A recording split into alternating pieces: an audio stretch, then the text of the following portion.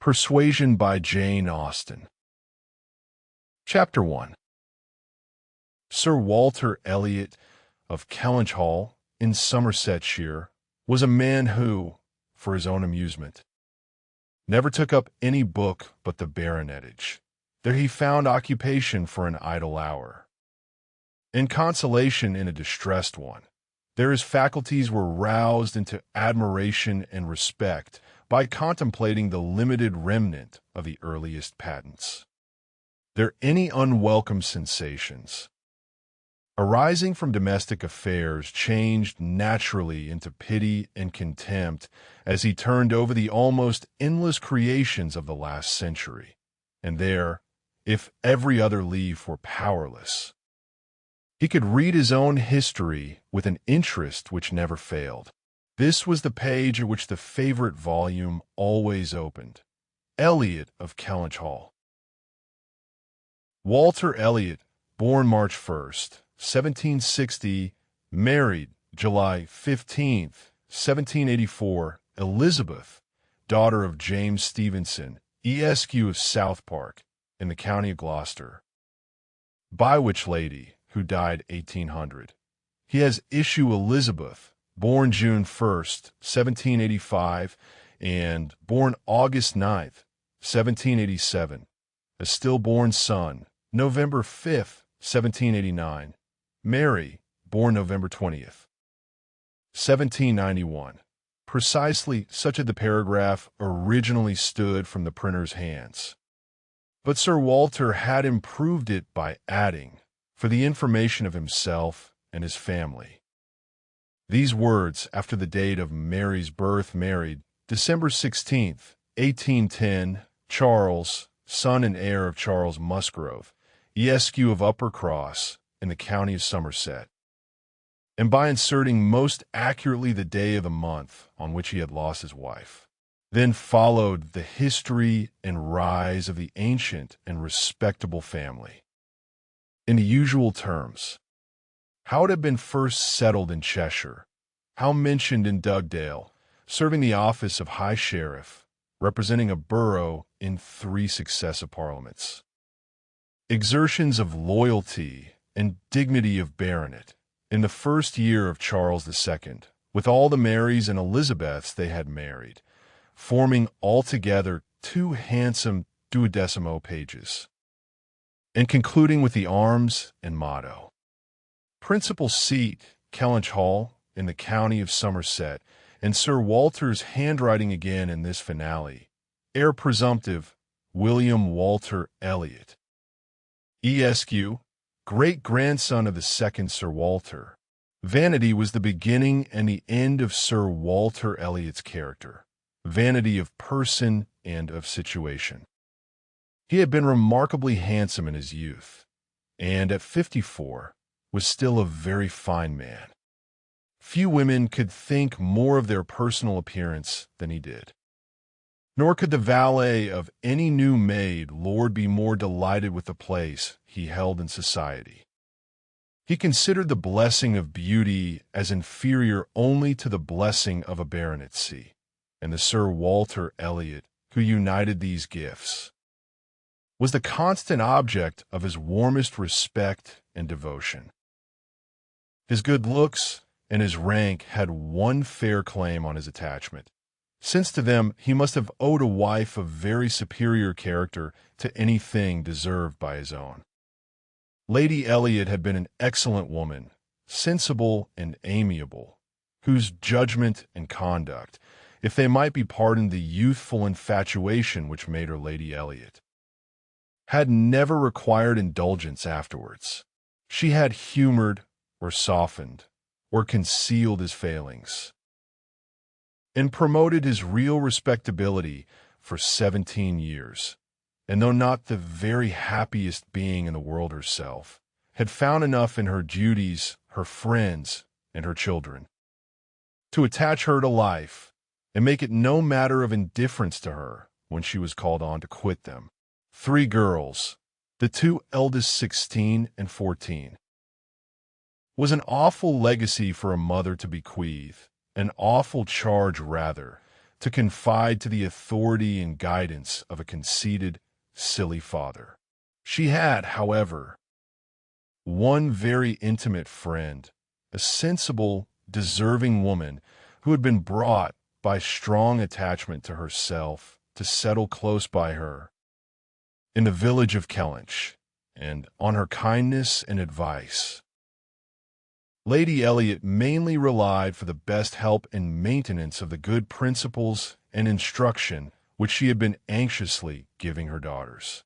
This friend and Sir Walter did not marry, whatever might have been anticipated on that head by their acquaintance. 13 years had passed away since Lady Elliot's death, and they were still near neighbors and intimate friends, and one remained a widower, the other a widow. That Lady Russell, of steady age and character, and extremely well provided for, should have no thought of a second marriage, needs no apology to the public, which is rather apt to be unreasonably discontented when a woman does marry again than when she does not. But Sir Walter's continuing in singleness requires explanation. Be it known, then, that Sir Walter, like a good father, having met with one or two private disappointments in very unreasonable applications, prided himself on remaining single for his dear daughter's sake. For one daughter, his eldest, he would really have given up anything, which he had not been very much tempted to do. Elizabeth had succeeded, at 16, to all that was possible of her mother's rights and consequence, and being very handsome, and very like himself, her influence had always been great, and they had gone on together most happily. His two other children were of very inferior value. Mary had acquired a little artificial importance by becoming Mrs. Charles Musgrove, but Anne, with an elegance of mind and sweetness of character, which must have placed her high with any people of real understanding, was nobody with either father or sister. Her word had no weight. Her convenience was always to give way, she was only, and to Lady Russell, indeed, she was a most dear and highly valued goddaughter, favorite, and friend. Lady Russell loved them all, but it was only in and that she could fancy the mother to revive again. A few years before, Anne Elliot had been a very pretty girl, but her bloom had vanished early, and, as even in its height, her father had found little to admire in her. So totally different were her delicate features and mild dark eyes from his own, there could be nothing in them, now that she was faded and thin, to excite his esteem. He had never indulged much hope, he had now none, of ever reading her name in any other page of his favorite work. All equality of alliance must rest with Elizabeth, for Mary had merely connected herself with an old country family of respectability and large fortune, and had therefore given all the honor and received none. Elizabeth would, one day or other, marry suitably. It sometimes happens that a woman is handsomer at 29 than she was 10 years before, and, generally speaking, if there has been neither ill health nor anxiety. It is a time of life at which scarcely any charm is lost. It was so with Elizabeth. Still the same handsome Miss Elliot that she had begun to be 13 years ago, and Sir Walter might be excused, therefore, in forgetting her age, or at least be deemed only half a fool, for thinking himself and Elizabeth as blooming as ever, amidst the wreck of the good looks of everybody else. For he could plainly see how old all the rest of his family and acquaintance were growing, and haggard, Mary coarse, every face in the neighborhood worsting, and the rapid increase of the crow's foot about Lady Russell's temples had long been a distress to him. Elizabeth did not quite equal her father in personal contentment. 13 years had seen her mistress of Kellynch Hall, presiding and directing with a self-possession and decision which could never have given the idea of her being younger than she was. For 13 years had she been doing the honors and laying down the domestic law at home and leading the way to the chaise and four, and walking immediately after Lady Russell out of all the drawing rooms and dining rooms in the country. 13 winters' revolving frosts had seen her opening every ball of credit which a scanty neighborhood afforded, and 13 springs shone their blossoms. As she traveled up to London with her father for a few weeks' annual enjoyment of the great world, she had the remembrance of all this. She had the consciousness of being 9 and 20 to give her some regrets and some apprehensions. She was fully satisfied of being still quite as handsome as ever. But she felt her approach to the years of danger, and would have rejoiced to be certain of being properly solicited by baronet blood within the next 12-month or two. Then might she again take up the book of books with as much enjoyment as in her early youth, but now she liked it not. Always to be presented with the date of her own birth, and see no marriage follow but that of a youngest sister, made the book an evil, and more than once, when her father had left it open on the table near her, had she closed it with averted eyes and pushed it away. She had had a disappointment, moreover, which that book, and especially the history of her own family, must ever present the remembrance of, the heir presumptive. The very William Walter Elliot, Esq., whose rights had been so generously supported by her father, had disappointed her. She had, while a very young girl, as soon as she had known him to be, in the event of her having no brother, the future baronet, meant to marry him. And her father had always meant that she should.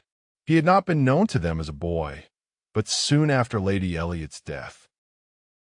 Sir Walter had sought the acquaintance, and though his overtures had not been met with any warmth, he had persevered in seeking it, making allowance for the modest drawing back of youth. And, in one of their spring excursions to London, when Elizabeth was in her first bloom, Mr. Elliot had been forced into the introduction.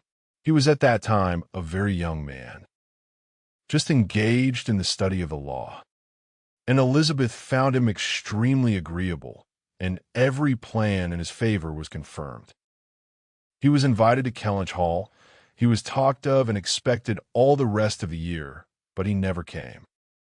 The following spring he was seen again in town, found equally agreeable, again encouraged, invited, and expected. And again he did not come, and the next tidings were that he was married. Instead of pushing his fortune in the line marked out for the heir of the house of Elliot, he had purchased independence by uniting himself to a rich woman of inferior birth. Sir Walter had resented it. As the head of the house, he felt that he ought to have been consulted, especially after taking the young man so publicly by the hand, for they must have been seen together, he observed, once at Tattersall's and twice in the lobby of the House of Commons. His disapprobation was expressed, but apparently very little regarded. Mr. Elliot had attempted no apology, and shown himself as unsolicitous of being longer noticed by the family, as Sir Walter considered him unworthy of it. All acquaintance between them had ceased. This very awkward history of Mr. Elliot was still, after an interval of several years, felt with anger by Elizabeth, who had liked the man for himself, and still more for being her father's heir, and whose strong family pride could see only in him a proper match for Sir Walter Elliot's eldest daughter. There was not a baronet from A to Z whom her feelings could have so willingly acknowledged as an equal. Yet so miserably had he conducted himself, that though she was at this present time, the summer of 1814, wearing black ribbons for his wife, she could not admit him to be worth thinking of again. The disgrace of his first marriage might, perhaps, as there was no reason to suppose it perpetuated by offspring, have been got over, had he not done worse. But he had, as by the customary intervention of kind friends, they had been informed, spoken most disrespectfully of them all, most slightingly and contemptuously of the very blood he belonged to, and the honors which were hereafter to be his own. This could not be pardoned. Such were Elizabeth Elliot's sentiments and sensations, such the cares to alloy, the agitations to vary, the sameness and the elegance, the prosperity and the nothingness of her scene of life, such the feelings to give interest to a long, uneventful residence in one country circle, to fill the vacancies which there were no habits of utility abroad, no talents or accomplishments for home, to occupy. But now, another occupation and solicitude of mind was beginning to be added to these. Her father was growing distressed for money. She knew that when he now took up the baronetage, it was to drive the heavy bills of his tradespeople and the unwelcome hints of Mr. Shepherd, his agent, from his thoughts. The Kellynch property was good, but not equal to Sir Walter's apprehension of the state required in its possessor. While Lady Elliot lived, there had been method, moderation, and economy, which had just kept him within his income.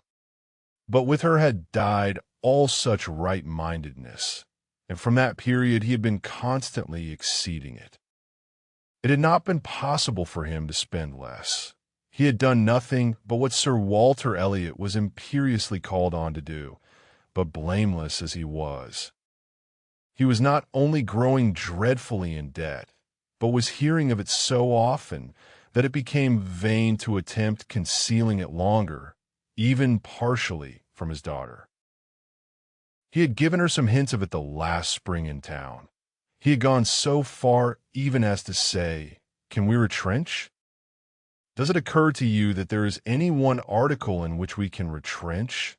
And Elizabeth, to do her justice, had, in the first ardor of female alarm, set seriously to think what could be done, and had finally proposed these two branches of economy, to cut off some unnecessary charities, and to refrain from new furnishing the drawing-room, to which expedients she afterwards added the happy thought of their taking no present down to Anne, as had been the usual yearly custom.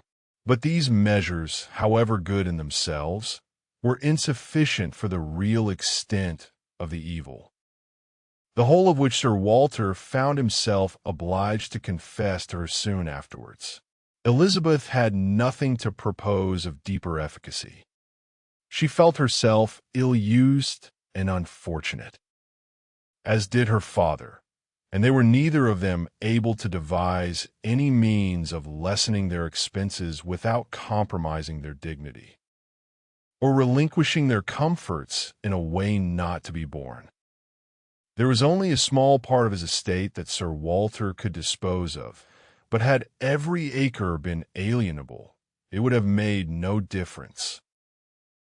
He had condescended to mortgage as far as he had the power, but he would never condescend to sell. No, he would never disgrace his name so far. The Kellynch estate should be transmitted whole and entire, as he had received it. Their two confidential friends, Mr. Shepherd, who lived in the neighboring market town, and Lady Russell, were called on to advise them, and both father and daughter seemed to expect that something should be struck out by one or the other to remove their embarrassments and reduce their expenditure, without involving the loss of any indulgence of taste or pride. Chapter 2. Mr. Shepherd, a civil, cautious lawyer, who, whatever might be his hold or his views on Sir Walter, would rather have the disagreeable prompted by anybody else, excused himself from offering the slightest hint, and only begged leave to recommend an implicit reference to the excellent judgment of Lady Russell, from whose known good sense he fully expected to have just such resolute measures advised as he meant to see finally adopted. Lady Russell was most anxiously zealous on the subject, and gave it much serious consideration. She was a woman rather of sound than of quick abilities, whose difficulties in coming to any decision in this instance were great, from the opposition of two leading principles. She was of strict integrity herself, with a delicate sense of honor, but she was as desirous of saving Sir Walter's feelings as solicitous for the credit of the family, as aristocratic in her ideas of what was due to them, as anybody of sense and honesty could well be. She was a benevolent, charitable, good woman, and capable of strong attachments, most correct in her conduct, strict in her notions of decorum, and with manners that were held as standard of good breeding. Break time equals 0. 5s// she had a cultivated mind, and was, generally speaking, rational and consistent, but she had prejudices on the side of ancestry. She had a value for rank and consequence, which blinded her a little to the faults of those who possessed them. Herself the widow of only a knight, she gave the dignity of a baronet all its due, and Sir Walter, independent of his claims as an old acquaintance, an attentive neighbor, an obliging landlord, break time equals 0. 5s// the husband of her very dear friend, the father of Anne and her sisters, was, as being Sir Walter, in her apprehension, entitled to a great deal of compassion and consideration under his present difficulties. They must retrench, that did not admit of a doubt. But she was very anxious to have it done with the least possible pain to him and Elizabeth. She drew up plans of economy. She made exact calculations. And she did what nobody else thought of doing. She consulted, and who never seemed considered by the others as having any interest in the question. She consulted, and in a degree was influenced by her in marking out the scheme of retrenchment which was at last submitted to Sir Walter. Every emendation of Anne's had been on the side of honesty against importance. She wanted more vigorous measures, a more complete reformation, a quicker release from debt, a much higher tone of indifference for everything but justice and equity. "If we can persuade your father to all this," said Lady Russell, looking over her paper, "much may be done. If he will adopt these regulations, in 7 years he will be clear, and I hope we may be able to convince him and Elizabeth that Kellynch Hall has a respectability in itself which cannot be affected by these reductions, and that the true dignity of Sir Walter Elliot will be very far from lessened in the eyes of sensible people, by acting like a man of principle. What will he be doing, in fact, but what very many of our first families have done, or ought to do? There will be nothing singular in his case. And it is singularity which often makes the worst part of our suffering, as it always does of our conduct. I have great hope of prevailing. We must be serious and decided, for after all, the person who has contracted debts must pay them, and though a great deal is due to the feelings of a gentleman and the head of a house, like your father, there is still more due to the character of an honest man. This was the principle on which Anne wanted her father to be proceeding, his friends to be urging him.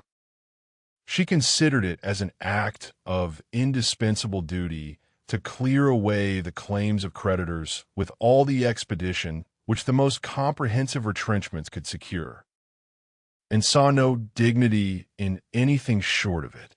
She wanted it to be prescribed, and felt as a duty. She rated Lady Russell's influence highly, and as to the severe degree of self-denial which her own conscience prompted. She believed there might be little more difficulty in persuading them to a complete than to half a reformation. Her knowledge of her father and Elizabeth inclined her to think that the sacrifice of one pair of horses would be hardly less painful than of both, and so on. Through the whole list of Lady Russell's 2 gentle reductions, Howland's more rigid requisitions might have been taken is of little consequence. Lady Russell's had no success at all, could not be put up with, were not to be borne. What? Every comfort of life knocked off. Journeys, London, servants, horses, table contractions and restrictions everywhere. To live no longer with the decencies even of a private gentleman. No, he would sooner quit Kellynch Hall at once than remain in it on such disgraceful terms.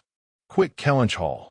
The hint was immediately taken up by Mr. Shepherd, whose interest was involved in the reality of Sir Walter's retrenching, and who was perfectly persuaded that nothing would be done without a change of abode. Since the idea had been started in the very quarter which ought to dictate, he had no scruple, he said, in confessing his judgment to be entirely on that side. It did not appear to him that Sir Walter could materially alter his style of living in a house which had such a character of hospitality and ancient dignity to support. In any other place, Sir Walter might judge for himself, and would be looked up to as regulating the modes of life in whatever way he might choose to model his household. Sir Walter would quit Kellynch Hall, and after a very few days more of doubt and indecision, the great question of whither he should go was settled, and the first outline of this important change made out. There had been 3 alternatives: London, Bath, or another house in the country. Allen's wishes had been for the latter. A small house in their own neighborhood, where they might still have Lady Russell's society, still be near Mary, and still have the pleasure of sometimes seeing the lawns and groves of Kellynch, was the object of her ambition. But the usual fate of Anne attended her, in having something very opposite from her inclination fixed on. She disliked Bath, and did not think it agreed with her, and Bath was to be her home. Sir Walter had at first thought more of London, but Mr. Shepherd felt that he could not be trusted in London, and had been skillful enough to dissuade him from it, and make Bath preferred. It was a much safer place for a gentleman in his predicament. He might there be important at comparatively little expense. 2 material advantages of Bath over London had, of course, been given all their weight. Its more convenient distance from Kellynch, only 50 miles, and Lady Russell's spending some part of every winter there, and to the very great satisfaction of Lady Russell, whose first views on the projected change had been for Bath. Sir Walter and Elizabeth were induced to believe that they should lose neither consequence nor enjoyment by settling there. Lady Russell felt obliged to oppose her dear and known wishes.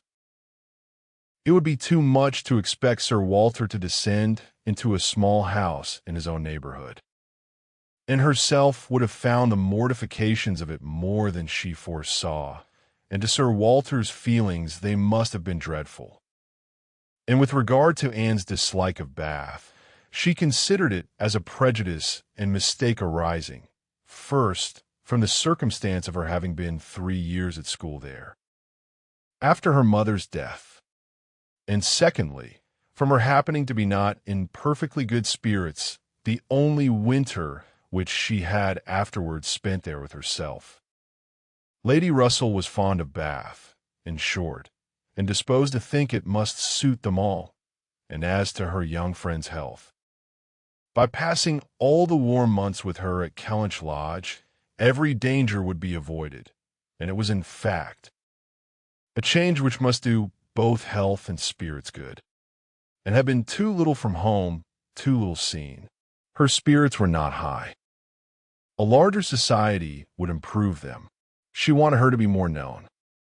The undesirableness of any other house in the same neighborhood for Sir Walter was certainly much strengthened by one part, and a very material part of the scheme, which had been happily engrafted on the beginning. He was not only to quit his home, but to see it in the hands of others, a trial of fortitude, which stronger heads than Sir Walter's have found too much. Kellynch Hall was to be let. This, however, was a profound secret, not to be breathed beyond their own circle.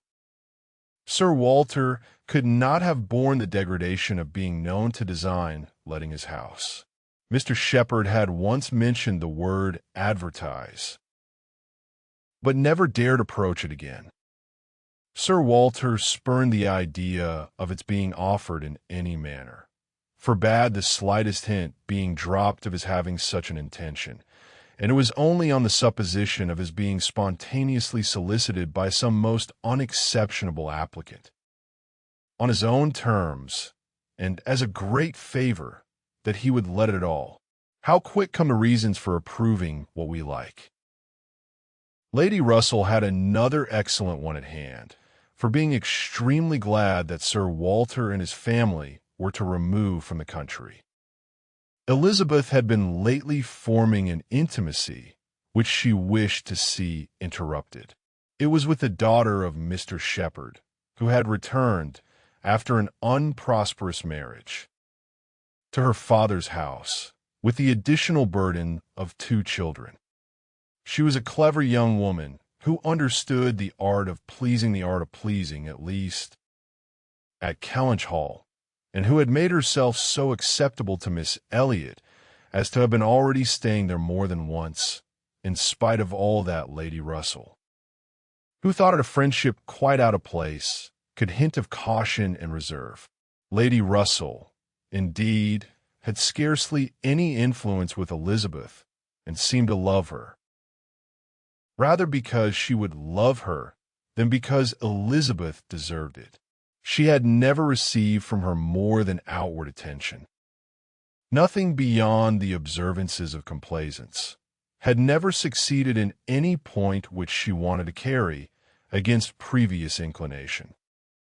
She had been repeatedly very earnest in trying to get and included in the visit to London, sensibly open to all the injustice and all the discredit of the selfish arrangements which shut her out, and on many lesser occasions had endeavored to give Elizabeth the advantage of her own better judgment and experience, but always in vain.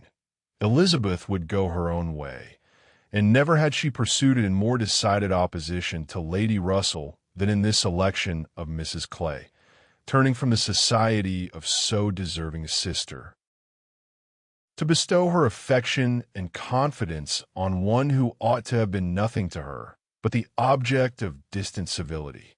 From situation, Mrs. Clay was, in Lady Russell's estimate, a very unequal, and in her character she believed a very dangerous companion, and a removal that would leave Mrs. Clay behind, and bring a choice of more suitable intimates within Miss Elliot's reach, was therefore an object of first-rate importance. Chapter 3. I must take leave to observe, Sir Walter, said Mr. Shepherd one morning at Kellynch Hall, as he laid down the newspaper, that the present juncture is much in our favor. This peace will be turning all our rich naval officers ashore. They will be all wanting a home. Could not be a better time, Sir Walter, for having a choice of tenants, very responsible tenants. Many a noble fortune has been made during the war. If a rich admiral were to come in our way, Sir Walter, he would be a very lucky man, Shepherd. Replied Sir Walter, that's all I have to remark. A prize indeed would Kellynch Hall be to him, rather the greatest prize of all. Let him have taken ever so many before. Hey, Shepherd. Mr. Shepherd laughed, as he knew he must, at this wit, and then added, "I presume to observe, Sir Walter, that, in the way of business, gentlemen of the Navy are well to deal with. I have had a little knowledge of their methods of doing business, and I am free to confess that they have very liberal notions, and are as likely to make desirable tenants as any set of people one should meet with. Therefore, Sir Walter, what I would take leave to suggest is, that if in consequence of any rumors getting abroad of your intention, which must be contemplated as a possible thing, because we know how difficult it is to keep the actions and designs of one part of the world from the notice and curiosity of the other, consequence has its tax.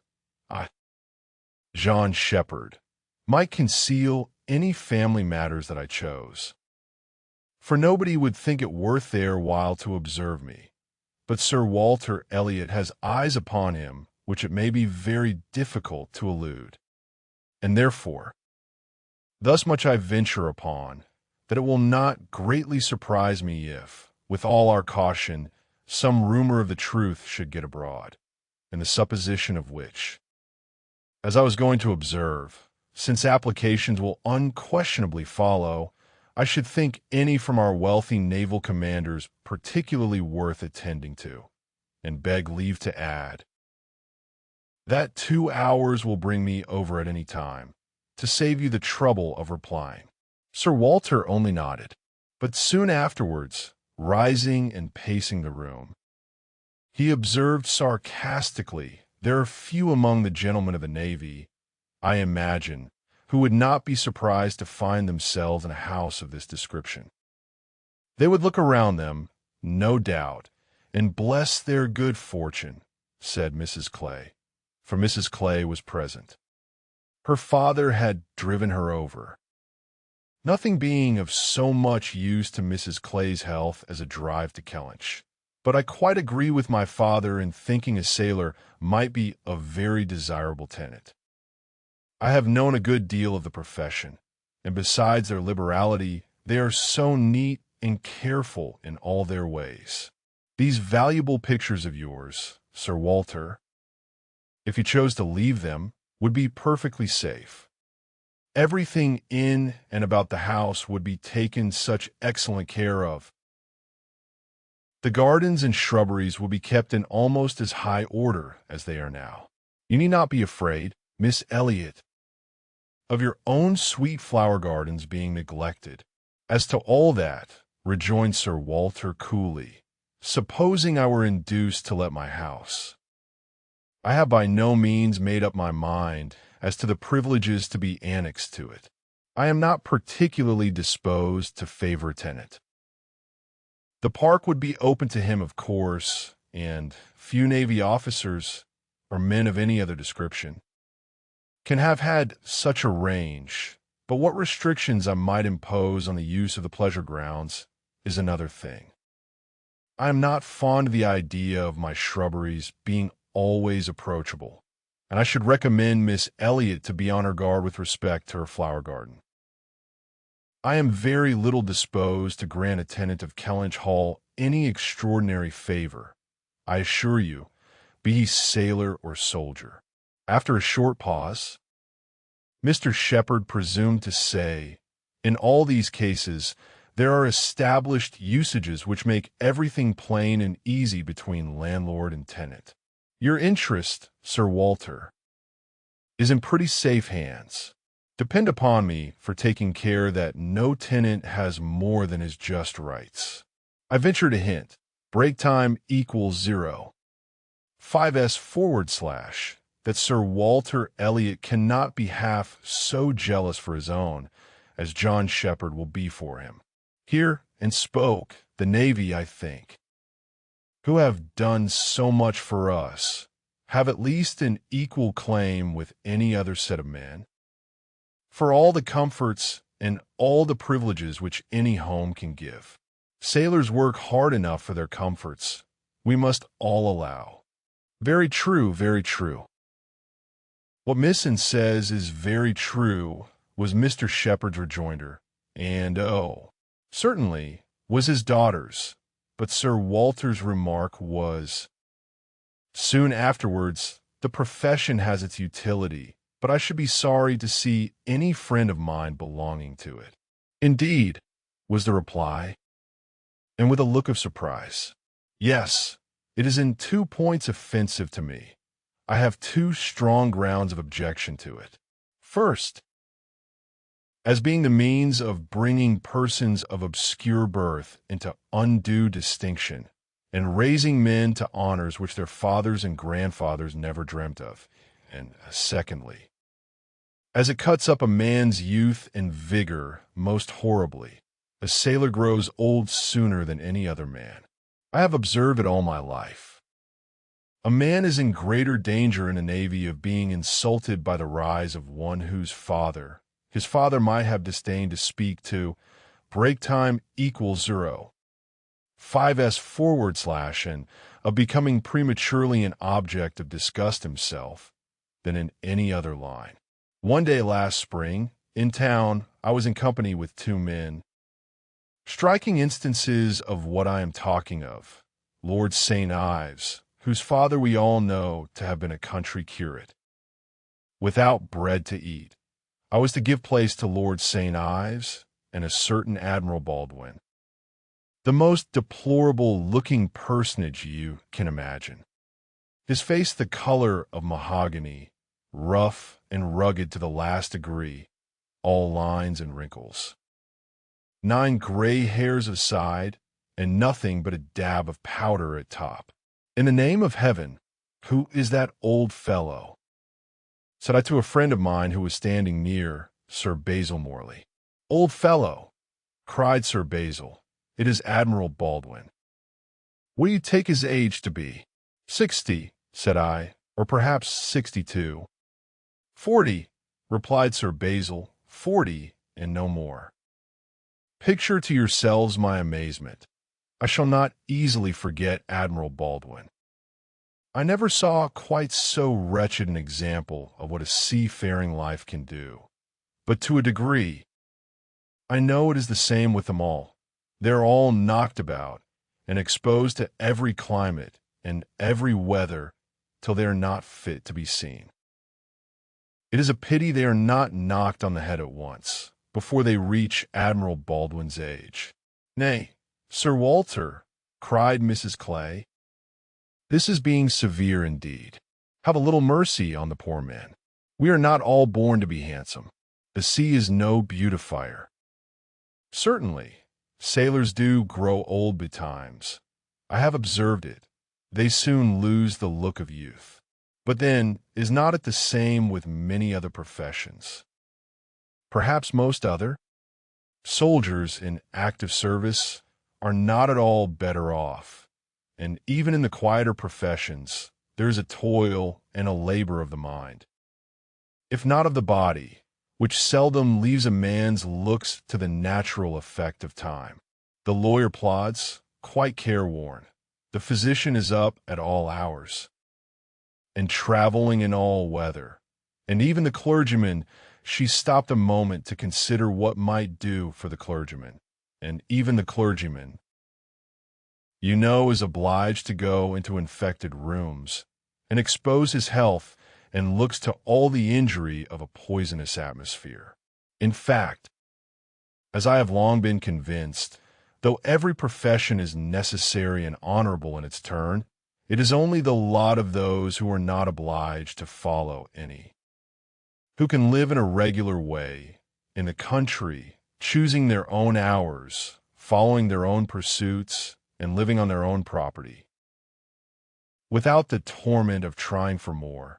It is only their lot, I say, to hold the blessings of health and a good appearance to the utmost. I know no other set of men but what lose something of their personableness when they cease to be quite young. It seemed as if Mr. Shepherd, in this anxiety to bespeak Sir Walter's good will toward the naval officer as tenant, had been gifted with foresight. For the very first application for the house was from an Admiral Croft, with whom he shortly afterwards fell into company in attending the quarter sessions at Taunton, and indeed he had received a hint of the Admiral from a London correspondent. By the report which he hastened over to Kellynch to make, Admiral Croft was a native of Somersetshire, who, having acquired a very handsome fortune, was wishing to settle in his own country, and had come down to Taunton in order to look at some advertised places in that immediate neighborhood, which, however, had not suited him. That accidentally hearing, it was just as he had foretold, Mr. Shepherd observed, Sir Walter's concerns could not be kept a secret. Accidentally hearing of the possibility of Kellynch Hall being to let, and understanding his, Mr. Shepherd's, connection with the owner, he had introduced himself to him in order to make particular inquiries, and had, in the course of a pretty long conference, expressed as strong an inclination for the place as a man who knew it only by description could feel, and given Mr. Shepherd, in his explicit account of himself, every proof of his being a most responsible, eligible tenant. "And who is Admiral Croft?" was Sir Walter's cold, suspicious inquiry. Mr. Shepherd answered for his being of a gentleman's family, and mentioned a place, and, after the little pause which followed, added, "He is a rear admiral of the White. He was in the Trafalgar action, and has been in the East Indies since. He was stationed there, I believe, several years." "Then I take it for granted," observed Sir Walter, "that his face is about as orange as the cuffs and capes of my livery." Mr. Shepherd hastened to assure him that Admiral Croft was a very hale, hearty, well-looking man, a little weather-beaten, to be sure, but not much, and quite the gentleman in all his notions and behavior, not likely to make the smallest difficulty about terms, only wanted a comfortable home, and to get into it as soon as possible, knew he must pay for his convenience, knew what rent a ready-furnished house of that consequence might fetch, should not have been surprised if Sir Walter had asked more, had inquired about the manor, would be glad of the deputation. Certainly, but made no great point of it. Said he sometimes took out a gun, but never killed. Quite the gentleman. Mr. Shepherd was eloquent on the subject, pointing out all the circumstances of the Admiral's family, which made him peculiarly desirable as a tenant. He was a married man, and without children, the very state to be wished for. A house was never taken good care of, Mr. Shepherd observed, without a lady. He did not know whether furniture might not be in danger of suffering as much where there was no lady as where there were many children. A lady without a family was the very best preserver of furniture in the world. He had seen Mrs. Croft, too. She was at Taunton with the Admiral, and had been present almost all the time they were talking the matter over. And a very well-spoken, genteel, shrewd lady she seemed to be. Continued he, asked more questions about the house, and terms, and taxes, than the Admiral himself, and seemed more conversant with business, and moreover, Sir Walter. I found she was not quite unconnected in this country, any more than her husband. That is to say, she is sister to a gentleman who did live amongst us once. She told me so herself, sister to the gentleman who lived a few years back at Monkford. Bless me, what was his name? At this moment I cannot recollect his name, though I have heard it so lately. Penelope, my dear, can you help me to the name of the gentleman who lived at Monkford? Mrs. Croft's brother? But Mrs. Clay was talking so eagerly with Miss Elliot that she did not hear the appeal. I have no conception whom you can mean, Shepherd. I remember no gentleman resident at Monkford since the time of old Governor Trent. Bless me, how very odd. I shall forget my own name soon, I suppose. a name that I am so very well acquainted with. Knew the gentleman so well by sight, seen him 100 times, came to consult me once, I remember, about a trespass of one of his neighbors, farmer's man breaking into his orchard, wall torn down, apples stolen, caught in the fact, and afterwards, contrary to my judgment, submitted to an amicable compromise. Very odd indeed. After waiting another moment, "You mean Mr. Wentworth, I suppose?" said Anne. Mr. Shepherd was all gratitude. "Break time equals 0. 5s// Wentworth was the very name. Mr. Wentworth was the very man. He had the curacy of Monkford, Sir Walter, some time back for 2 or 3 years. Came there about the year 5, I take it. You remember him, I am sure. Wentworth. Oh, aye, Mr. Wentworth, the curate of Monkford. You misled me by the term gentleman. I thought you were speaking of some man of property. Mr. Wentworth was nobody. I remember, quite unconnected. Nothing to do with the Strafford family. One wonders how the names of many of our nobility become so common. As Mr. Shepherd perceived that this connection of the Crofts did them no service with Sir Walter, he mentioned it no more, returning, with all his zeal, to dwell on the circumstances more indisputably in their favor, their age and number and fortune, the high idea they had formed of Kellynch Hall, an extreme solicitude for the advantage of renting it, making it appear as if they ranked nothing beyond the happiness of being the tenants of Sir Walter Elliot, an extraordinary taste. Certainly, could they have been supposed in the secret of Sir Walter's estimate of the dues of a tenant. It succeeded.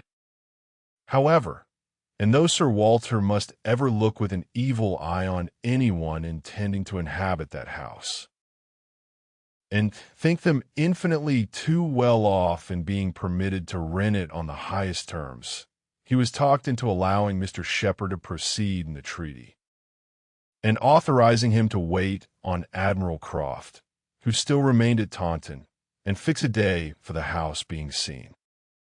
Sir Walter was not very wise, but still he had experience enough of the world to feel that a more unobjectionable tenant in all essentials than Admiral Croft bid fair to be could hardly offer.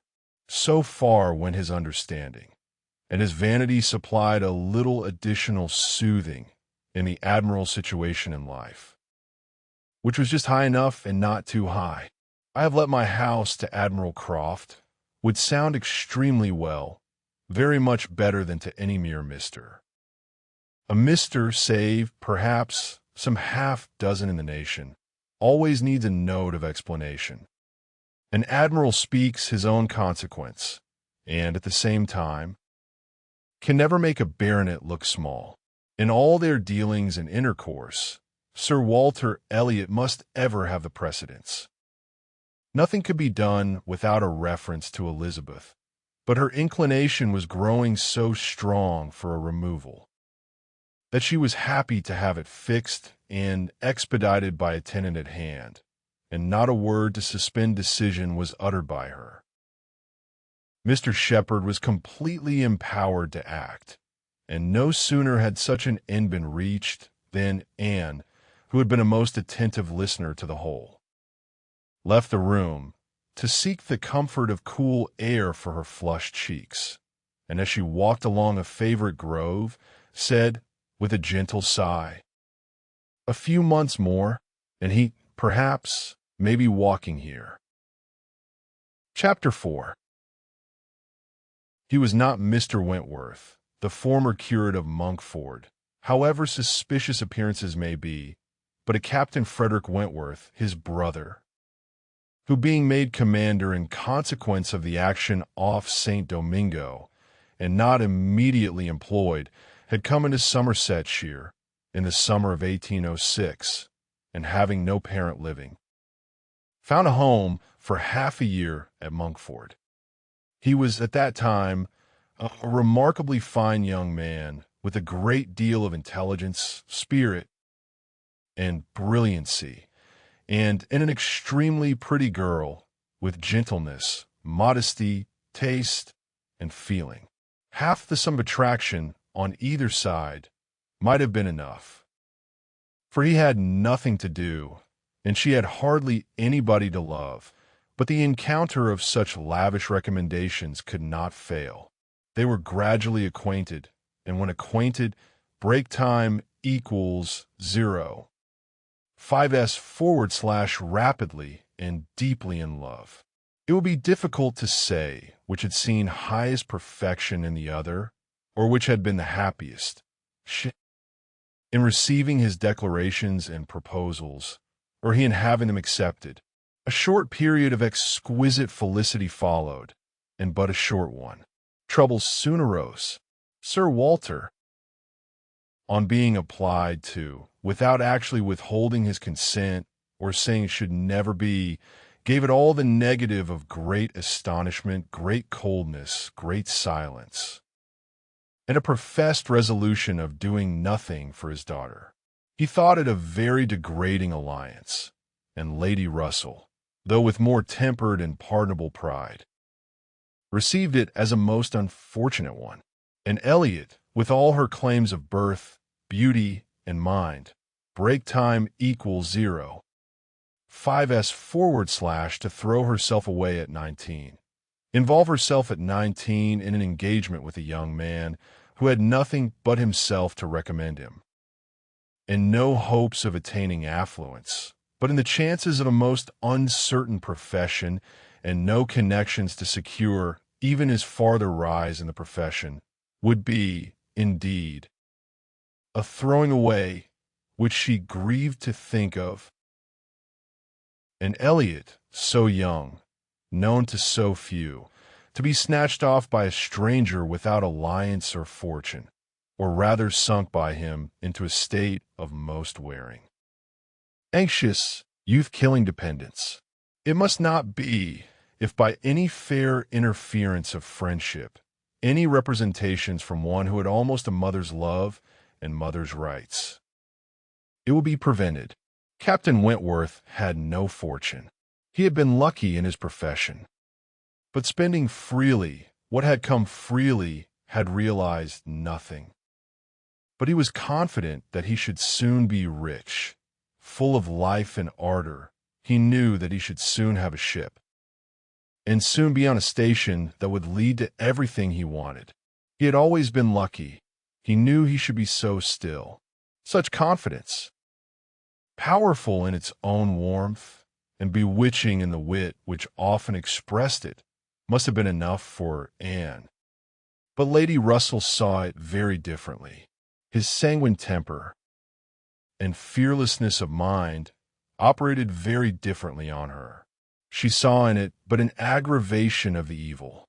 It only added a dangerous character to himself. He was brilliant. He was headstrong. Lady Russell had little taste for wit, and of anything approaching to imprudence a horror. She deprecated the connection in every light. Such opposition as these feelings produced was more than and could combat. Young and gentle as she was, it might yet have been possible to withstand her father's ill will, though unsoftened by one kind word or look on the part of her sister. But Lady Russell, whom she had always loved and relied on, could not, with such steadiness of opinion and such tenderness of manner, be continually advising her in vain. She was persuaded to believe the engagement a wrong thing, indiscreet, improper, hardly capable of success, and not deserving it. But it was not a merely selfish caution under which she acted in putting an end to it. Had she not imagined herself consulting his good, even more than her own, she could hardly have given him up. The belief of being prudent and self-denying, principally for his advantage, was her chief consolation under the misery of a parting, a final parting. And every consolation was required, for she had to encounter all the additional pain of opinions on his side, totally unconvinced and unbending, and of his feeling himself ill-used by so forced a relinquishment. He had left the country in consequence. A few months had seen the beginning and the end of their acquaintance, but not with a few months ended in share of suffering from it. Her attachment and regrets had, for a long time, clouded every enjoyment of youth, and an early loss of bloom and spirits had been their lasting effect. More than 7 years were gone since this little history of sorrowful interest had reached its close, and time had softened down much, perhaps nearly all of peculiar attachment to him. But she had been too dependent on time alone. No aid had been given in change of place, except in one visit to Bath soon after the rupture, or in any novelty or enlargement of society. No one had ever come within the Kellynch circle who could bear comparison with Frederick Wentworth. As he stood in her memory, no second attachment, the only thoroughly natural, happy, and sufficient cure at her time of life, had been possible to the nice tone of her mind, the fastidiousness of her taste, in the small limits of the society around them. She had been solicited, when about 22, to change her name by the young man, who not long afterwards found a more willing mind in her younger sister, and Lady Russell had lamented her refusal, for Charles Musgrove was the eldest son of a man whose landed property and general importance were second in that country, only to Sir Walter's, and of good character and appearance. And however Lady Russell might have asked yet for something more, while Anne was 19, she would have rejoiced to see her at 22 so respectably removed from the partialities and injustice of her father's house, and settled so permanently near herself. But in this case, Anne had left nothing for advice to do, and though Lady Russell, as satisfied as ever with her own discretion, never wished the past undone, she began now to have the anxiety which borders on hopelessness for Anne's being tempted by some man of talents and independence to enter a state for which she held her to be peculiarly fitted by her warm affections and domestic habits. They knew not each other's opinion, either its constancy or its change, on the one leading point of Anne's conduct, for the subject was never alluded to, but Anne, at 27, thought very differently from what she had been made to think at 19. She did not blame Lady Russell. She did not blame herself for having been guided by her, but she felt that were any young person in similar circumstances to apply to her for counsel, they would never receive any of such certain immediate wretchedness, such uncertain future good. She was persuaded that under every disadvantage of disapprobation at home, and every anxiety attending his profession, all their probable fears, delays, and disappointments, she should yet have been a happier woman in maintaining the engagement than she had been in the sacrifice of it, and this she fully believed had even more than the usual share of all such solicitudes and suspense been theirs, without reference to the actual results of their case, which, as it happened, would have bestowed earlier prosperity than could be reasonably calculated on. All his sanguine expectations, all his confidence had been justified. His genius and ardor had seemed to foresee and to command his prosperous path. He had, very soon after their engagement ceased, break time equals 0, 5s/ got employ, and all that he had told her would follow had taken place. He had distinguished himself and early gained the other step in rank, and must now, by successive captures, have made a handsome fortune. She had only navy lists and newspapers for her authority, but she could not doubt his being rich and in favor of his constancy. She had no reason to believe him married. How eloquent could an Elliot have been? How eloquent, at least, were her wishes on the side of early warm attachment and a cheerful confidence in futurity, against that over-anxious caution which seems to insult exertion and distrust providence. She had been forced into prudence in her youth. She learned romance as she grew older, the natural sequel of an unnatural beginning. With all these circumstances, recollections, and feelings, she could not hear that Captain Wentworth's sister was likely to live at Kellynch without a revival of former pain, and many a stroll and many a sigh were necessary to dispel the agitation of the idea. She often told herself it was folly, before she could harden her nerves sufficiently to feel the continual discussion of the Crofts and their business no evil. She was assisted, however, by that perfect indifference and apparent unconsciousness among the only three of her own friends in the secret of the past, which seemed almost to deny any recollection of it.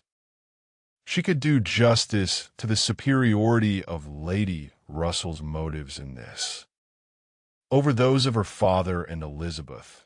She could honor all the better feelings of her calmness, but the general air of oblivion among them was highly important for whatever it sprung.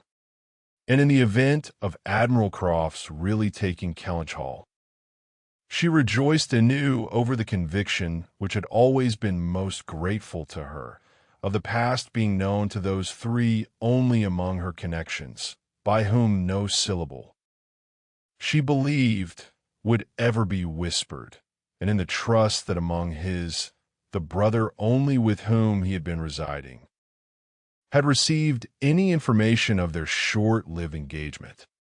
That brother had been long removed from the country, and being a sensible man, and, moreover, a single man at the time, she had a fond dependence on no human creatures having heard of it from him.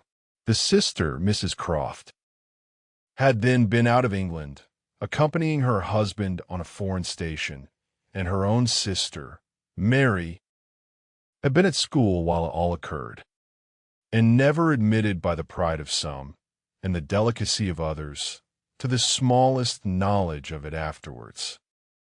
With these supports, she hoped that the acquaintance between herself and the Crofts, which, with Lady Russell, still resident in Kellynch, and Mary fixed only 3 miles off, must be anticipated, need not involve any particular awkwardness. Chapter 5.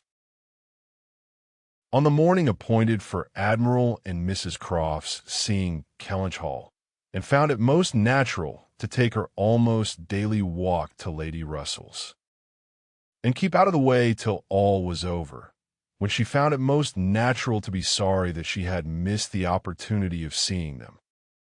This meeting of the two parties proved highly satisfactory, and decided the whole business at once. Each lady was previously well disposed for an agreement, and saw nothing, therefore, but good manners in the other. And with regard to the gentleman, there was such an hearty good humor, such an open, trusting liberality on the Admiral's side, as could not but influence Sir Walter, who had besides been flattered into his very best and most polished behavior by Mr. Shepherd's assurances of his being known, by report, to the Admiral as a model of good breeding. The house and grounds and furniture were approved, the Crofts were approved, terms, time, everything and everybody was right, and Mr. Shepherd's clerks were set to work, without there having been a single preliminary difference, to modify of all that this indenture sheweth. Sir Walter, without hesitation, declared the Admiral to be the best-looking sailor he had ever met with, and went so far as to say that if his own man might have had the arranging of his hair, he should not be ashamed of being seen with him anywhere. and the Admiral, with sympathetic cordiality, observed to his wife as they drove back through the park, "I thought we should soon come to a deal, my dear." In spite of what they told us at Taunton, the baronet will never set the Thames on fire, but there seems to be no harm in him. Reciprocal compliments, which would have been esteemed about equal. The Crofts were to have possession at Michaelmas, and as Sir Walter proposed removing to Bath in the course of the preceding month, there was no time to be lost in making every dependent arrangement. Lady Russell, convinced that and would not be allowed to be of any use or any importance in the choice of the house which they were going to secure, was very unwilling to have her hurried away so soon, and wanted to make it possible for her to stay behind till she might convey her to Bath herself after Christmas, but having engagements of her own which must take her from Kellynch for several weeks. She was unable to give the full invitation she wished, and though dreading the possible heats of September and all the white glare of Bath, and grieving to forego all the influence so sweet and so sad of the autumnal months in the country, did not think that, everything considered, she wished to remain. It would be most right and most wise, and therefore must involve least suffering to go with the others. Something occurred, however, to give her a different duty.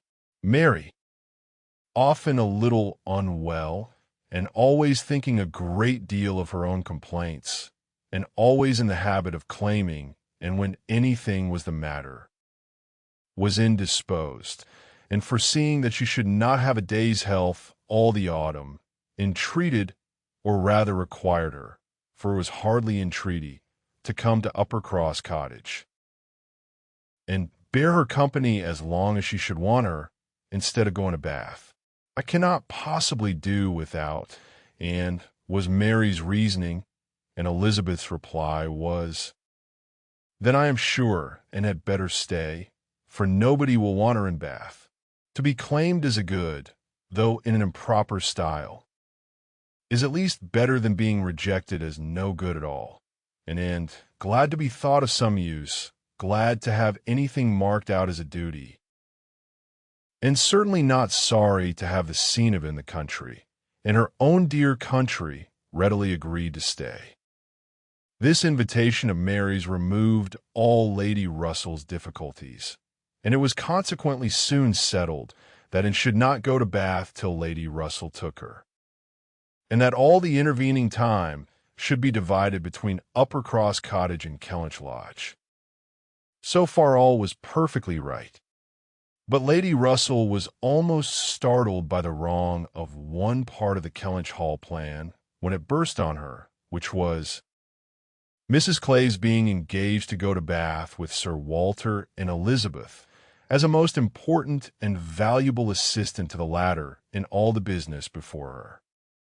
Lady Russell was extremely sorry that such a measure should have been resorted to at all, wondered, grieved, and feared, and the affront it contained to, and break time equals 0. 5s / and Mrs. Clay's being of so much use, while it could be of none, was a very sore aggravation. And herself was become hardened to such affronts, but she felt the imprudence of the arrangement quite as keenly as Lady Russell, with a great deal of quiet observation, and a knowledge, which she often wished less, of her father's character. She was sensible that results the most serious to his family from the intimacy were more than possible. She did not imagine that her father had at present an idea of the kind. Mrs. Clay had freckles and a projecting tooth and a clumsy wrist, which he was continually making severe remarks upon in her absence, but she was young, and certainly altogether well-looking, and possessed in an acute mind and assiduous, pleasing manners, infinitely more dangerous attractions than any merely personal might have been, and was so impressed by the degree of their danger, that she could not excuse herself from trying to make it perceptible to her sister. She had little hope of success, but Elizabeth, who in the event of such a reverse would be so much more to be pitied than herself, should never, she thought, have reason to reproach her for giving no warning. She spoke, and seemed only to offend. Elizabeth could not conceive how such an absurd suspicion should occur to her, and indignantly answered for each party's perfectly knowing their situation. "Mrs. Clay," said she warmly, "never forgets who she is, and as I am rather better acquainted with her sentiments than you can be, I can assure you that upon the subject of marriage they are particularly nice, and that she reprobates all inequality of condition and rank more strongly than most people. And as to my father, I really should not have thought that he, who has kept himself single so long for our sakes, need be suspected now. If Mrs. Clay were a very beautiful woman, I grant you, it might be wrong to have her so much with me. Not that anything in the world, I am sure, would induce my father to make a degrading match, but he might be rendered unhappy. But poor Mrs. Clay, who, with all her merits, can never have been reckoned tolerably pretty, I really think poor Mrs. Clay may be staying here in perfect safety. One would imagine you had never heard my father speak of her personal misfortunes, though I know you must 50 times. That tooth of hers and those freckles. Freckles do not disgust me so very much as they do him. I have known a face not materially disfigured by a few, but he abominates them. You must have heard him notice Mrs. Clay's freckles. There is hardly any personal defect, replied Anne, which an agreeable manner might not gradually reconcile one to. I think very differently, answered Elizabeth shortly. An agreeable manner may set off handsome features, but can never alter plain ones. However, at any rate, as I have a great deal more at stake on this point than anybody else can have, I think it rather unnecessary in you to be advising me. And had done, glad that it was over, and not absolutely hopeless of doing good.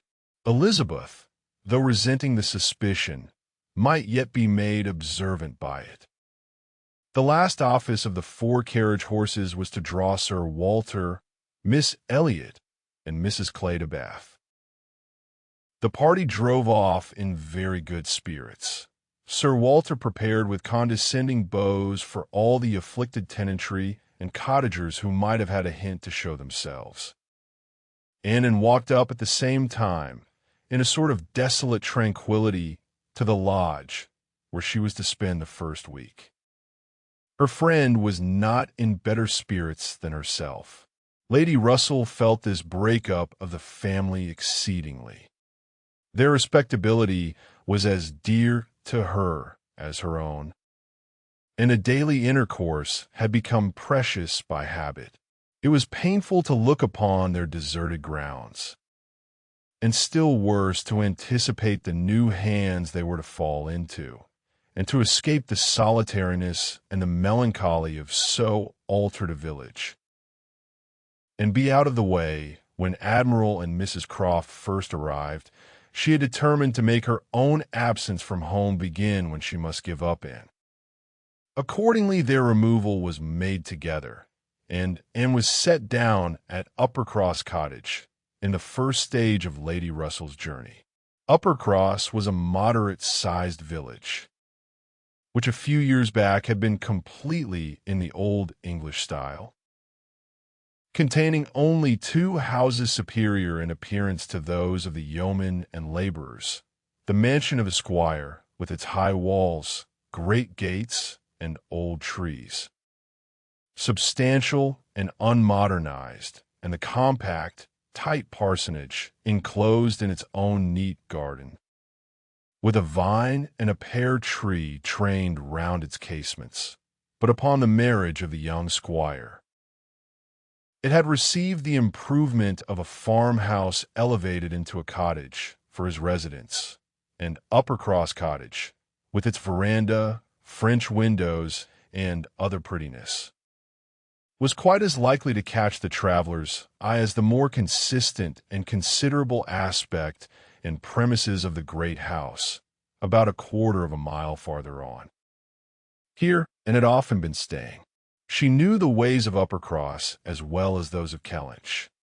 The two families were so continually meeting, so much in the habit of running in and out of each other's house at all hours, that it was rather a surprise to her to find Mary alone.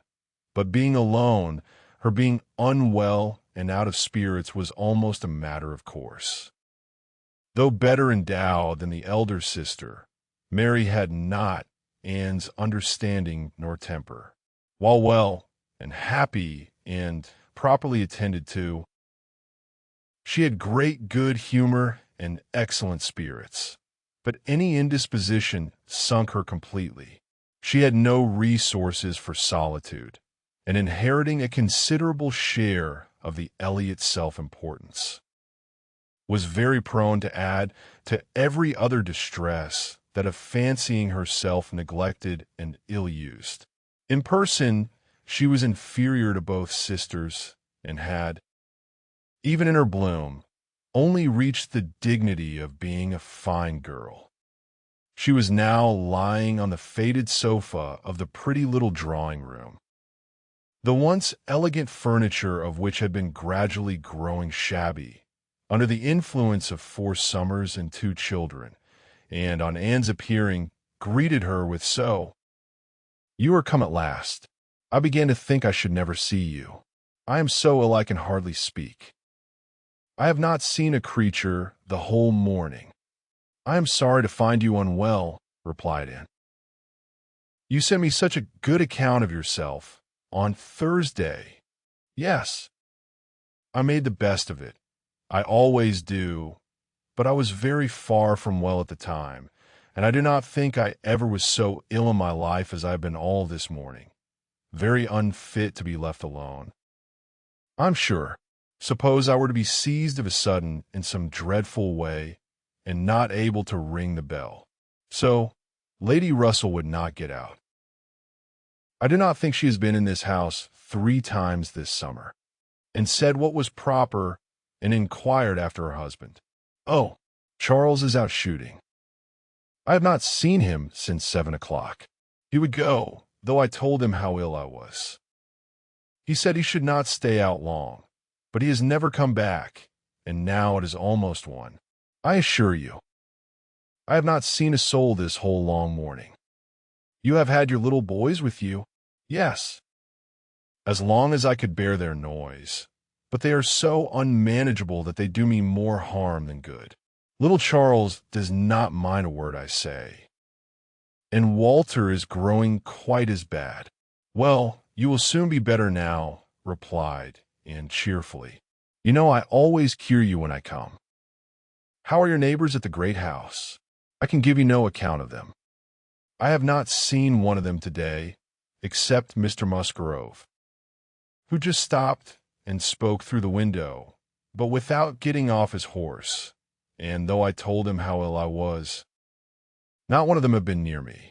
It did not happen to suit the Miss Musgroves, I suppose, and they never put themselves out of their way. You will see them yet, perhaps, before the morning is gone. It is early. I never want them, I assure you. They talk and laugh a great deal too much for me. Oh, and I'm so very unwell. It was quite unkind of you not to come on Thursday. My dear Mary, recollect what a comfortable account you sent me of yourself. You wrote in the cheerfulest manner, and said you were perfectly well, and in no hurry from me, and that being the case, you must be aware that my wish would be to remain with Lady Russell to the last. And besides what I felt on her account, I have really been so busy, have had so much to do, that I could not very conveniently have left Kellynch sooner. Dear me, What can you possibly have to do? A great many things, I assure you. More than I can recollect in a moment, but I can tell you some. I have been making a duplicate of the catalog of my father's books and pictures. I have been several times in the garden with Mackenzie, trying to understand and make him understand which of Elizabeth's plants are for Lady Russell. I have had all my own little concerns to arrange, books and music to divide, and all my trunks to repack from not having understood in time what was intended as to the wagons. And one thing I've had to do, Mary, of a more trying nature, go in almost every house in the parish as a sort of take leave. I was told that they wished it. But all these things took up a great deal of time. Oh, well, and after a moment's pause, but you have never asked me one word about our dinner at the Pools yesterday. Did you go then? I have made no inquiries, because I concluded you must have been obliged to give up the party. Oh, yes, I went. I was very well yesterday. Nothing at all the matter with me till this morning. It would have been strange if I had not gone. I'm very glad you were well enough, and I hope you had a pleasant party. Nothing remarkable. One always knows beforehand what the dinner will be, and who will be there, and it is so very uncomfortable not having a carriage of one's own. Mr. and Mrs. Musgrove took me, and we were so crowded. They are both so very large and take up so much room, and Mr. Musgrove always sits forward. So there's I, crowded into the back seat with Henrietta and Louisa, and I think it very likely that my illness today may be owing to it.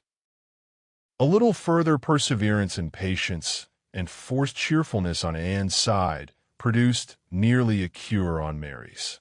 She could soon sit upright on the sofa, and began to hope she might be able to leave it by dinner time. Then, forgetting to think of it, she was at the other end of the room, beautifying a nosegay.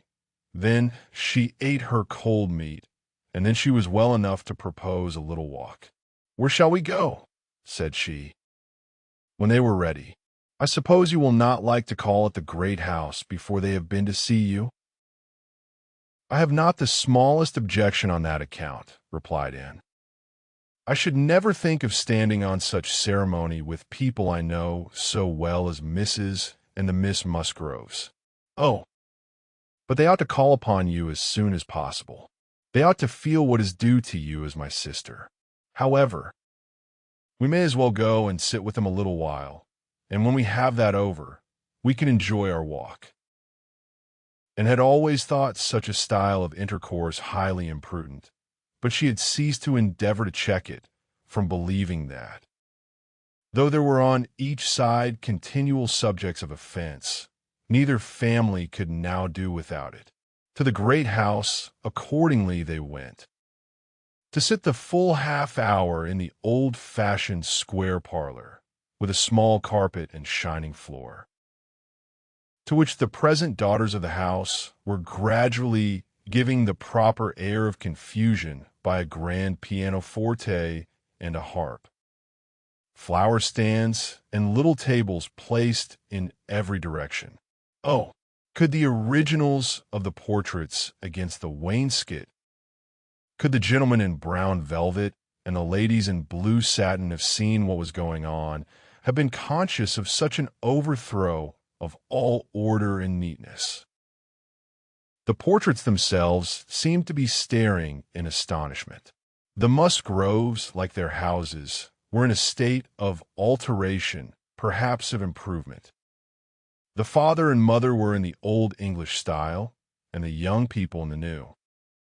Mr. and Mrs. Musgrove were a very good sort of people, friendly and hospitable, not much educated and not at all elegant. Their children had more modern minds and manners. There was a numerous family, but the only two grown up, excepting Charles, were Henrietta and Louisa, young ladies of 19 and 20, who had brought from school at Exeter all the usual stock of accomplishments, and were now like thousands of other young ladies, living to be fashionable, happy, and merry. Their dress had every advantage. Their faces were rather pretty, their spirits extremely good, their manner unembarrassed and pleasant. They were of consequence at home and favorites abroad, and always contemplated them as some of the happiest creatures of her acquaintance, but still, saved as we all are, by some comfortable feeling of superiority from wishing for the possibility of exchange.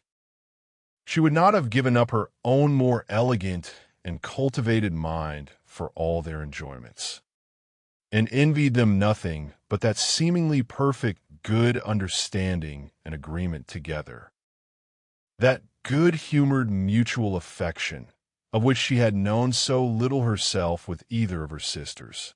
They were received with great cordiality.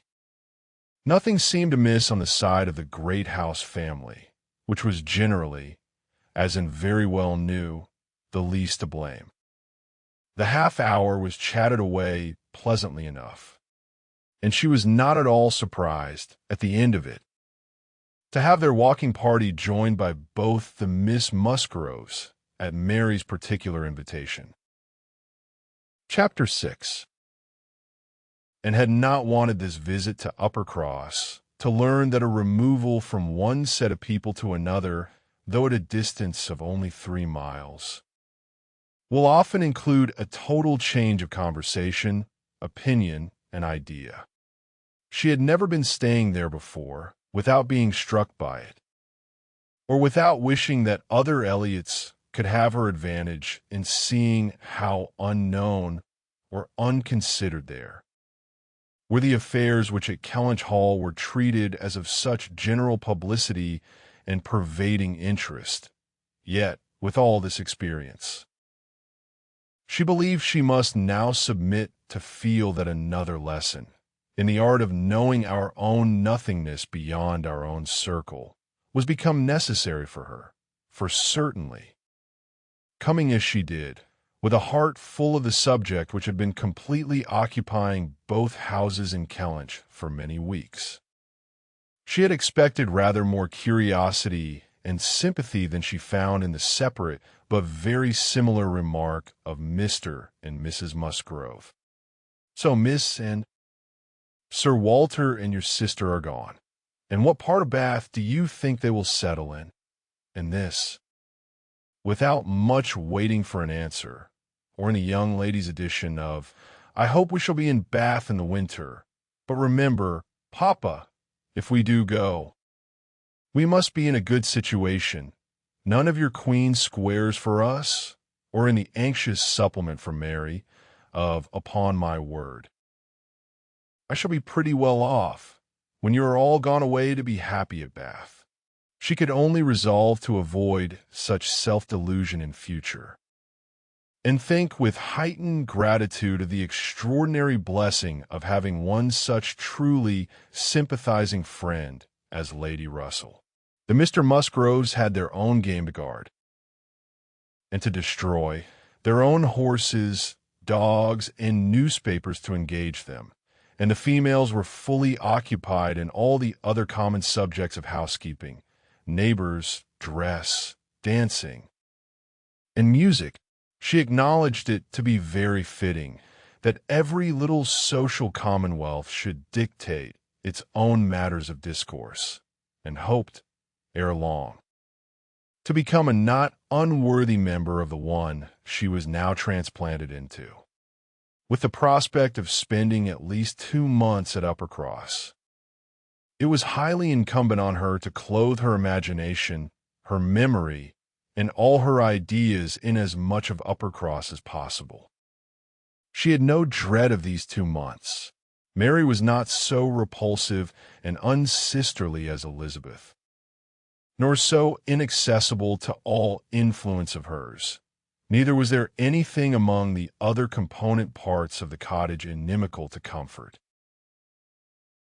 She was always on friendly terms with her brother-in-law, and in the children, who loved her nearly as well, and respected her a great deal more than their mother. She had an object of interest, amusement, and wholesome exertion. Charles Musgrove was civil and agreeable. In sense and temper, he was undoubtedly superior to his wife, but not of powers or conversation or grace to make the past. As they were connected together, at all a dangerous contemplation, though at the same time, and could believe with Lady Russell, that a more equal match might have greatly improved him, and that a woman of real understanding might have given more consequence to his character and more usefulness, rationality, and elegance to his habits and pursuits. As it was, he did nothing with much zeal but sport, and his time was otherwise trifled away, without benefit from books or anything else. He had very good spirits, which never seemed much affected by his wife's occasional lowness, bore with her unreasonableness, sometimes to Anne's admiration. And upon the whole, though there was very often a little disagreement, in which she had sometimes more share than she wished, being appealed to by both parties, they might pass for a happy couple. They were always perfectly agreed in the want of more money, and a strong inclination for a handsome present from his father. But here, as on most topics, he had the superiority. For while Mary thought it a great shame that such a present was not made, he always contended for his father's having many other uses for his money, and a right to spend it as he liked. As to the management of their children, his theory was much better than his wife's, and his practice not so bad. I could manage them very well if it were not for Mary's interference, was what an often heard him say, and had a good deal of faith in. But when listening in turn to Mary's reproach of Charles spoils the children so that I cannot get them into any order, she never had the smallest temptation to say, "Very true." One of the least agreeable circumstances of her residence, there was her being treated with too much confidence by all parties, and being too much in the secret of the complaints of each house. Known to have some influence with her sister, she was continually requested, or at least receiving hints to exert it beyond what was practicable. I wish you could persuade Mary not to be always fancying herself ill, was Charles's language. And, in an unhappy mood, thus spoke Mary, I do believe if Charles were to see me dying, he would not think there was anything the matter with me. I am sure, and if you would, you might persuade him that I really am very ill, a great deal worse than I ever own. Mary's declaration was, I hate sending the children to the great house, though their grandmamma is always wanting to see them, for she humors and indulges them to such a degree, and gives them so much trash and sweet things, that they're sure to come back sick and cross for the rest of the day. And Mrs. Musgrove took the first opportunity of being alone with, and to say, "Oh, Miss Anne, I cannot help wishing Mrs. Charles had a little of your method with those children. They are quite different creatures with you. But to be sure, in general they are so spoilt. It is a pity you cannot put your sister in the way of managing them. They are as fine healthy children as ever were seen. Poor little dears, without partiality, but Mrs. Charles knows no more how they should be treated. Bless me, how troublesome they are sometimes. I assure you, Miss Anne, it prevents my wishing to see them at our house so often as I otherwise should. I believe Mrs. Charles is not quite pleased with my not inviting them oftener, but you know it is very bad to have children with one that one is obligated to be checking every moment. Don't do this, and don't do that, or that one can only keep in tolerable order by more cake than is good for them. She had this communication, moreover, from Mary. Mrs. Musgrove thinks all her servants so steady that it would be high treason to call it in question, but I am sure, without exaggeration, that her upper house maid and laundry maid, instead of being in their business, are gaddying about the village all day long. I meet them wherever I go, and I declare I never go twice into my nursery without seeing something of them. If Jemima were not the trustiest, steadiest creature in the world, it would be enough to spoil her, for she tells me they are always tempting her to take a walk with them. And on Mrs. Musgrove's side, it was, I make a rule of never interfering in any of my daughter-in-law's concerns. For I know it would not do, but I shall tell you, miss, and because you may be able to set things to rights, that I have no very good opinion of Mrs. Charles's nursery maid. I hear strange stories of her.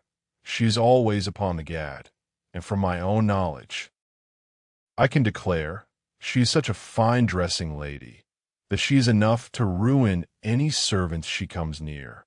Mrs. Charles quite swears by her. I know, but I just give you this hint that you may be upon the watch, because if you see anything amiss, you need not be afraid of mentioning it.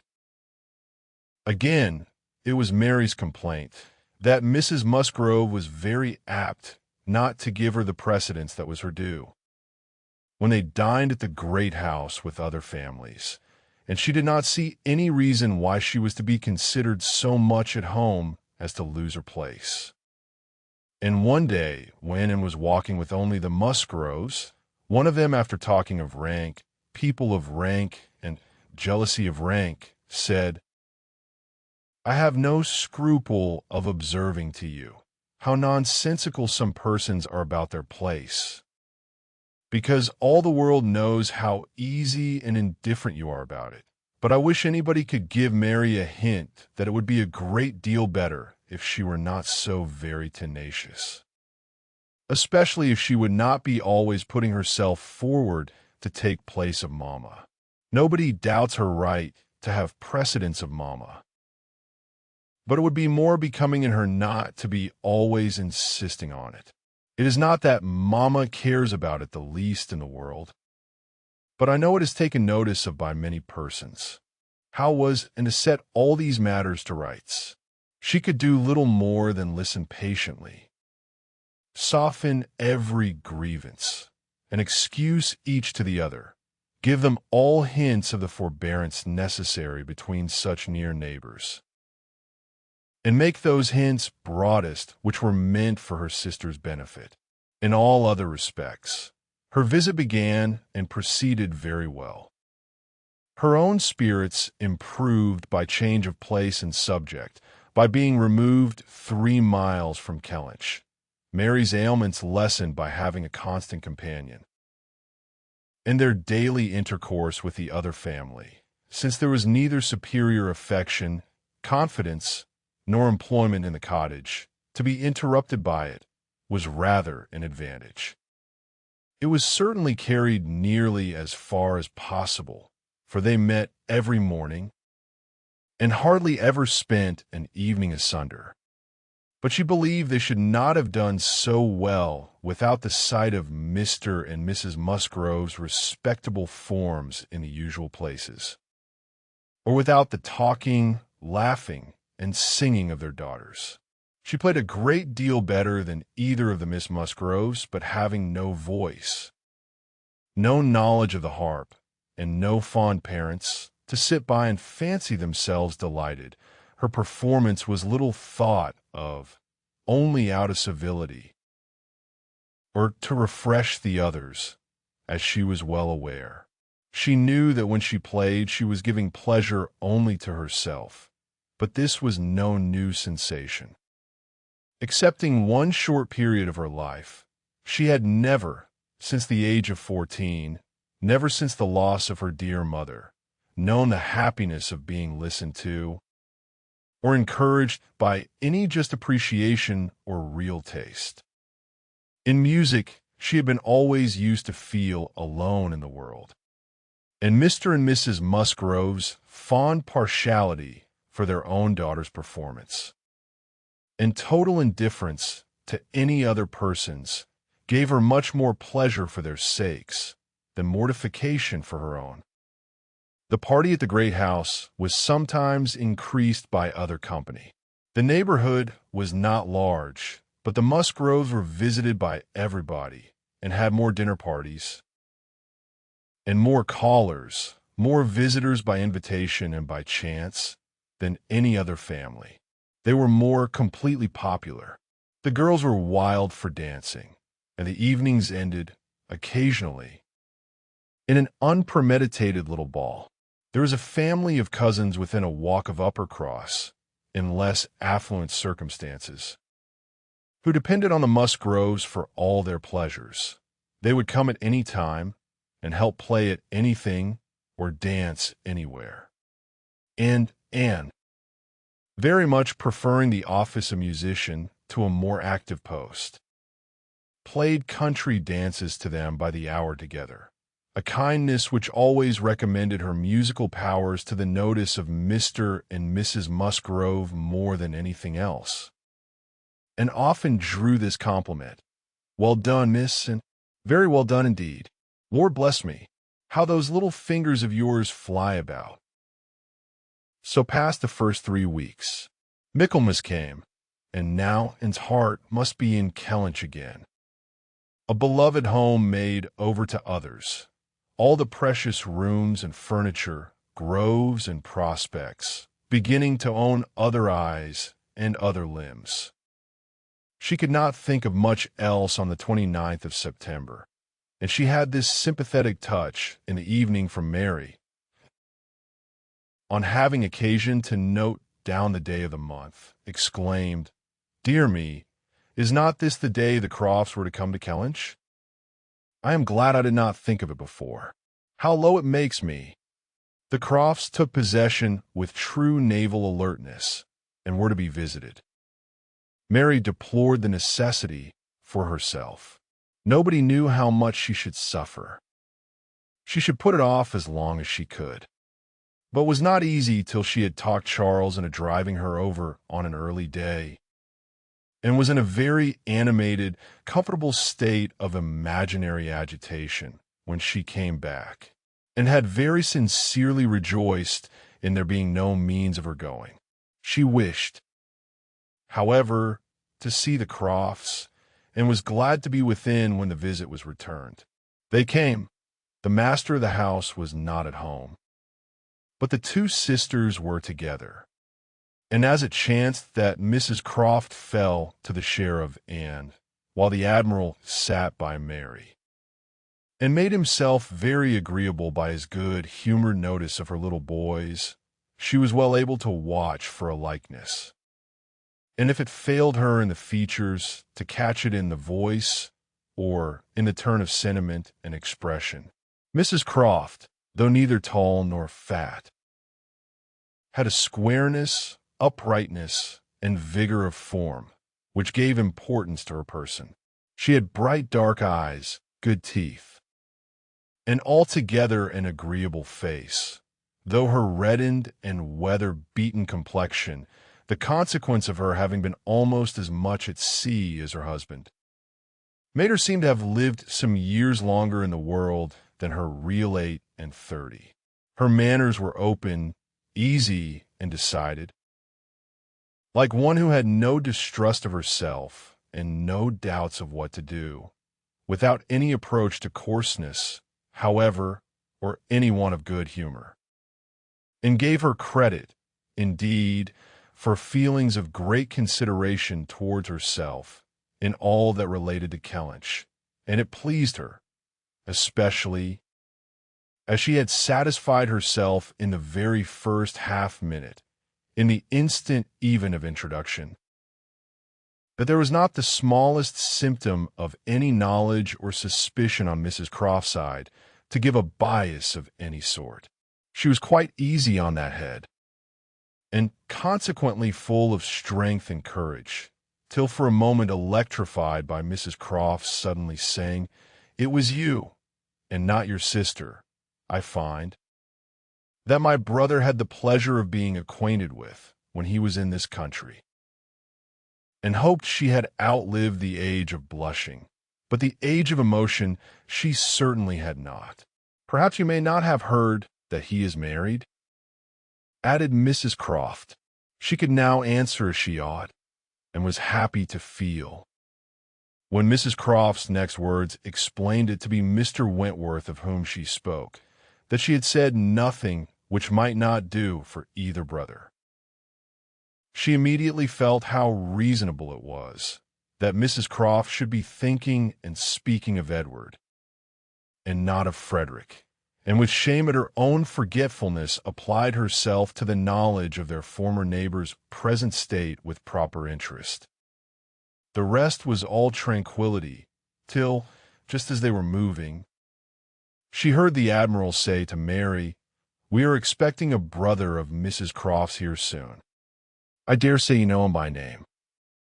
He was cut short by the eager attacks of the little boys, clinging to him like an old friend, and declaring he should not go, and being too much engrossed by proposals of carrying them away in his coat pockets, and to have another moment for finishing or recollecting what he had begun, and was left to persuade herself, as well as she could, that the same brother must still be in question.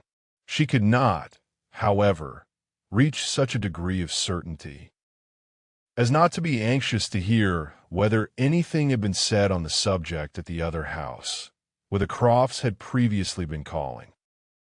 The folks of the great house were to spend the evening of this day at the cottage, and it being now too late in the year for such visits to be made on foot, the coach was beginning to be listened for when the youngest Miss Musgrove walked in, that she was coming to apologize, and that they should have to spend the evening by themselves, was the first black idea, and Mary was quite ready to be affronted, when Louisa made all right by saying that she only came on foot to leave more room for the harp, which was bringing in the carriage. "And I will tell you our reason," she added, "and all about it. I am come on to give you notice that Papa and Mamma are out of spirits this evening, especially Mamma. She is thinking so much of poor Richard, and we agreed it would be best to have the harp, for it seems to amuse her more than the pianoforte. I will tell you why she is out of spirits. When the Crofts called this morning, they called here afterwards, did not they? They happened to say that her brother, Captain Wentworth, is just returned to England, or paid off, or something, and is coming to see them almost directly. And most unluckily it came into Mamma's head, when they were gone, that Wentworth, or something very like it, was the name of poor Richard's captain at one time. I do not know when or where, but a great while before he died, poor fellow. And upon looking over his letters and things, she found it was so, and is perfectly sure that this must be the very man. And her head is quite full of it, and of poor Richard, so we must be as merry as we can, that she may not be dwelling upon such gloomy things. The real circumstances of this pathetic piece of family history were that the Musgroves had had the ill fortune of a very troublesome, hopeless son, and the good fortune to lose him before he reached his 20th year, that he had been sent to sea because he was stupid and unmanageable on shore, that he had been very little cared for at any time by his family, though quite as much as he deserved, seldom heard of, and scarcely at all regretted, when the intelligence of his death abroad had worked its way to Uppercross. 2 years before, he had, in fact, though his sisters were now doing all they could for him, by calling him poor Richard, been nothing better than a thick-headed, unfeeling, and profitable Dick Musgrove, who had never done anything to entitle himself to more than the abbreviation of his name. Living or dead, he had been several years at sea, and had, in the course of those removals to which all midshipmen are liable, and especially such midshipmen as every captain wishes to get rid of, been 6 months on board Captain Frederick Wentworth's frigate, the Laconia, and from the Laconia he had, under the influence of his captain, written the only 2 letters which his father and mother had ever received from him during the whole of his absence. That is to say, the only 2 disinterested letters. All the rest had been mere applications for money. In each letter he had spoken well of his captain, but yet, so little were they in the habit of attending to such matters, so unobservant and incurious were they as to the names of men or ships, that it had made scarcely any impression at the time, and that Mrs. Musgrove should have been suddenly struck this very day with a recollection of the name of Wentworth, as connected with her son, seemed one of those extraordinary bursts of mind which do sometimes occur. She had gone to her letters, and found it all as she supposed, and the reperusal of these letters, after so long an interval, her poor son gone forever, and all the strength of his faults forgotten, had affected her spirits exceedingly, and thrown her into greater grief for him than she had known on first hearing of his death. Mr. Musgrove was, in a lesser degree, affected likewise, and when they reached the cottage, they were evidently in want, first, of being listened to anew on this subject, and afterwards, of all the relief which cheerful companions could give them.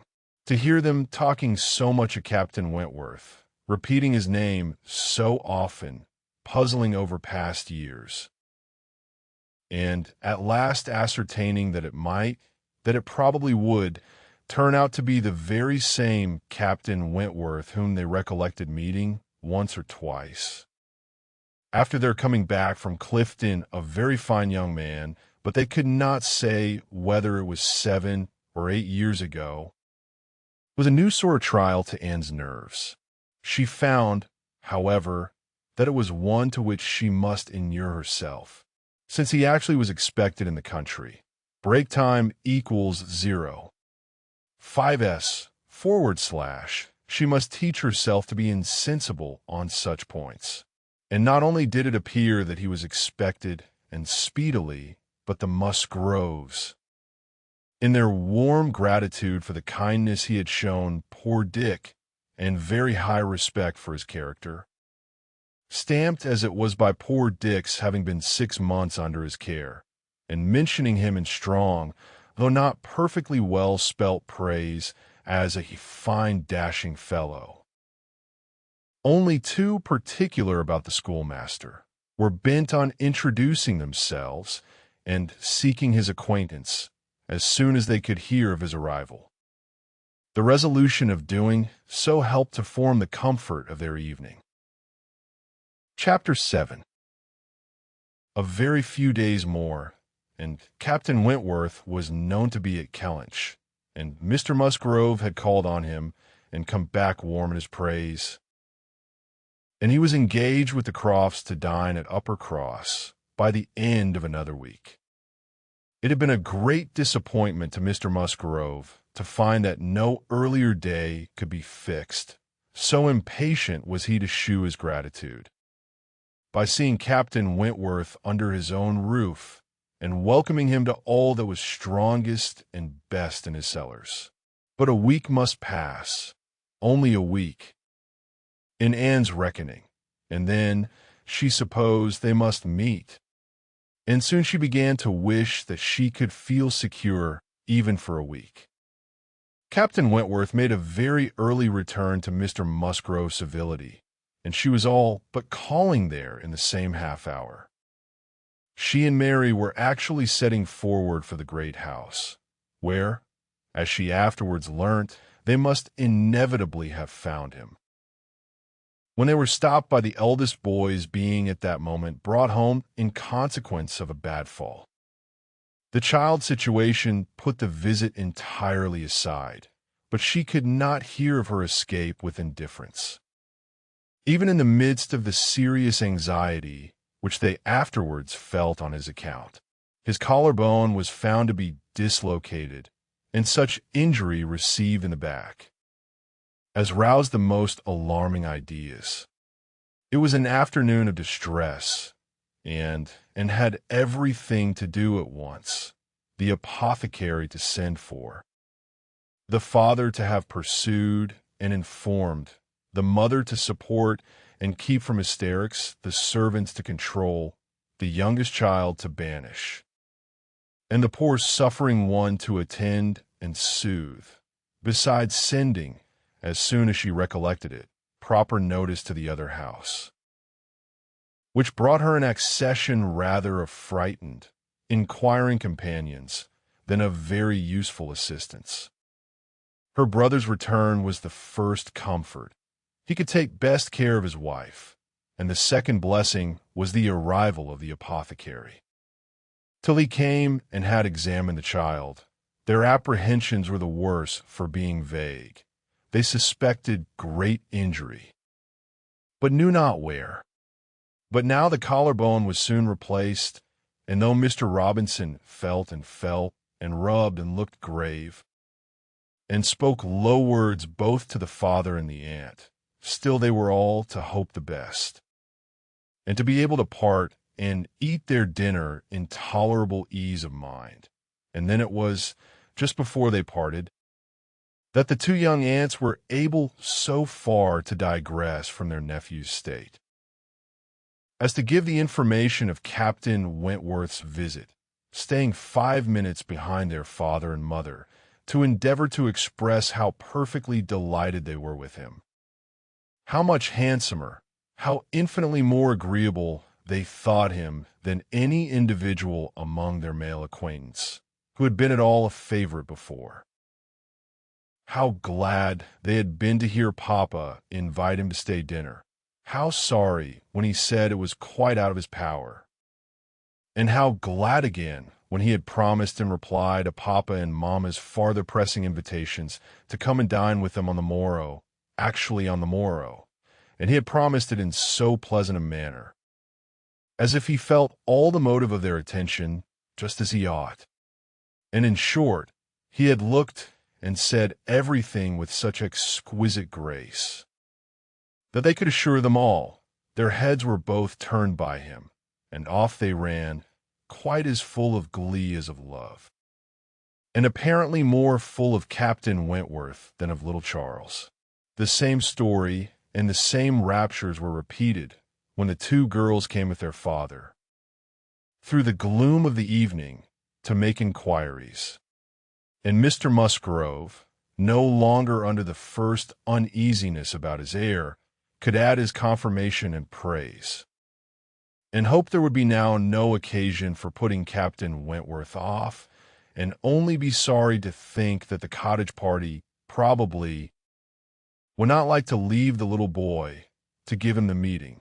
Oh no, as to leaving the little boy, both father and mother were in much too strong and recent alarm to bear the thought, and Anne, in the joy of the escape, could not help adding her warm protestations to theirs.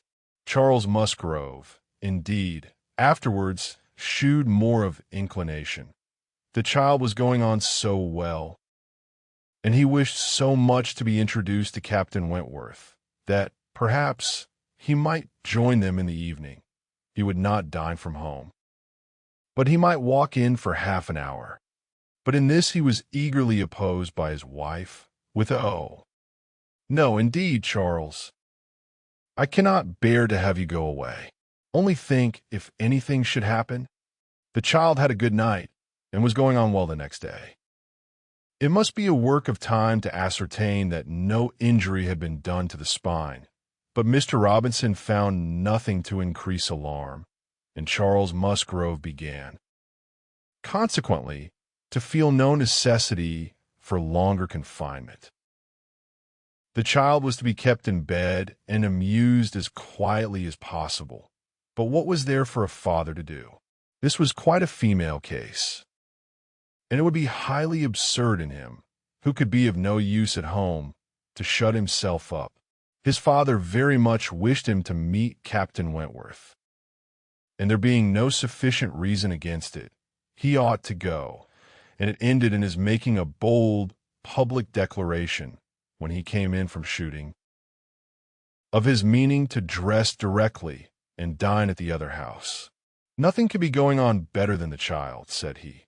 "So I told my father just now that I would come, and he thought me quite right. Your sister being with you, my love, I have no scruple at all. You would not like to leave him yourself, but you see I can be of no use, and will send for me if anything is the matter." Husbands and wives generally understand when opposition will be vain. Mary knew, from Charles's manner of speaking, that he was quite determined on going, and that it would be of no use to tease him. She said nothing, therefore, till he was out of the room. But as soon as there was only and to hear, "So you and I are to be left to shift by ourselves, with this poor sick child, and not a creature coming near us all the evening," I knew how it would be. This is always my luck. If there is anything disagreeable going on, men are always sure to get out of it, and Charles is as bad as any of them. Very unfeeling. I must say it is very unfeeling of him to be running away from his poor little boy. Talks of his being going on so well. How does he know that he is going on well, or that there may not be a sudden change half an hour hence? I did not think Charles would have been so unfeeling. So here he is to go away and enjoy himself, and because I am the poor mother, I am not to be allowed to stir, and yet, I am sure, I am more unfit than anybody else to be about the child. My being the mother is the very reason why my feelings should not be tried. I'm not at all equal to it. You saw how hysterical I was yesterday. But that was only the effect of the suddenness of your alarm of the shock. You will not be hysterical again. I dare say we shall have nothing to distress us. I perfectly understand Mr. Robinson's directions, and have no fears, and indeed, Mary, I cannot wonder your husband. Nursing does not belong to a man. It is not his province. A sick child is always the mother's property. Her own feelings generally make it so. I hope I am as fond of my child as any mother, but I do not know that I am of any more use in the sick room than Charles. For I cannot be always scolding and teasing the poor child when it is ill, and you saw, this morning, that if I told him to keep quiet, he was sure to begin kicking about. I have not nerves for the sort of thing, but could you be comfortable yourself? To be spending the whole evening away from the poor boy. Yes, you see as Papa can, and why should not I? Jemima is so careful, and she could send us word every hour how he was. I really think Charles might as well have told his father we would all come. I'm not more alarmed about little Charles now than he is. I was dreadfully alarmed yesterday, but the case is very different today. Well, if you do not think it too late to give notice for yourself, suppose you were to go, as well as your husband. Leave little Charles to my care. Mr. and Mrs. Musgrove cannot think it wrong while I remain with him. Are you serious? Cried Mary, her eyes brightening. Dear me, that's a very good thought. Very good indeed. To be sure, I may just as well go as not, for I am of no use at home, am I? And it only harasses me. You, who have not a mother's feelings, are a great deal the properest person. You can make little Charles do anything. He always minds you at a word. It will be a great deal better than leaving him only with Jemima. Oh, I shall certainly go. I am sure I ought if I can. Quite as much as Charles, for they want me excessively to be acquainted with Captain Wentworth, and I know you do not mind being left alone. An excellent thought of yours, indeed, and I will go and tell Charles and get ready directly. You can send for us, at a moment's notice. If anything is the matter, but I dare say there will be nothing to alarm you. I should not go, you may be sure, if I do not feel quite at ease about my dear child." The next moment she was tapping at her husband's dressing room door, and as Anne followed her upstairs, she was in time for the whole conversation, which began with Mary's saying, in a tone of great exultation, "I mean to go with you, Charles, for I am of no more use at home than you are. If I were to shut myself up forever with the child, I should not be able to persuade him to do anything he did not like, and will stay, and undertakes to stay at home and take care of him. It is Anne's own proposal, and so I shall go with you, which will be a great deal better, for I have not dined at the other house since Tuesday."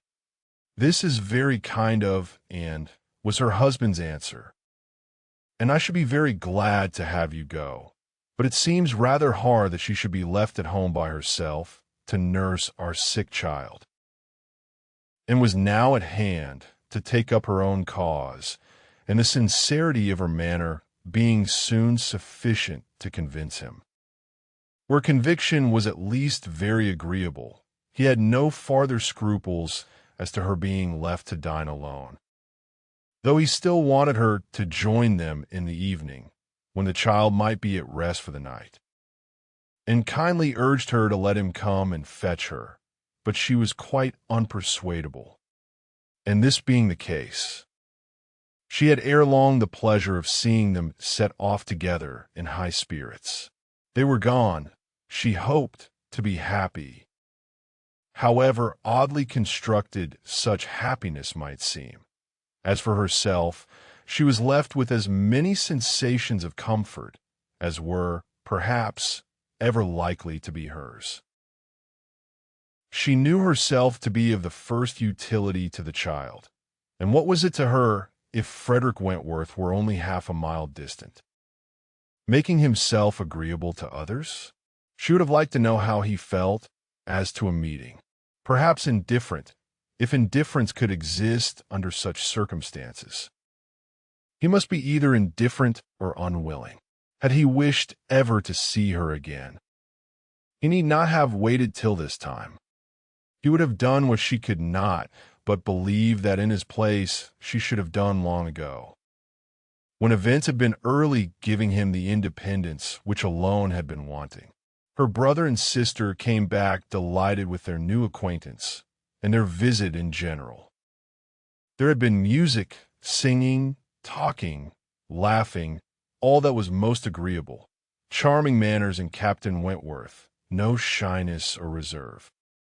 They seemed all to know each other perfectly, and he was coming the very next morning to shoot with Charles. He was to come to breakfast, but not at the cottage, though that had been proposed at first, but then he had been pressed to come to the great house instead, and he seemed afraid of being in Mrs. Charles Musgrove's way on account of the child, and therefore, somehow, they hardly knew how, it ended in Charles's being to meet him to breakfast at his father's, and understood it. He wished to avoid seeing her. He had inquired after her. She found slightly, as might suit a former slight acquaintance, seeming to acknowledge such as she had acknowledged, actuated, perhaps, by the same view of escaping introduction when they were to meet. The morning hours of the cottage were always later than those of the other house, and on the morrow the difference was so great that Mary and were not more than beginning breakfast when Charles came in to say that they were just setting off, that he was come for his dogs, that his sisters were following with Captain Wentworth, his sisters meaning to visit Mary and the child, and Captain Wentworth proposing also to wait on her for a few minutes, if not inconvenient. And though Charles had answered for the child's being in no such state as could make it inconvenient, Captain Wentworth would not be satisfied without his running on to give notice. Mary, very much gratified by this attention, was delighted to receive him, while 1,000 feelings rushed on, and of which this was the most consoling, that it would soon be over. And it was soon over. In 2 minutes after Charles's preparation, the others appeared. They were in the drawing room. I half met Captain Wentworth's a bow. A curtsy passed. She heard his voice. He talked to Mary, said all that was right, said something to the Miss Musgroves. Enough to mark an easy footing. The room seemed full of persons and voices, but a few minutes ended it. Charles shooed himself at the window. All was ready. Their visitor had bowed and was gone. The Miss Musgroves were gone too, suddenly resolving to walk to the end of the village with the sportsmen. The room was cleared, and might finish her breakfast as she could. "It is over. It is over," she repeated to herself again and again, in nervous gratitude. The worst is over. Mary talked, but she could not attend. She had seen him. They had met. They had been once more in the same room. Soon, however, she began to reason with herself and try to be feeling less. 8 years, almost 8 years had passed since all had been given up. How absurd to be resuming the agitation which such an interval had banished into distance and indistinctness. What might not 8 years do? Events of every description, changes, alienations, removals, all must be comprised in it. An oblivion of the past, how natural, how certain, too. It included nearly a third part of her own life. Alas! With all her reasoning, she found that to retentive feelings 8 years may be little more than nothing. Now, how were his sentiments to be read? Was this like wishing to avoid her? In the next moment, she was hating herself for the folly which asked the question. On one other question, which perhaps her utmost wisdom might not have prevented, she was soon spared all suspense, for after the Miss Musgroves had returned and finished their visit at the cottage, she had this spontaneous information from Mary. "Captain Wentworth is not very gallant by you, and, though he was so attentive to me, Henrietta asked him what he thought of you when they went away, and he said, you were so altered he should not have known you again." Mary had no feelings to make her respect her sisters in a common way, but she was perfectly unsuspicious of being inflicting any peculiar wound. Altered beyond his knowledge, and fully submitted in silent, deep mortification. Doubtless it was so, and she could take no revenge, for he was not altered, or not for the worse. She had already acknowledged it to herself, and she could not think differently. Let him think of her as he would. No, the years which had destroyed her youth and bloom had only given him a more glowing, manly, open look, in no respect lessening his personal advantages. She had seen the same Frederick Wentworth, so altered that he should not have known her again. These were words which could not but dwell with her. Yet she soon began to rejoice that she had heard them. They were of sobering tendency. They allayed agitation. They composed, and consequently must make her happier. Frederick Wentworth had used such words, or something like them, but without an idea that they would be carried round to her. He had thought her wretchedly altered, and in the first moment of appeal had spoken as he felt.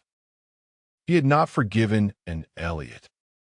She had used him ill, deserted and disappointed him, and worse, she had shown a feebleness of character in doing so, which his own decided, confident temper could not endure. She had given him up to oblige others. It had been the effect of over-persuasion. It had been weakness and timidity. He had been most warmly attached to her, and had never seen a woman since whom he thought her equal, but, except from some natural sensation of curiosity, he had no desire of meeting her again. Her power with him was gone forever. It was now his object to marry. He was rich, and being turned on shore, fully intended to settle as soon as he could be properly tempted, actually looking round, ready to fall in love with all the speed which a clear head and a quick taste could allow. He had a heart for either of the Miss Musgroves, if they could catch it, a heart, in short, for any pleasing young woman who came in his way, excepting Anne Elliot. This was his only secret exception. When he said to his sister, in answer to her suppositions, "Yes, here I am, Sophia, quite ready to make a foolish match. Anybody between 15 and 30 may have me for asking. A little beauty and a few smiles and a few compliments to the Navy, and I am a lost man. Should not this be enough for a sailor who has had no society among women to make him nice?" He said it, she knew, to be contradicted. His bright proud, I spoke the conviction that he was nice, and Anne Elliot was not out of his thoughts, when he more seriously described the woman he should wish to meet with. A strong mind, with sweetness of manner, made the first and the last of the description. "That is the woman I want," said he. "Something a little inferior I shall of course put up with, but it must not be much. If I am a fool, I shall be a fool indeed, for I have thought on the subject more than most men." Chapter 8.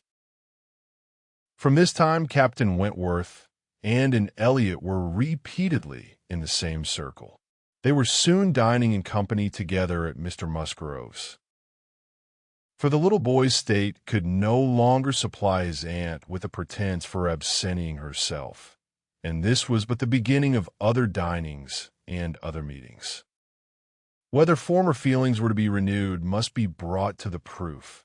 Former times must undoubtedly be brought to the recollection of each. They could not but be reverted to. The year of their engagement could not but be named by him. In the little narratives or descriptions which conversation called forth, his profession qualified him, his disposition lead him to talk, and that was in the year 6. That happened before I went to sea in the year 6. Occurred in the course of the first evening they spent together, and though his voice did not falter, and though she had no reason to suppose his eye wandering towards her while he spoke, and felt the utter impossibility, from her knowledge of his mind, that he could be unvisited by remembrance any more than herself, there must be the same immediate association of thought, though she was very far from conceiving it to be of equal pain. They had no conversation together, no intercourse but what the commonest civility required. Once so much to each other, now nothing. There had been a time when of all the large party now filling the drawing-room at Uppercross, they would have found it most difficult to cease to speak to one another, with the exception, perhaps, of Admiral and Mrs. Croft, who seemed particularly attached and happy, and could allow no other exceptions even among the married couples. There could have been no two hearts so open, no tastes so similar, no feelings so in unison, no countenances so beloved. Now they were as strangers, nay, worse than strangers, for they could never become acquainted. It was a perpetual estrangement.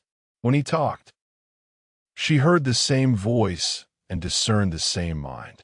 There was a very general ignorance of all naval matters throughout the party, and he was very much questioned, and especially by the two Miss Musgroves, who seemed hardly to have any eyes but for him, as to the manner of living on board, daily regulations, food, hours, and sea, and their surprise at his accounts, at learning the degree of accommodation and arrangement which was practicable, drew from him some pleasant ridicule, which reminded Anne of the early days when she too had been ignorant, and she too had been accused of supposing sailors to be living on board without anything to eat, or any cook to dress it if there were, or any servant to wait, or any knife and fork to use. From thus listening and thinking, she was roused by a whisper of Mrs. Musgrove's, who, overcome by fond regrets, could not help saying, "Ah, miss, and if it had pleased heaven to spare my poor son, I dare say he would have been just such another by this time," and suppressed a smile and listened kindly, while Mrs. Musgrove relieved her heart a little more, and for a few minutes, therefore, could not keep pace with the conversation of the others. When she could let her attention take its natural course again, she found the Miss Musgroves just fetching the Navy list, their own Navy list, the first that had ever been at Uppercross, and sitting down together to pore over it, with the professed view of finding out the ships that Captain Wentworth had commanded. "Your first was the ASP. I remember. We will look for the ASP. You will not find her there. Quite worn out and broken up. I was the last man who commanded her. Hardly fit for service then. Reported fit for home service for a year or two. And so I was sent off to the West Indies." The girls looked all amazement. "The Admiralty," he continued, "entertained themselves now and then with sending a few hundred men to sea in a ship not fit to be employed. But they have a great many to provide for, and among the thousands that may just as well go to the bottom as not, it is impossible for them to distinguish the very set who may be least missed." "Phoo! Phoo!" cried the Admiral. "What stuff these young fellows talk! Never was a better sloop than the ASP in her day. For an old-built sloop, you would not see her equal. Lucky fellow to get her. He knows there must have been 20 better men than himself applying for her at the same time. Lucky fellow to get anything so soon." Which of the two sisters was preferred by Captain Wentworth was as yet quite doubtful, as far as Anne's observation reached. Henrietta was perhaps the prettiest. Louisa had the higher spirits, and she knew not now whether the more gentle or the more lively character were most likely to attract him. Mr. and Mrs. Musgrove, either from seeing little or from an entire confidence in the discretion of both their daughters and of all the young men who came near them, seemed to leave everything to take its chance. There was not the smallest appearance of solicitude or remark about them in the mansion house, but it was different at the cottage. The young couple there were more disposed to speculate and wonder. And Captain Wentworth had not been above 4 or 5 times in the Miss Musgrove's company. And Charles Hayter had but just reappeared when it had to listen to the opinions of her brother and sister as to which was the one liked best. Charles gave it for Louisa, Mary for Henrietta, but quite agreeing that to have him marry either could be extremely delightful. Charles had never seen a pleasanter man in his life, and from what he had once heard Captain Wentworth himself say, was very sure that he had not made less than £20,000 by the war. Here was a fortune at once, besides which there would be the chance of what might be done in any future war, and he was sure Captain Wentworth was as likely a man to distinguish himself as any officer in the Navy. Oh, it would be a capital match for either of his sisters. "Upon my word it would," replied Mary. "Dear me, if he should rise to any very great honors, if he should ever be made a baronet. Lady Wentworth sounds very well. That would be a noble thing, indeed. For Henrietta, she would take place of me then, and Henrietta would not dislike that. Sir Frederick and Lady Wentworth. It would be but a new creation, however, and I never think much of new creations. It suited Mary best to think Henrietta the one preferred on the very account of Charles Hayter, whose pretensions she wished to see put an end to. She looked down very decidedly upon the Hayters, and thought it would be quite a misfortune to have the existing connection between the families renewed very sad for herself and her children. "You know," said she, "I cannot think him at all a fit match for Henrietta, and considering the alliances which the Musgroves have made, she has no right to throw herself away. I do not think any young woman has a right to make a choice that may be disagreeable and inconvenient to the principal part of her family, and be giving bad connections to those who have not been used to them. And pray, who is Charles Hayter? Nothing but a country curate. A most improper match for Miss Musgrove of Uppercross. Her husband, however, would not agree with her here, for besides having a regard for his cousin, Charles Hayter was an eldest son, and he saw things as an eldest son himself. "Now you're talking nonsense, Mary," was therefore his answer. "It would not be a great match for Henrietta, but Charles has a very fair chance, through the Spicers, of getting something from the bishop in the course of a year or two. And you will please to remember that he is the eldest son whenever my uncle dies. He steps in a very pretty property. The estate at Winthrop is not less than 250 acres, besides the farm near Taunton, which is some of the best land in the country. I grant you that any of them but Charles would be a very shocking match for Henrietta, and indeed it could not be. He is the only one that could be possible. But he is a very good-natured, good sort of fellow, and whenever Winthrop comes into his hands, he will make a different sort of place of it, and live in a very different sort of way. And with that property, he will never be a contemptible man good, freehold property. No, no, Henrietta might do worse than marry Charles Hayter, and if she has him, and Louisa can get Captain Wentworth, I shall be very well satisfied." "Charles may say what he pleases," cried Mary to Anne, as soon as he was out of the room. "But it will be shocking to have Henrietta marry Charles Hayter, a very bad thing for her, and still worse for me, and therefore it is very much to be wished that Captain Wentworth may soon put him quite out of her head.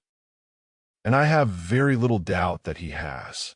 She took hardly any notice of Charles Hayter yesterday. I wish you had been there to see her behavior.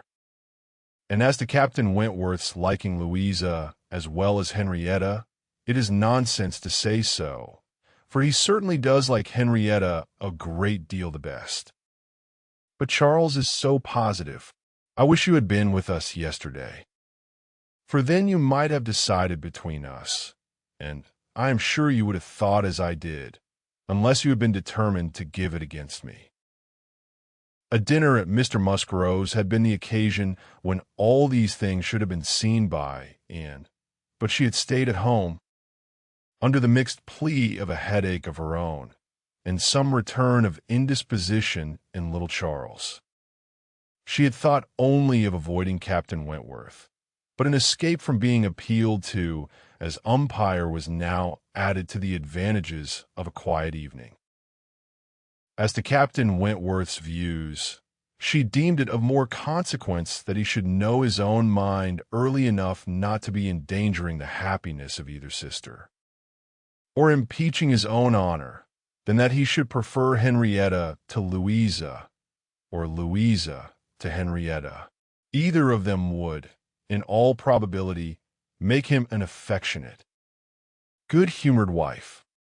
With regard to Charles Hayter, she had delicacy which must be pained by any lightness of conduct in a well-meaning young woman, and a heart to sympathize in any of the sufferings it occasioned.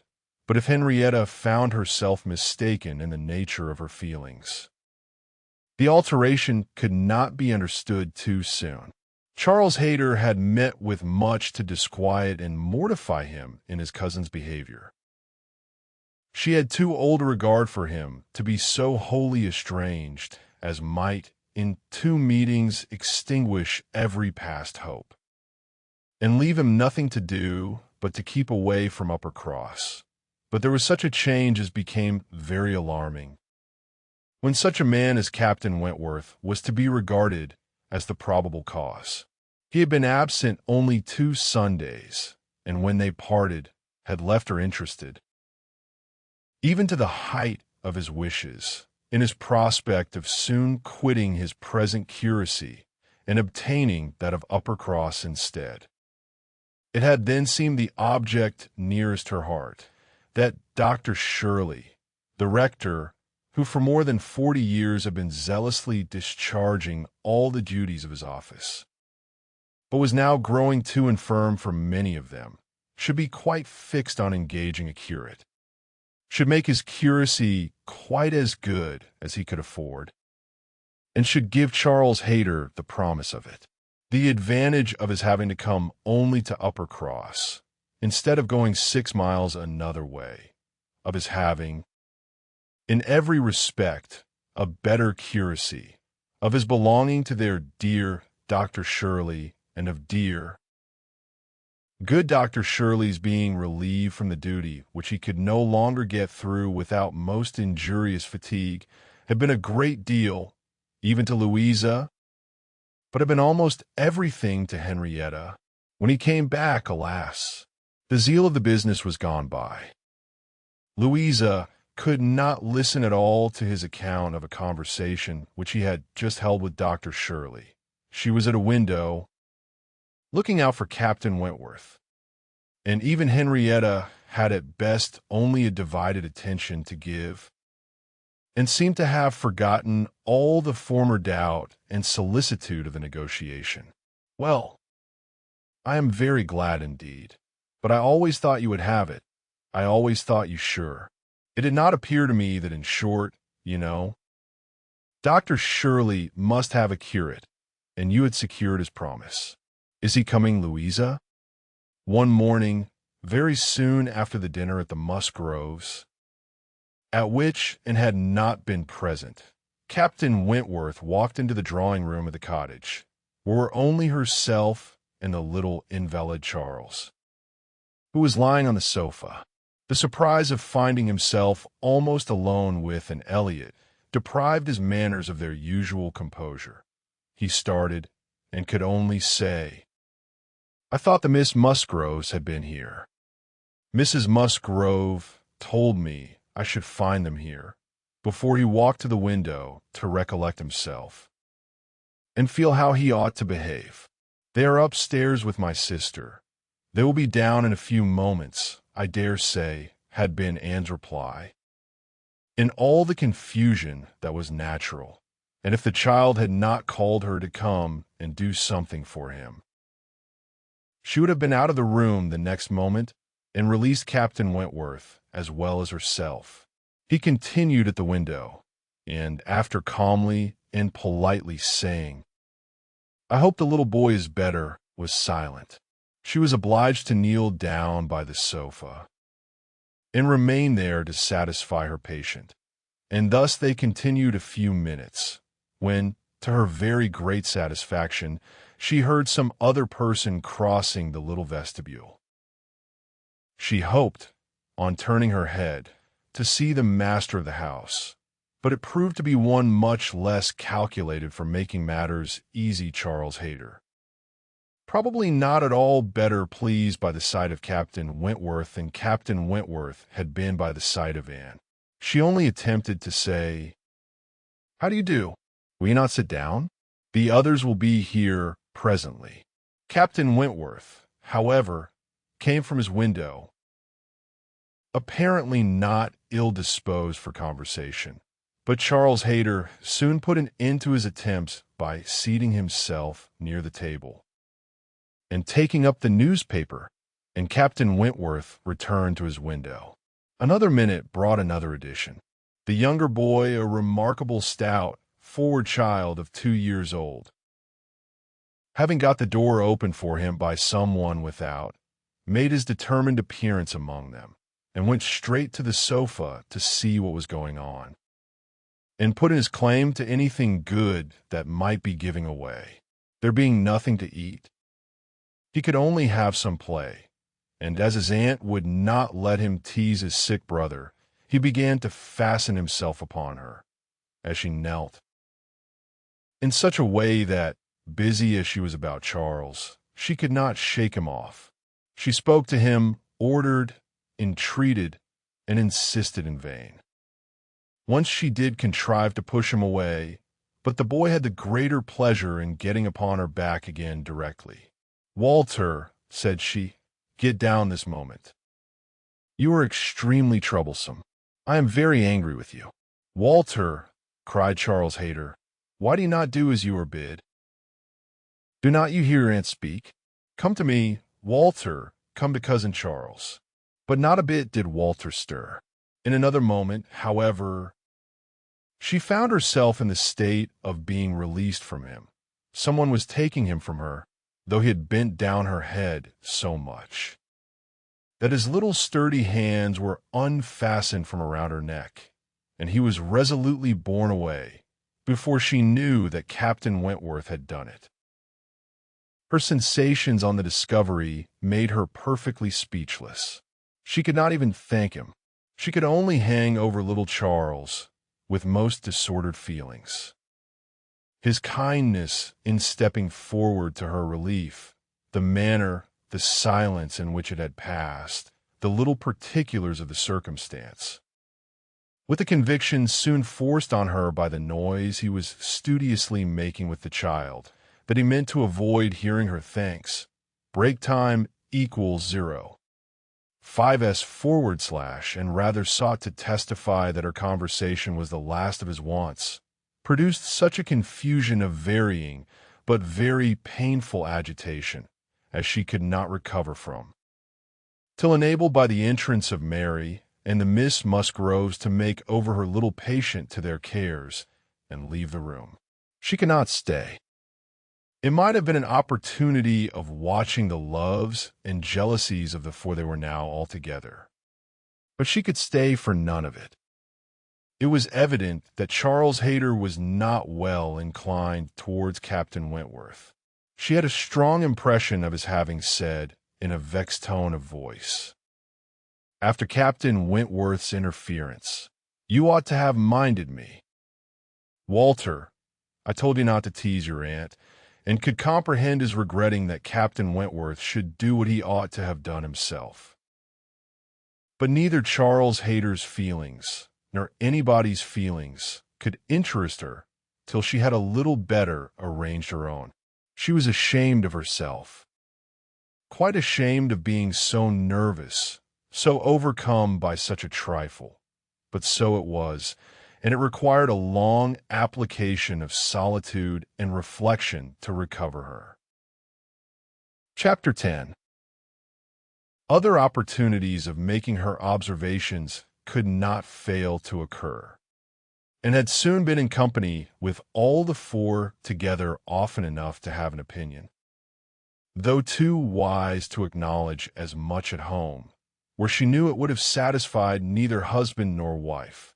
For while she considered Louisa to be rather the favorite, she could not but think, as far as she might dare to judge from memory and experience, that Captain Wentworth was not in love with either. They were more in love with him. Yet there was not love. It was a little fever of admiration, but it might, probably must, end in love with some. Charles Hayter seemed aware of being slighted, and yet Henrietta had sometimes the air of being divided between them, and longed for the power of representing to them all what they were about, and of pointing out some of the evils they were exposing themselves to. She did not attribute guile to any. It was the highest satisfaction to her to believe Captain Wentworth not in the least aware of the pain he was occasioning. There was no triumph, no pitiful triumph in his manner.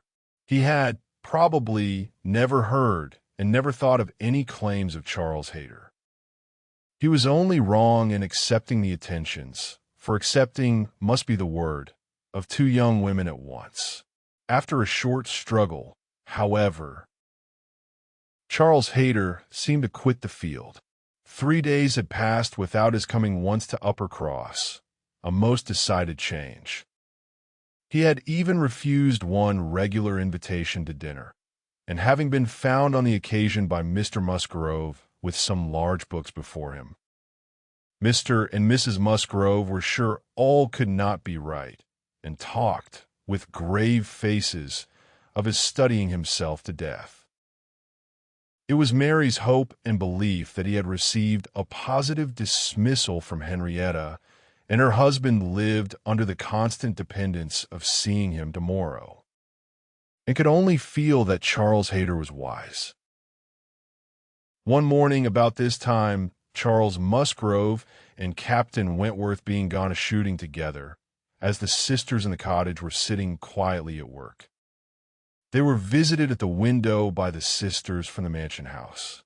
It was a very fine November day, and the Miss Musgroves came through the little grounds, and stopped for no other purpose than to say that they were going to take a long walk, and therefore concluded Mary could not like to go with them. And when Mary immediately replied, with some jealousy at not being supposed a good walker, "Oh, yes, I should like to join you very much.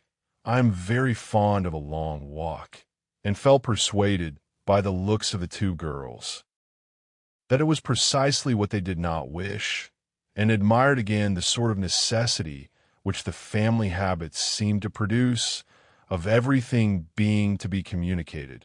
Break time equals 0. 5s / and everything being to be done together, however undesired and inconvenient.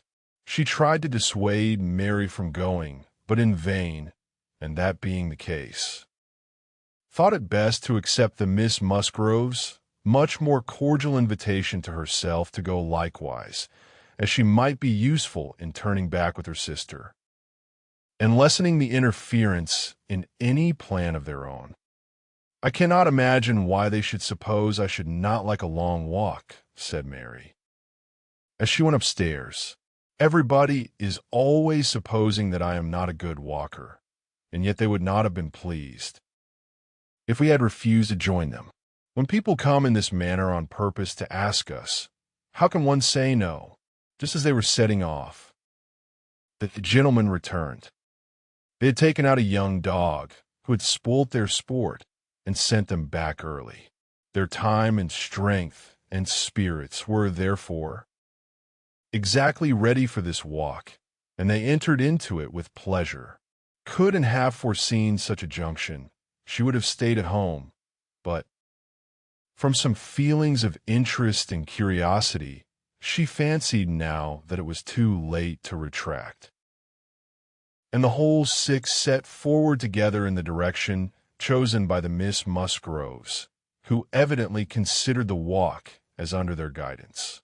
And's object was not to be in the way of anybody, and where the narrow paths across the fields made many separations necessary to keep with her brother and sister. Her pleasure in the walk must arise from the exercise and the day, from the view of the last smiles of the year upon the tawny leaves and withered hedges, and from repeating to herself some few of the 1,000 poetical descriptions extant of autumn, that season of peculiar and inexhaustible influence on the mind of taste and tenderness. That season which had drawn from every poet worthy of being read some attempt at description or some lines of feeling. She occupied her mind as much as possible in such like musings and quotations, but it was not possible that when within reach of Captain Wentworth's conversation with either of the Miss Musgroves, she should not try to hear it. Yet she caught little very remarkable. It was mere lively chat, such as any young persons, on an intimate footing, might fall into. He was more engaged with Louisa than with Henrietta. Louisa certainly put more forward for his notice than her sister. This distinction appeared to increase, and there was one speech of Louisa's which struck her. After one of the many praises of the day, which were continually bursting forth, Captain Wentworth added, What glorious weather for the Admiral and my sister. They meant to take a long drive this morning. Perhaps we may hail them from some of these hills. They talked of coming into this side of the country. I wonder whereabouts they will upset today. Oh, it does happen very often, I assure you, but my sister makes nothing of it. She would as lieve be tossed out as not. Ah, you make the most of it, I know, cried Louisa, but if it were really so, I should do just the same in her place. If I loved a man, as she loves the Admiral, I would always be with him. Nothing should ever separate us, and I would rather be overturned by him than driven safely by anybody else. It was spoken with enthusiasm. Had you? Cried he, catching the same tone. I honor you. And there was silence between them for a little while, and could not immediately fall into a quotation again. The sweet scenes of autumn were for a while put by, unless some tender sonnet, fraught with the apt analogy of the declining year, with declining happiness, and the images of youth and hope and spring, all gone together, blessed her memory. She roused herself to say, as they struck by order into another path, "Is not this one of the ways to Winthrop?" But nobody heard, or at least, nobody answered her. Winthrop, however, or its environs for young men, are sometimes to be met with. Strolling about near home was their destination, and after another half-mile of gradual ascent through large enclosures, were the plows at work. And the fresh-made path spoke the farmer, counteracting the sweets of poetical despondence, and meaning to have spring again, they gained the summit of the most considerable hill, which parted Uppercross and Winthrop, and soon commanded a full view of the latter, at the foot of the hill on the other side. Winthrop, without beauty and without dignity, was stretched before them, an indifferent house, standing low, and hemmed in by the barns and buildings of a farmyard. Mary exclaimed, "Bless me, here is Winthrop. I declare I had no idea. Well now, I think we had better turn back. I am excessively tired." Henrietta, conscious and ashamed, and seeing no cousin Charles walking along any path, or leaning against any gate, was ready to do as Mary wished. "But no," said Charles Musgrove, and "no," cried Louisa more eagerly, and taking her sister aside, seemed to be arguing the matter warmly. Charles, in the meanwhile, was very decidedly declaring his resolution of calling on his aunt, now that he was so near, and very evidently, though more fearfully, trying to induce his wife to go too. But this was one of the points on which the lady shewed her strength.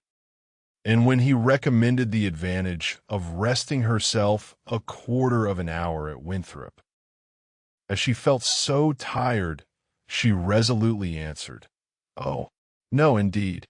Walking up that hill again would do her more harm than any sitting down could do her good." And, in short, her look and manner declared that go she would not. After a little succession of these sort of debates and consultations, it was settled between Charles and his two sisters that he and Henrietta should just run down for a few minutes to see their aunt and cousins, while the rest of the party waited for them at the top of the hill. Louisa seemed the principal arranger of the plan, and, as she went a little way with them down the hill, still talking to Henrietta, Mary took the opportunity of looking scornfully around her, and saying to Captain Wentworth, "It is very unpleasant having such connections, but I assure you, I have never been in a house above twice in my life." She received no other answer than an artificial, assenting smile, followed by a contemptuous glance as he turned away, which imperfectly knew the meaning of. The brow of the hill, where they remained, was a cheerful spot. Louisa returned, and Mary, finding a comfortable seat for herself on the step of a stile, was very well satisfied so long as the others all stood about her. But when Louisa drew Captain Wentworth away to try for a gleaning of nuts in an adjoining hedgerow, and they were gone by degrees, quite out of sight and sound, Mary was happy no longer. She quarreled with her own seat, was sure Louisa had got a much better somewhere, and nothing could prevent her from going to look for a better also. She turned through the same gate, but could not see them, and found a nice seat for her on a dry, sunny bank under the hedgerow, in which she had no doubt of their still being, in some spot or other. Mary sat down for a moment, but it would not do.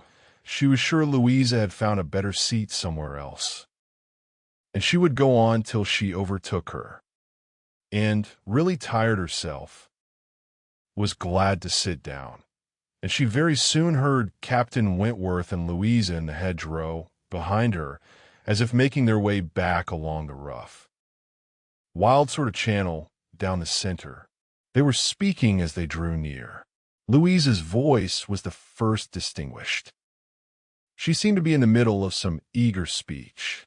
What I first heard was, "And so I made her go." I could not bear that she should be frightened from the visit by such nonsense. What? Would I be turned back from doing a thing that I had determined to do, and that I knew to be right, by the airs and interference of such a person, or of any person, I may say? No, I have no idea of being so easily persuaded. When I have made up my mind, I have made it, and Henrietta seemed entirely to have made up hers to call at Winthrop today. And yet, she was as near giving it up, out of nonsensical complaisance. She would have turned back then, but for you, she would indeed. I'm almost ashamed to say it. Happy for her to have such a mind as yours at hand, after the hints you gave just now, which did but confirm my own observations. The last time I was in company with him, I need not affect to have no comprehension of what is going on. I see that more than a mere dutiful morning visit to your aunt was in question, and woe betide him, and her too, when it comes to things of consequence. When they are placed in circumstances requiring fortitude and strength of mind, if she have not resolution enough to resist idle interference in such a trifle as this. Your sister is an amiable creature, but yours is the character of decision and firmness, I see.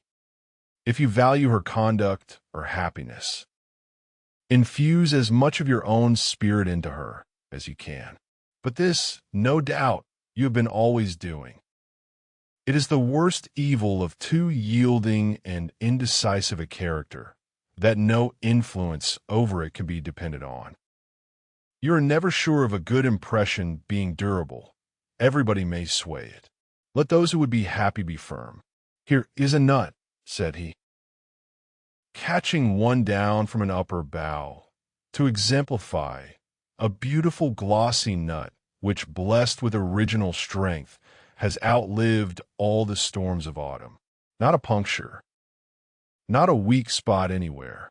This nut, he continued, with playful solemnity, while so many of his brethren have fallen and been trodden underfoot, is still in possession of all the happiness that a hazel nut can be supposed capable of. Then, returning to his former earnest tone, my first wish for all whom I am interested in is that they should be firm.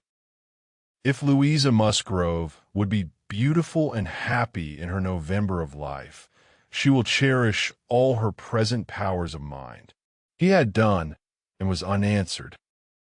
It would have surprised, and if Louisa could have readily answered such a speech, words of such interest, spoken with such serious warmth, she could imagine what Louisa was feeling. For herself, she feared a move, lest she should be seen. While she remained, a bush of low rambling holly protected her, and they were moving on. Before they were beyond her hearing, however, Louisa spoke again. "Mary is good-natured enough in many respects," said she, "but she does sometimes provoke me excessively by her nonsense and pride, the Elliot pride. She has a great deal too much of the Elliot pride. We do so wish that Charles had married and instead. I suppose you know he wanted to marry Anne?" After a moment's pause, Captain Wentworth said, "Do you mean that she refused him?" "Oh, yes, certainly." "When did that happen?" "I do not exactly know, for Henrietta and I were at school at the time, but I believe about a year before he married Mary. I wish she had accepted him. We should all have liked her a great deal better, and Papa and Mama always think it was her great friend Lady Russell's doing that she did not. They think Charles might not be learned and bookish enough to please Lady Russell, and that, therefore, she persuaded and to refuse him." The sounds were retreating and distinguished no more. Her own emotions still kept her fixed. She had much to recover from before she could move. The listener's proverbial fate was not absolutely hers. She had heard no evil of herself, but she had heard a great deal of very painful import. She saw how her own character was considered by Captain Wentworth, and there had been just that degree of feeling and curiosity about her in his manner which must give her extreme agitation. As soon as she could, she went after Mary, and having found and walked back with her to their former station by the stile, felt some comfort in their whole party being immediately afterwards collected, and once more in motion together. Her spirits wanted the solitude and silence which only numbers could give. Charles and Henrietta returned, bringing, as may be conjectured, Charles' hater with them. The minutiae of the business and could not attempt to understand. Even Captain Wentworth did not seem admitted to perfect confidence here, but that there had been a withdrawing on the gentleman's side, and a relenting on the ladies', and that they were now very glad to be together again, did not admit a doubt. Henrietta looked a little ashamed, but very well pleased, Charles' hater exceedingly happy, and they were devoted to each other almost from the first instant of their all setting forward for Uppercross. Everything now marked out Louisa for Captain Wentworth.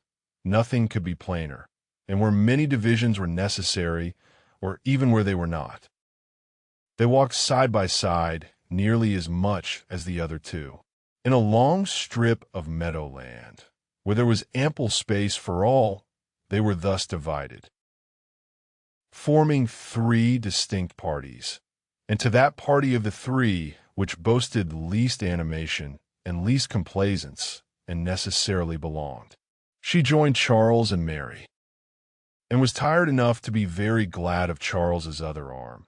But Charles, though in very good humor with her, was out of temper with his wife. Mary had shown herself disobliging to him, and was now to reap the consequence, which consequence was his dropping her arm almost every moment to cut off the heads of some nettles in the hedge with his switch, and when Mary began to complain of it, and lament her being ill-used, according to custom, in being on the hedge side, while and was never incommoded on the other, he dropped the arms of both to hunt after a weasel which he had a momentary glance of, and they could hardly get him along at all. This long meadow bordered a lane, which their footpath, at the end of it, was to cross, and when the party had all reached the gate of exit, the carriage advancing in the same direction, which had been some time heard, was just coming up, and proved to be Admiral Croft's gig. He and his wife had taken their intended drive, and were returning home. Upon hearing how long a walk the young people had engaged in, they kindly offered a seat to any lady who might be particularly tired, It would save her a full mile, and they were going through Uppercross. The invitation was general, and generally declined. The Miss Musgroves were not at all tired, and Mary was either offended by not being asked before any of the others, or what Louisa called the Elliot pride could not endure to make a third in a one-horse chaise. The walking party had crossed the lane, and were surmounting an opposite stile, and the Admiral was putting his horse in motion again, when Captain Wentworth cleared the hedge in a moment to say something to his sister. The something might be guessed by its effects. "Miss Elliot, I am sure you are tired," cried Mrs. Croft. "Do let us have the pleasure of taking you home. Here is excellent room for 3, I assure you. Break time equals 0. 5s// if we were all like you, I believe we might sit 4. You must indeed, you must," and was still in the lane, and though instinctively beginning to decline, she was not allowed to proceed. The Admiral's kind urgency came in support of his wife's. They would not be refused. They compressed themselves into the smallest possible space to leave her a corner. And Captain Wentworth, without saying a word, turned to her and quietly obliged her to be assisted into the carriage. Yes, he had done it.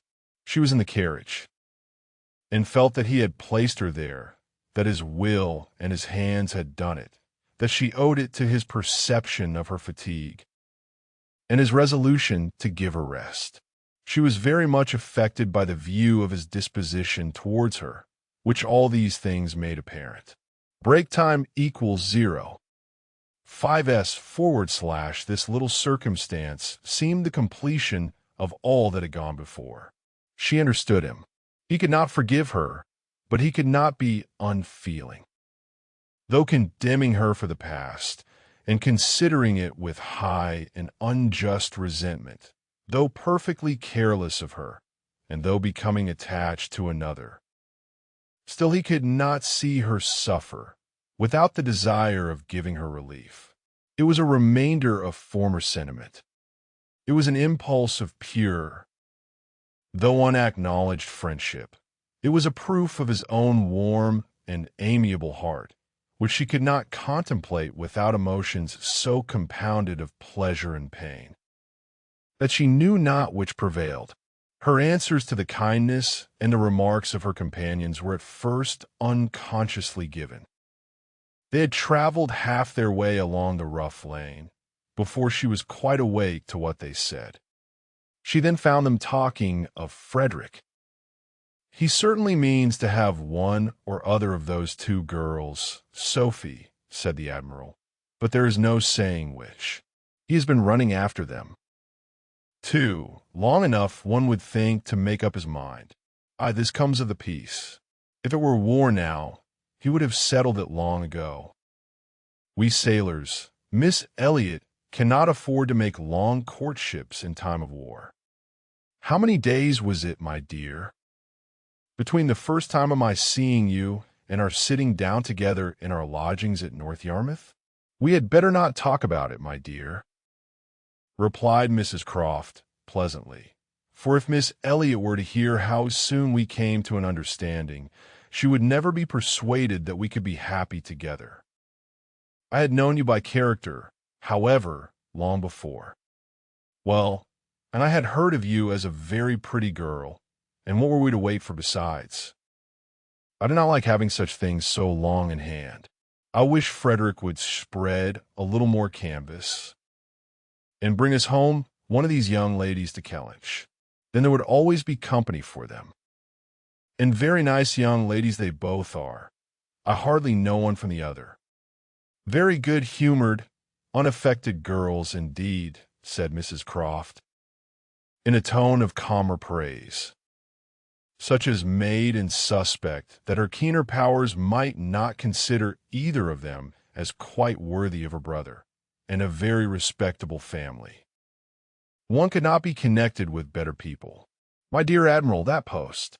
We shall certainly take that post. But by coolly giving the reins a better direction herself, they happily passed the danger, and by once afterwards judiciously putting out her hand, they neither fell into a rut, nor ran foul of a dung cart, and, with some amusement at their style of driving, which she imagined no bad representation of the general guidance of their affairs, found herself safely deposited by them at the cottage. Chapter 11. The time now approached for Lady Russell's return. The day was even fixed, and, being engaged to join her as soon as she was resettled, was looking forward to an early removal to Kellynch, and beginning to think how her own comfort was likely to be affected by it. It would place her in the same village with Captain Wentworth, within half a mile of him. They would have to frequent the same church, and there must be intercourse between the two families. This was against her, but on the other hand he spent so much of his time at Uppercross, that in removing thence she might be considered rather as leaving him behind than as going towards him, and upon the whole she believed she must, on this interesting question, be the gainer, almost as certainly as in her change of domestic society, in leaving poor Mary for Lady Russell.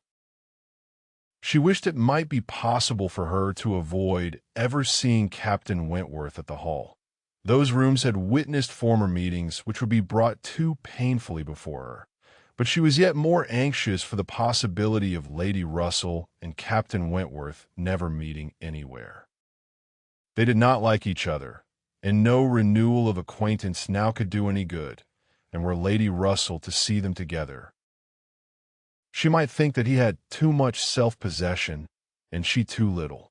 These points formed her chief solicitude in anticipating her removal from Uppercross, where she felt she had been stationed quite long enough. Her usefulness to little Charles would always give some sweetness to the memory of her 2 months' visit there. But he was gaining strength apace, and she had nothing else to stay for. The conclusion of her visit, however, break time equals 0.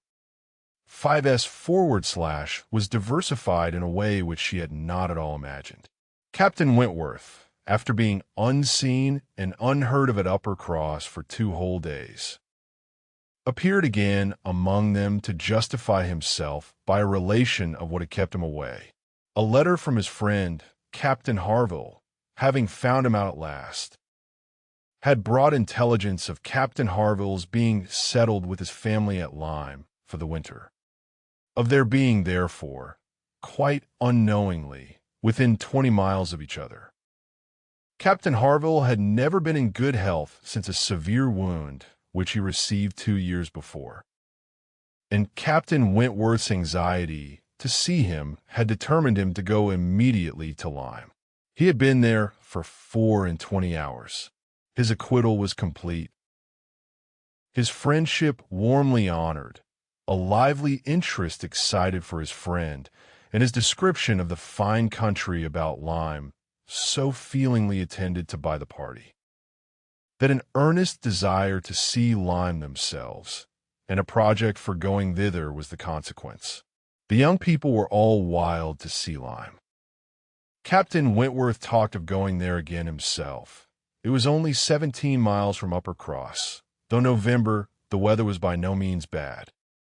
And, in short, Louisa, who was the most eager of the eager, having formed the resolution to go, and besides the pleasure of doing as she liked, being now armed with the idea of merit in maintaining her own way, bore down all the wishes of her father and mother for putting it off till summer. And to Lyme there would go Charles, Mary, and Henrietta, Louisa, and Captain Wentworth. The first heedless scheme had been to go in the morning and return at night, but to this Mr. Musgrove, for the sake of his horses, would not consent, and when it came to be rationally considered, a day in the middle of November would not leave much time for seeing a new place. After deducting 7 hours, as the nature of the country required, for going and returning. They were, consequently, to stay the night there and not to be expected back till the next day's dinner. This was felt to be a considerable amendment, and though they all met at the great house at rather an early breakfast hour and set off very punctually, it was so much past noon before the two carriages, Mr. Musgrove's coach containing the four ladies, and Charles's cockle, in which he drove Captain Wentworth, were descending the long hill into Lyme, and entering upon the still steeper street of the town itself, that it was very evident they would not have more than time for looking about them before the light and warmth of the day were gone.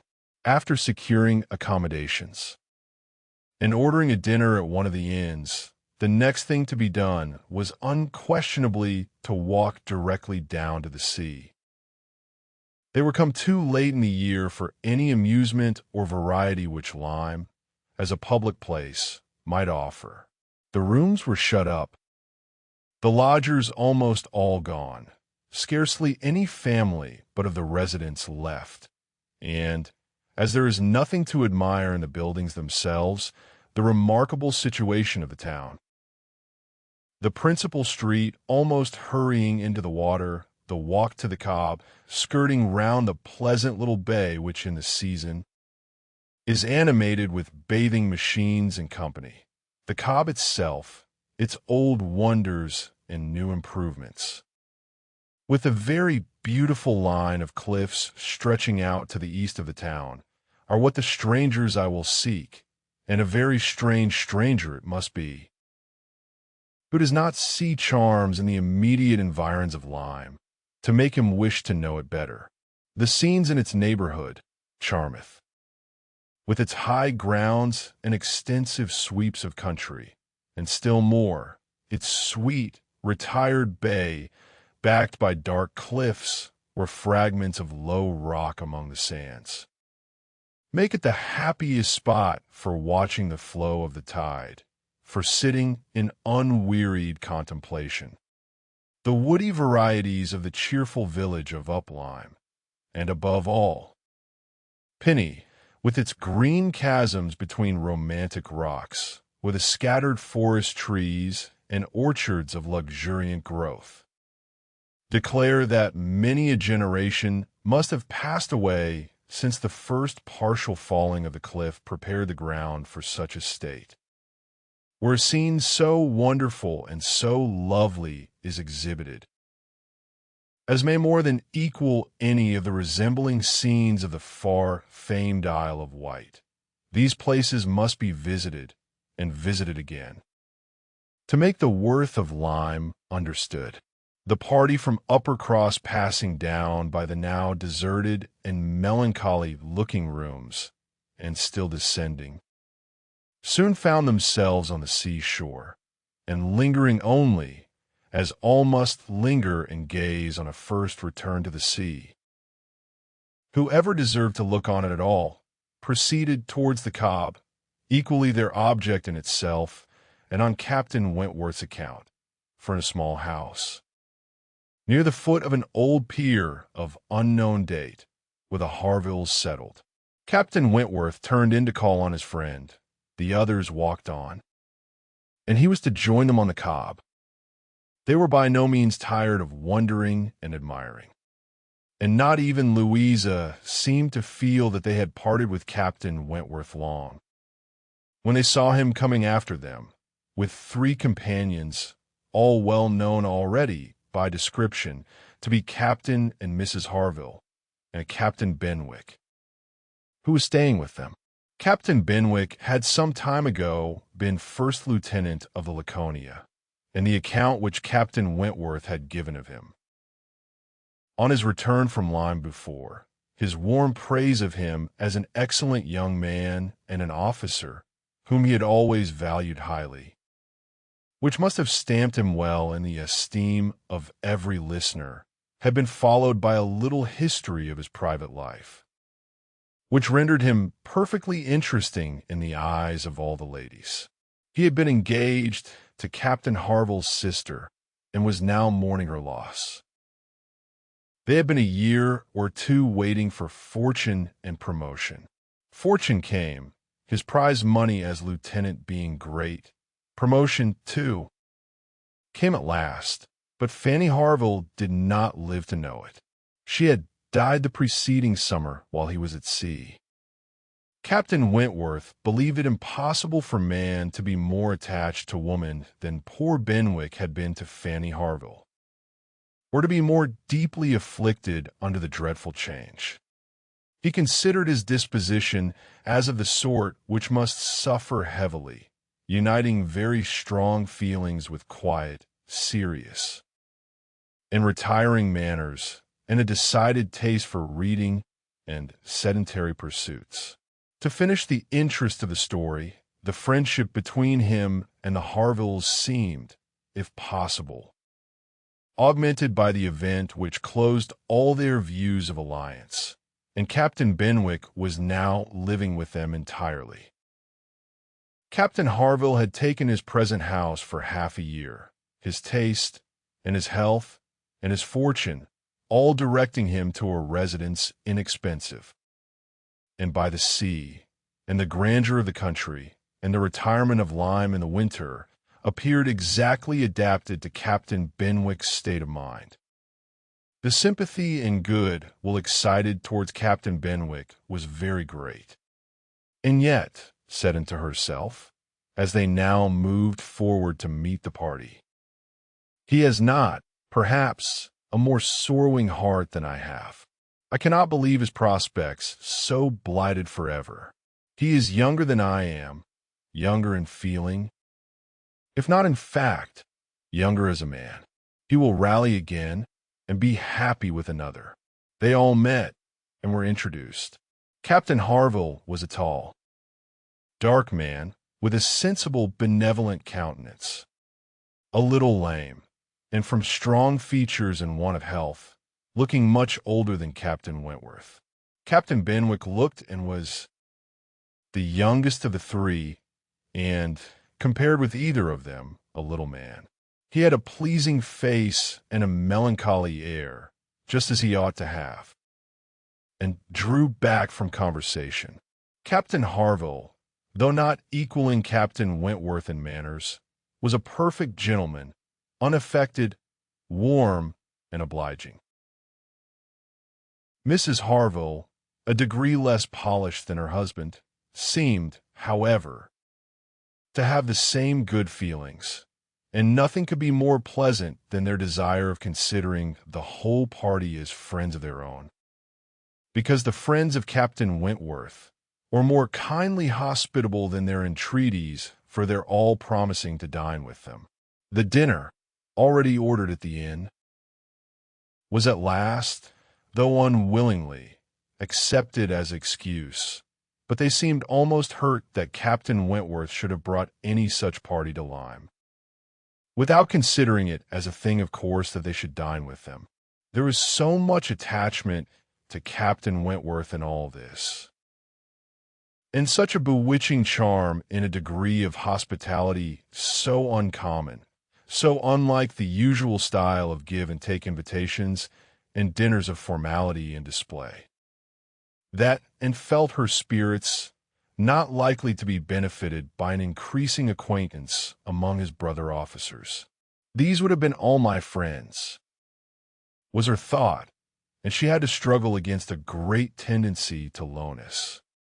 On quitting the Cobb, they all went indoors with their new friends, and found rooms so small as none but those who invite from the heart could think capable of accommodating so many, and had a moment's astonishment on the subject herself.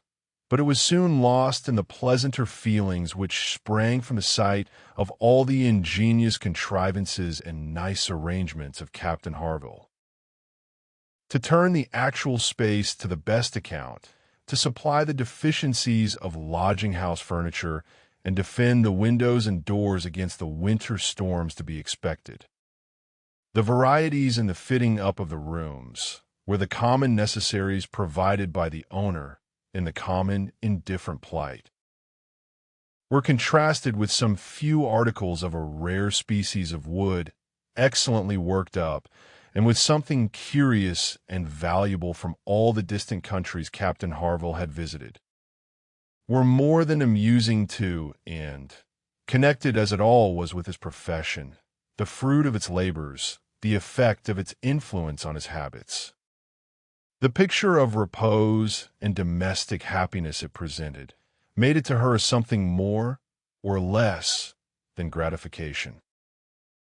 Captain Harville was no reader, but he contrived excellent accommodations and fashioned very pretty shelves for a tolerable collection of well-bound volumes, the property of Captain Benwick. His lameness prevented him from taking much exercise, but a mind of usefulness and ingenuity seemed to furnish him with constant employment within. He drew, he varnished, he carpentered, he glued, he made toys for the children. He fashioned new knitting needles and pins with improvements, and if everything else was done, sat down to his large fishing net at one corner of the room, and thought she left great happiness behind her when they quitted the house, and Louisa, by whom she found herself walking, burst forth into raptures of admiration and delight on the character of the Navy, their friendliness, their brotherliness, their openness, their uprightness, protesting that she was convinced of sailors having more worth and warmth than any other set of men in England, that they only knew how to live, and they only deserved to be respected and loved. They went back to dress and dine, and so well had the scheme answered already, that nothing was found amiss, though its being so entirely out of season, and the no thoroughfare of lime, and the no expectation of company, break time equals 0.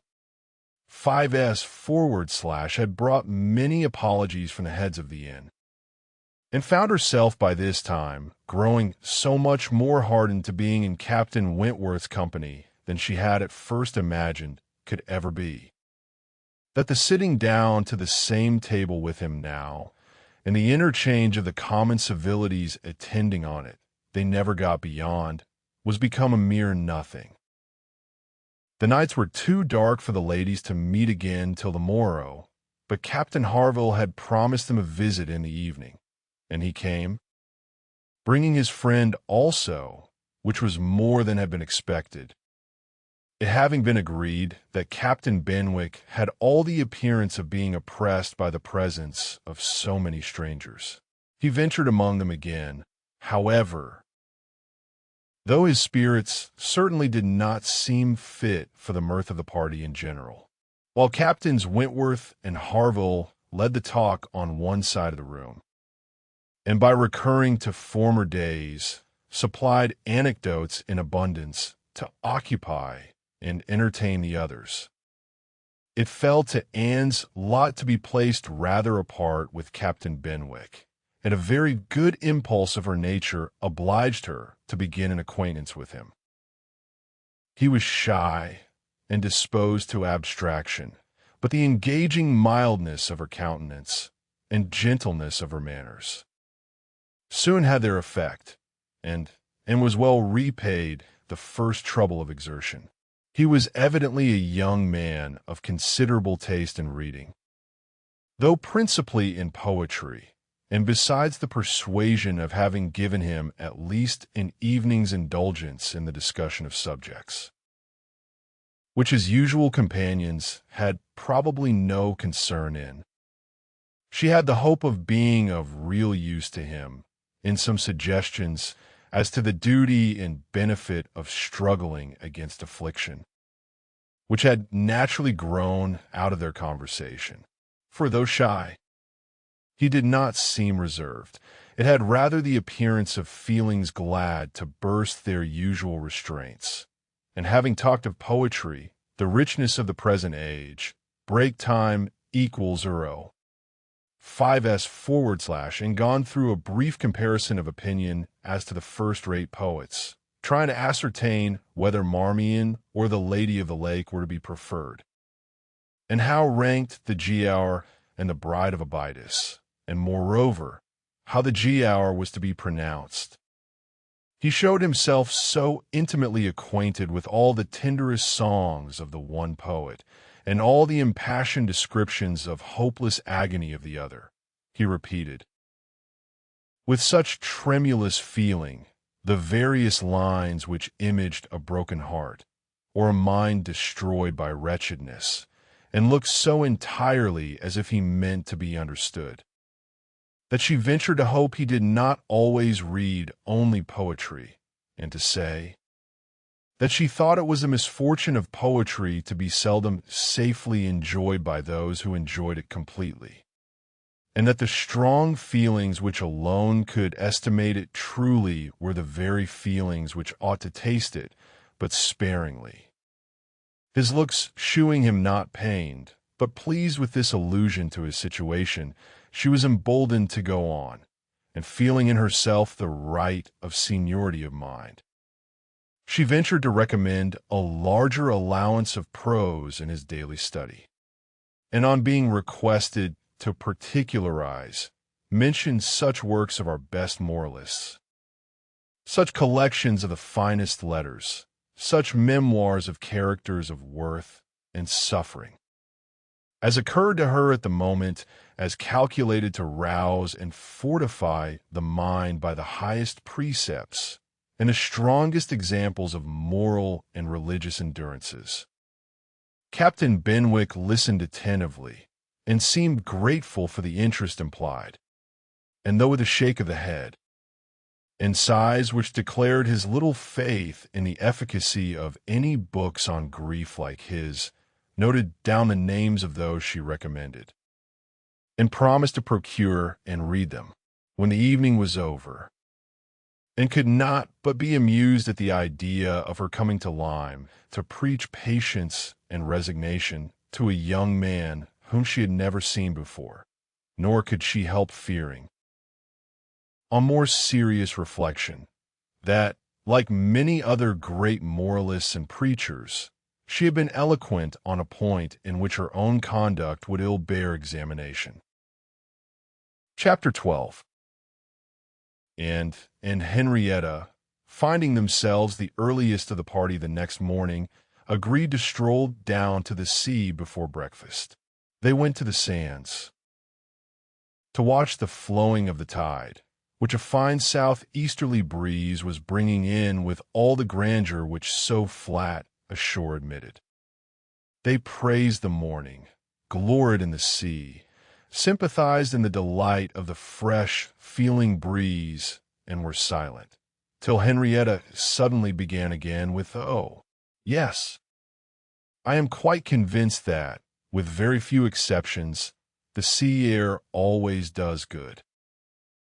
There can be no doubt of its having been of the greatest service to Dr. Shirley, after his illness, last spring 12-month.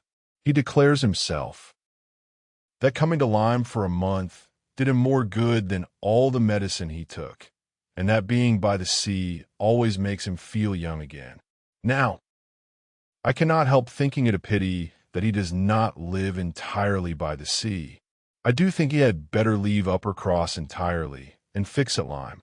Break time equals 0. 5s/. Do not you, Anne?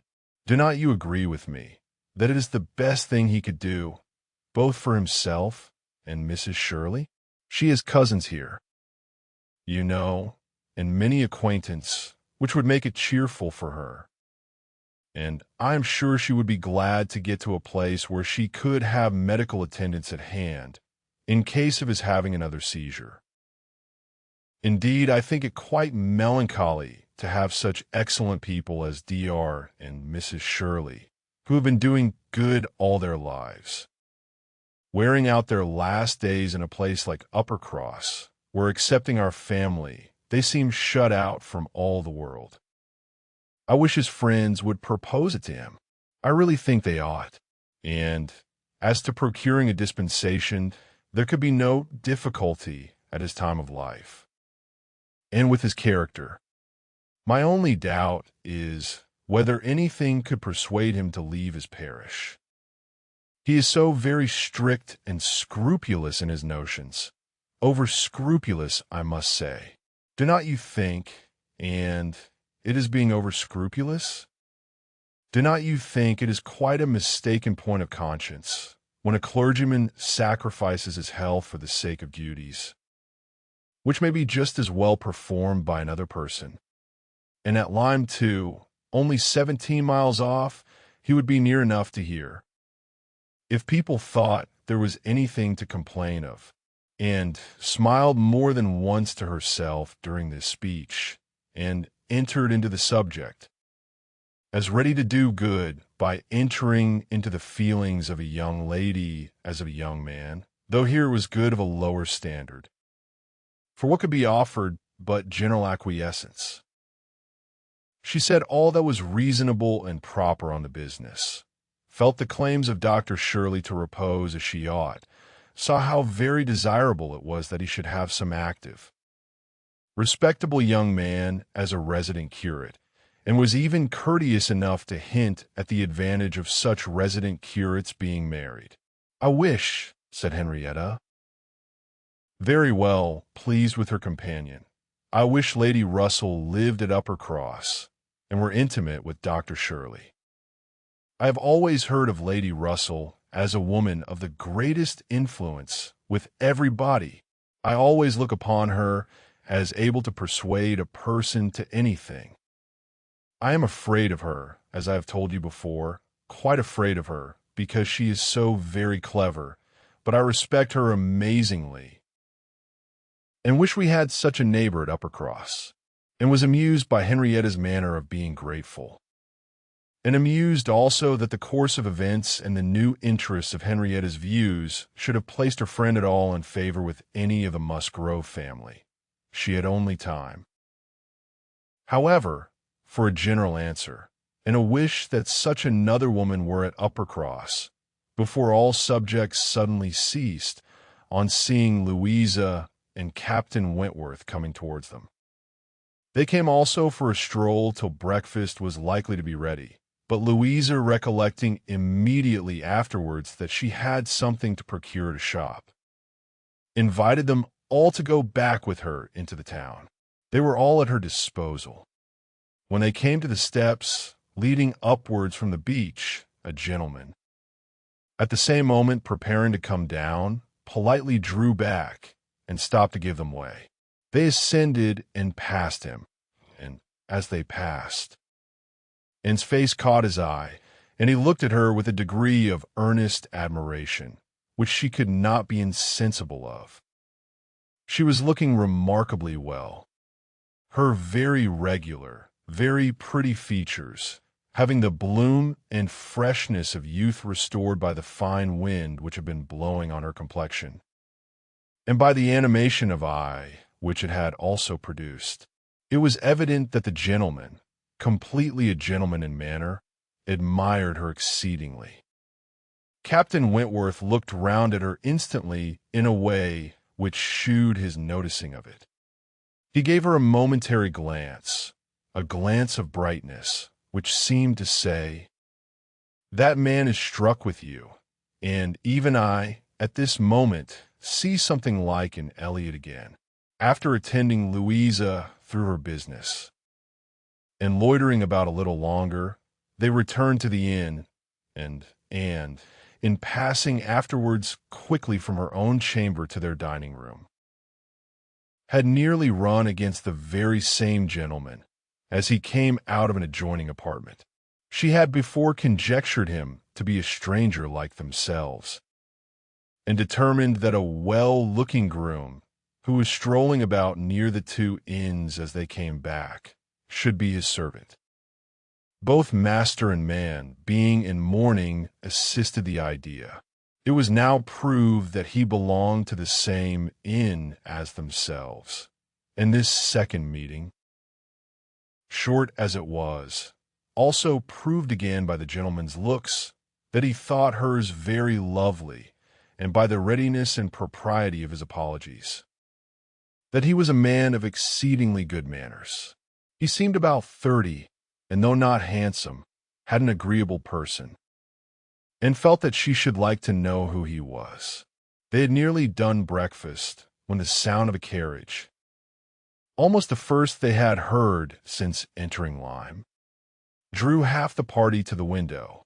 It was a gentleman's carriage, a coracle, but only coming round from the stable yard to the front door. Somebody must be going away. It was driven by a servant in mourning. The word coracle made Charles Musgrove jump up that he might compare it with his own. The servant in mourning roused Anne's curiosity, and the whole six were collected to look. By the time the owner of the coracle was to be seen issuing from the door amidst the bows and civilities of the household, and taking his seat to drive off. "Ah!" cried Captain Wentworth, instantly, and with half a glance at, and "it is the very man we passed." The Miss Musgroves agreed to it, and having all kindly watched him as far up the hill as they could, they returned to the breakfast table. The waiter came into the room soon afterwards. "Pray," said Captain Wentworth, immediately, "can you tell us the name of the gentleman who has just gone away?" "Yes, sir, a Mr. Elliot, a gentleman of large fortune, came in last night from Sidmouth. Dare say you heard the carriage, sir, while you were at dinner, and going on now for Crookherne, in his way to Bath and London." Elliot! Many had looked on each other, and many had repeated the name, before all this had been got through, even by the smart rapidity of a waiter. "Bless me!" cried Mary. "It must be our cousin. It must be our Mr. Elliot. It must indeed. Charles, and must not it? In mourning, you see, just as our Mr. Elliot must be. How very extraordinary! In the very same inn with us. And must not it be our Mr. Elliot, my father's next heir? Pray, sir," turning to the waiter, "did not you hear, did not his servant say whether he belonged to the Kellynch family?" "No, ma'am. He did not mention no particular family, but he said his master was a very rich gentleman, and would be a baronet some day." "There, you see," cried Mary in an ecstasy, "just as I said, heir to Sir Walter Elliot. I was sure that would come out if it was so. Depend upon it, that is a circumstance which his servants take care to publish wherever he goes. But, and only conceive how extraordinary. I wish I had looked at him more. I wish we had been aware in time who it was, that he might have been introduced to us. What a pity that we should not have been introduced to each other. Do you think he had the Elliot countenance? I hardly looked at him. I was looking at the horses, but I think he had something of the Elliot countenance. I wonder the arms did not strike me. Oh! The great coat was hanging over the panel, and hid the arms, so it did. Otherwise, I am sure, I should have observed them. And the livery, too. If the servant had not been in mourning, one should have known him by the livery. Putting all these very extraordinary circumstances together, said Captain Wentworth, we must consider it to be the arrangement of Providence that you should not be introduced to your cousin when she could command Mary's attention, and quietly tried to convince her that their father and Mr. Elliot had not, for many years, been on such terms as to make the power of attempting an introduction at all desirable. At the same time, however, it was a secret gratification to herself to have seen her cousin, and to know that the future owner of Kellynch was undoubtedly a gentleman, and had an air of good sense. She would not, upon any account, mention her having met with him the second time. Luckily, Mary did not much attend to their having passed close by him in their earlier walk, but she would have felt quite ill-used by Anne's having actually run against him in the passage, and received his very polite excuses, while she had never been near him at all. No, that cousinly little interview must remain a perfect secret. Of course, said Mary, you will mention our seeing Mr. Elliot, the next time you write to Bath. I think my father certainly ought to hear of it. Do mention all about him." And avoided a direct reply. But it was just the circumstance which she considered as not merely unnecessary to be communicated, but as what ought to be suppressed. The offense which had been given her father many years back. She knew Elizabeth's particular share in it, she suspected, and that Mr. Elliot's idea always produced irritation in both was beyond a doubt. Mary never wrote to Bath herself. All the toil of keeping up a slow and unsatisfactory correspondence with Elizabeth fell on Anne. Breakfast had not been long over, when they were joined by Captain and Mrs. Harville and Captain Benwick, with whom they had appointed to take their last walkabout Lyme. They ought to be setting off for Uppercross by 1, and in the meanwhile were to be all together and out of doors as long as they could, and found Captain Benwick getting near her as soon as they were all fairly in the street. Their conversation the preceding evening did not disincline him to seek her again, and they walked together some time, talking as before of Mr. Scott and Lord Byron. And still as unable as before, and as unable as any other two readers, to think exactly alike of the merits of either, till something occasioned an almost general change amongst their party, and instead of Captain Benwick, she had Captain Harville by her side. "Miss Elliot," said he, speaking rather low, "you have done a good deed in making that poor fellow talk so much. I wish he could have such company oftener. It is bad for him, I know, to be shut up as he is, but what can we do? We cannot part." "No," said Anne, "that I can easily believe to be impossible, but in time, perhaps we know what time does in every case of affliction, and you must remember, Captain Harville, that your friend may yet be called a young mourner only last summer, I understand." True enough," with a deep sigh, "only June. And not known to him, perhaps, so soon. Not till the first week of August, when he came home from the Cape, just made into the Grappler. I was at Plymouth dreading to hear of him. He sent in letters, but the Grappler was under orders for Portsmouth. There the news must follow him. But who was to tell it? Not I. I would as soon have been run up to the yardarm. Nobody could do it. But that good fellow, pointing to Captain Wentworth. The Laconia had come into Plymouth the week before. No danger of her being sent to sea again. He stood his chance for the rest, wrote up for leave of absence, but without waiting the return, traveled night and day till he got to Portsmouth. Rode off to the Grappler that instant, and never left the poor fellow for a week. That's what he did, and nobody else could have saved poor James. You may think, Miss Elliot, whether he is dear to us, and did think on the question with perfect decision, and said as much in reply as her own feeling could accomplish, or as it seemed able to bear, for he was too much affected to renew the subject. And when he spoke again, it was of something totally different.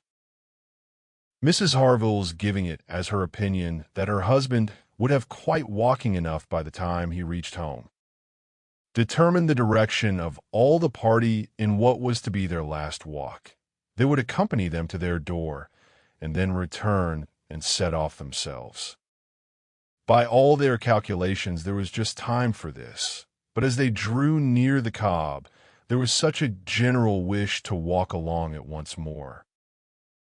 All were so inclined, and Louisa soon grew so determined that the difference of a quarter of an hour, it was found, would be no difference at all.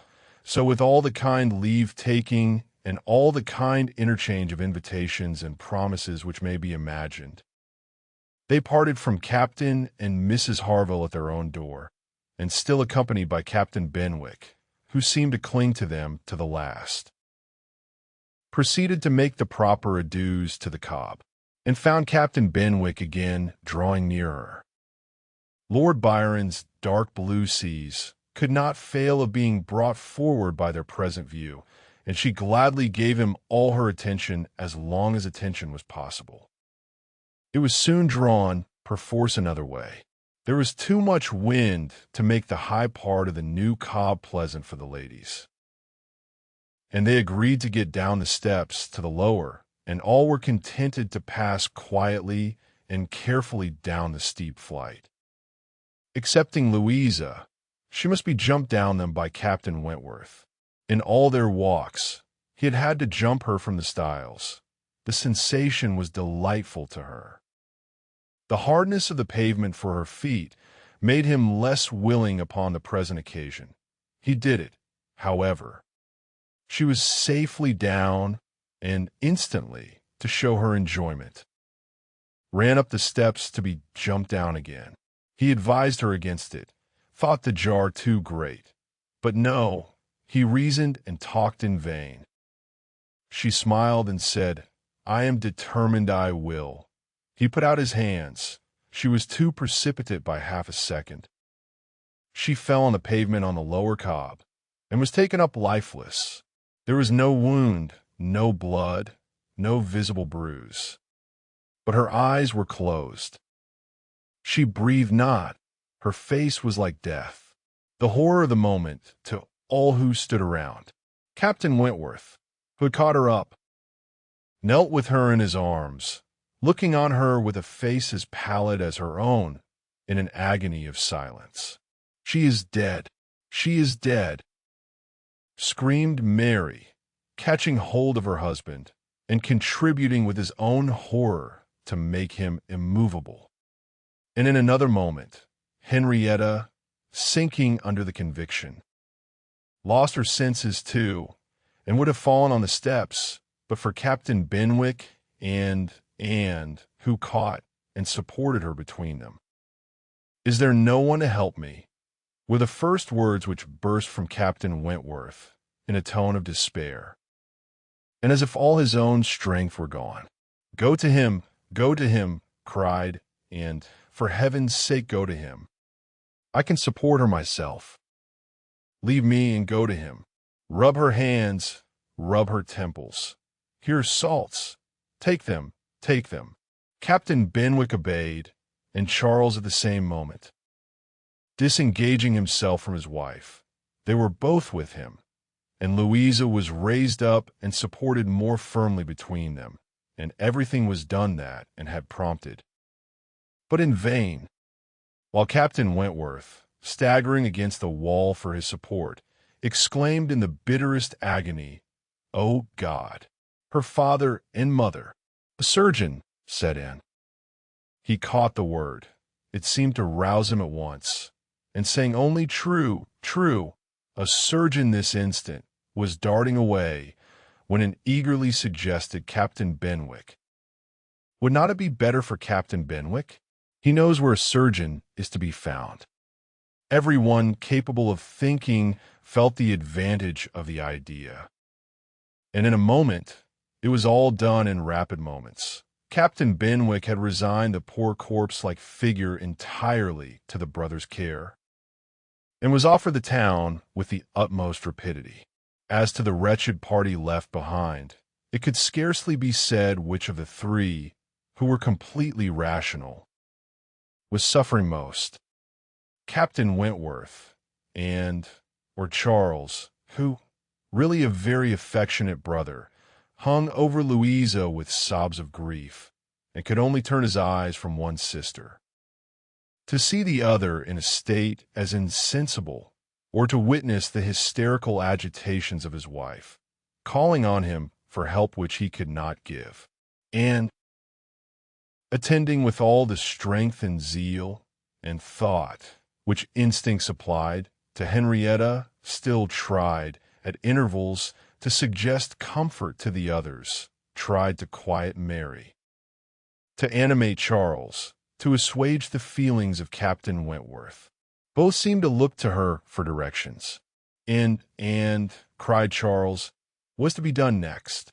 What, in heaven's name, is to be done next? Captain Wentworth's eyes were also turned towards her. Had not she better be carried to the inn? Yes, I am sure. Carry her gently to the inn. Yes, yes, to the inn, repeated Captain Wentworth, comparatively collected and eager to be doing something. I will carry her myself. Musgrove, take care of the others.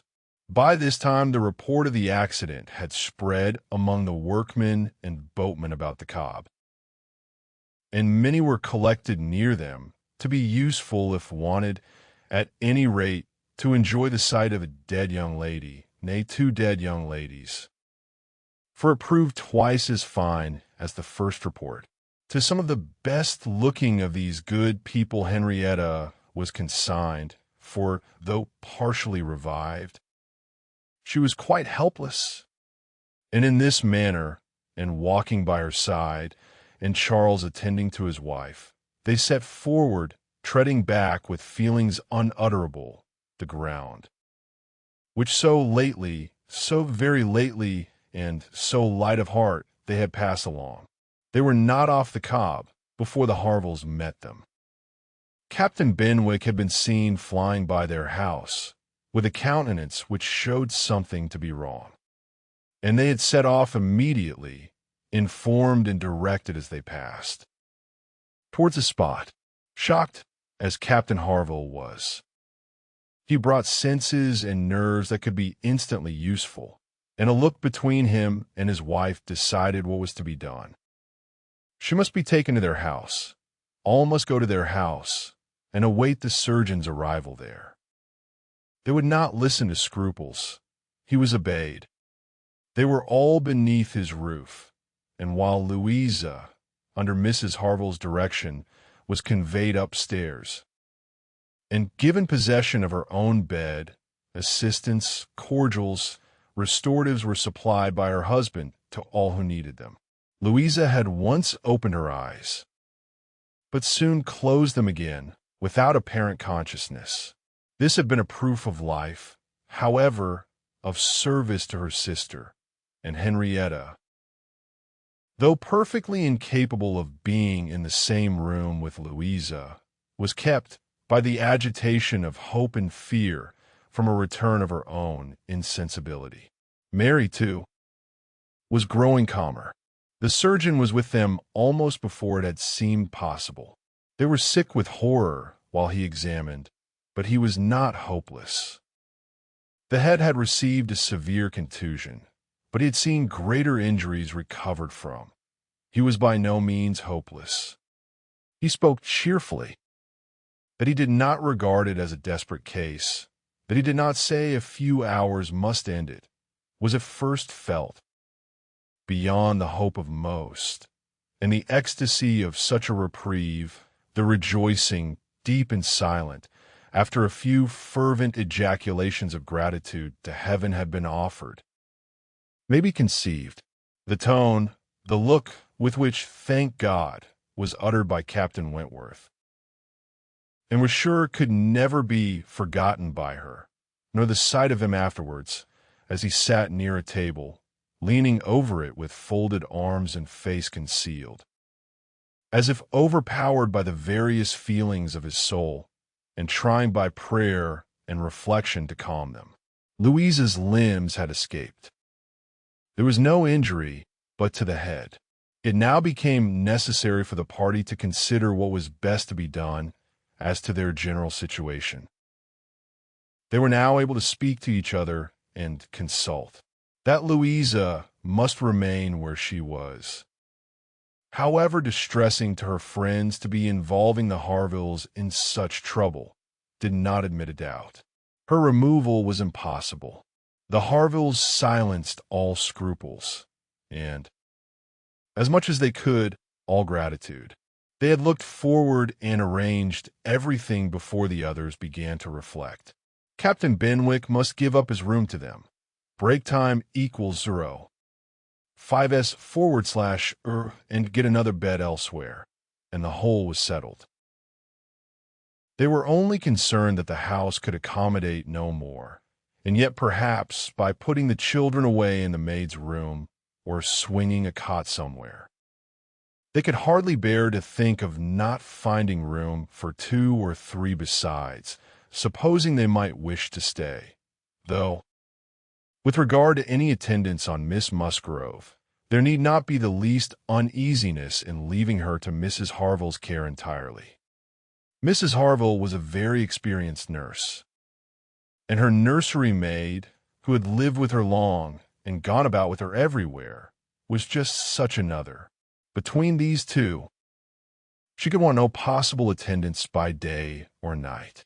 And all this was said with a truth and sincerity of feeling irresistible. Charles, Henrietta, and Captain Wentworth were the 3 in consultation, and for a little while it was only an interchange of perplexity and terror. Uppercross. The necessity of someone's going to Uppercross, the news to be conveyed, how it could be broken to Mr. and Mrs. Musgrove, the lateness of the morning, an hour already gone since they ought to have been off, the impossibility of being in tolerable time. At first, they were capable of nothing more to the purpose than such exclamations, but after a while, Captain Wentworth, exerting himself, said, "We must be decided, and without the loss of another minute. Every minute is valuable. Someone must resolve on being off for Uppercross instantly. Musgrove, either you or I must go." Charles agreed, but declared his resolution of not going away. It would be as little encumbrance as possible to Captain and Mrs. Harville, but as to leaving his sister in such a state, he neither ought nor would. So far it was decided, and Henrietta at first declared the same.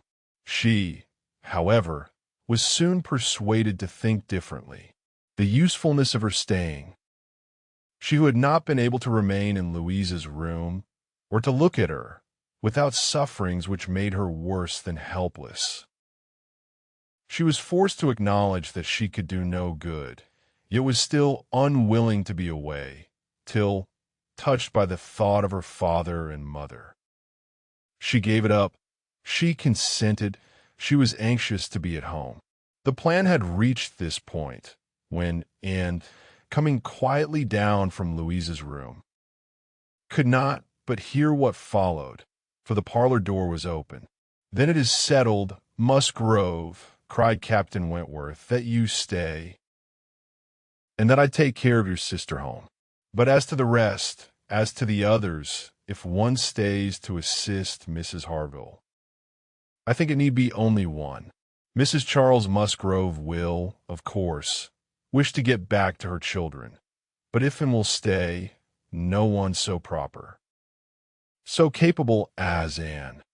She paused a moment to recover from the emotion of hearing herself so spoken of. The other 2 warmly agreed with what he said, and she then appeared. "You will stay, I am sure. You will stay and nurse her," cried he, turning to her and speaking with a glow and yet a gentleness, which seemed almost restoring the past. She colored deeply, and he recollected himself and moved away.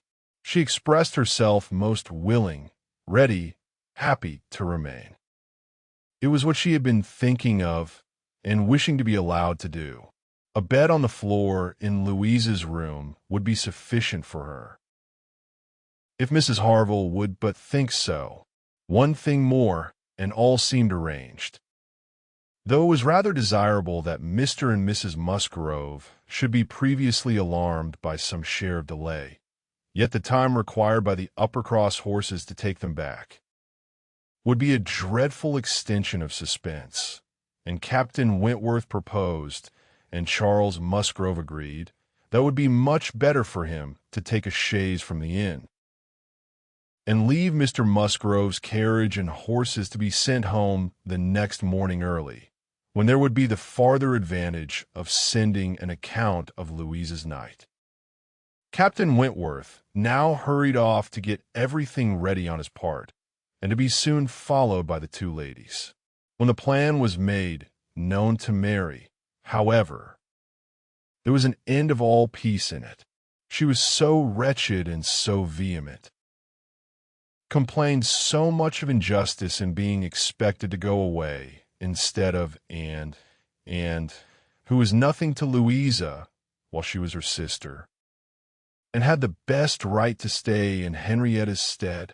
Why was not she to be as useful as Anne, and to go home without Charles, too, without her husband?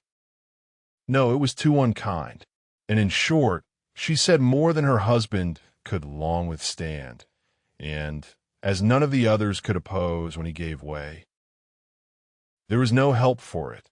The change of Mary for Anne was inevitable, and had never submitted more reluctantly to the jealous and ill-judging claims of Mary. But so it must be, and they set off for the town, Charles taking care of his sister and Captain Benwick attending to her. She gave a moment's recollection, as they hurried along, to the little circumstances which the same spots had witnessed earlier in the morning. There she had listened to Henrietta's schemes for Dr. Shirley's leaving Uppercross. Farther on, she had first seen Mr. Elliot. A moment seemed all that could now be given to any one but Louisa or those who were wrapped up in her welfare. Captain Benwick was most considerately attentive to her, and, united as they all seemed by the distress of the day, she felt an increasing degree of goodwill towards him, and a pleasure even in thinking that it might, perhaps, be the occasion of continuing their acquaintance. Captain Wentworth was on the watch for them, and a chaise and four in waiting, stationed for their convenience in the lowest part of the street. But his evident surprise and vexation at the substitution of one sister for the other, the change in his countenance, the astonishment, the expressions begun and suppressed with which Charles was listened to, made but a mortifying reception of Anne, or must at least convince her that she was valued only as she could be useful to Louisa. She endeavored to be composed, and to be just. Without emulating the feelings of an Emma towards her Henry, she would have attended on Louisa with a zeal above the common claims of regard, for his sake, and she hoped he would not long be so unjust as to suppose she would shrink unnecessarily from the office of a friend. In the meanwhile, she was in the carriage. He had handed them both in and placed himself between them. And in this manner, under these circumstances, full of astonishment and emotion too, Anne, she quitted Lyme. How the long stage would pass, how it was to affect their manners, what was to be their sort of intercourse, she could not foresee. It was all quite natural. However, he was devoted to Henrietta, always turning towards her, and when he spoke at all, always with the view of supporting her hopes and raising her spirits. In general, his voice and manner were studiously calm. To spare Henrietta from agitation seemed the governing principle. Once only, when she had been grieving over the last ill-judged, ill-fated walk to the Cobb, bitterly lamenting that it ever had been thought of, he burst forth, as if wholly overcome. "Don't talk of it, don't talk of it," he cried. "O God, that I had not given way to her at the fatal moment, had I done as I ought, but so eager and so resolute, dear, sweet Louisa," and wondered whether it ever occurred to him now to question the justness of his own previous opinion as to the universal felicity and advantage of firmness of character, and whether it might not strike him that, like all other qualities of the mind, it should have its proportions and limits. She thought it could scarcely escape him to feel that a persuadable temper might sometimes be as much in favor of happiness as a very resolute character. They got on fast, and was astonished to recognize the same hills and the same objects so soon. Their actual speed, heightened by some dread of the conclusion, made the road appear but half as long as on the day before. It was growing quite dusk, however, before they were in the neighborhood of Uppercross, and there had been total silence among them for some time, Henrietta leaning back in the corner with a shawl over her face, giving the hope of her having cried herself to sleep, when, as they were going up their last hill, and found herself all at once addressed by Captain Wentworth. In a low, cautious voice he said, "I have been considering what we had best do. She must not appear at first. She cannot stand it. I have been thinking whether you had not better remain in the carriage with her, while I go in and break it to Mr. and Mrs. Musgrove. Do you think this is a good plan?" She did. He was satisfied, and said no more. But the remembrance of the appeal remained a pleasure to her. As a proof of friendship and of deference for her judgment, a great pleasure, and when it became a sort of parting proof, its value did not lessen. When the distressing communication at Uppercross was over, and he had seen the father and mother quite as composed as could be hoped, and the daughter all the better for being with them, he announced his intention of returning in the same carriage to Lyme, and when the horses were baited, break time equals 0. 5s/he was off. End of Volume 1. Chapter 13. The remainder of Anne's time at Uppercross, comprehending only 2 days, was spent entirely at the mansion house, and she had the satisfaction of knowing herself extremely useful there, both as an immediate companion and as assisting in all those arrangements for the future which, in Mr. and Mrs. Musgrove's distressed state of spirits, would have been difficulties. They had an early account from Lyme the next morning. Louisa was much the same. No symptoms worse than before had appeared.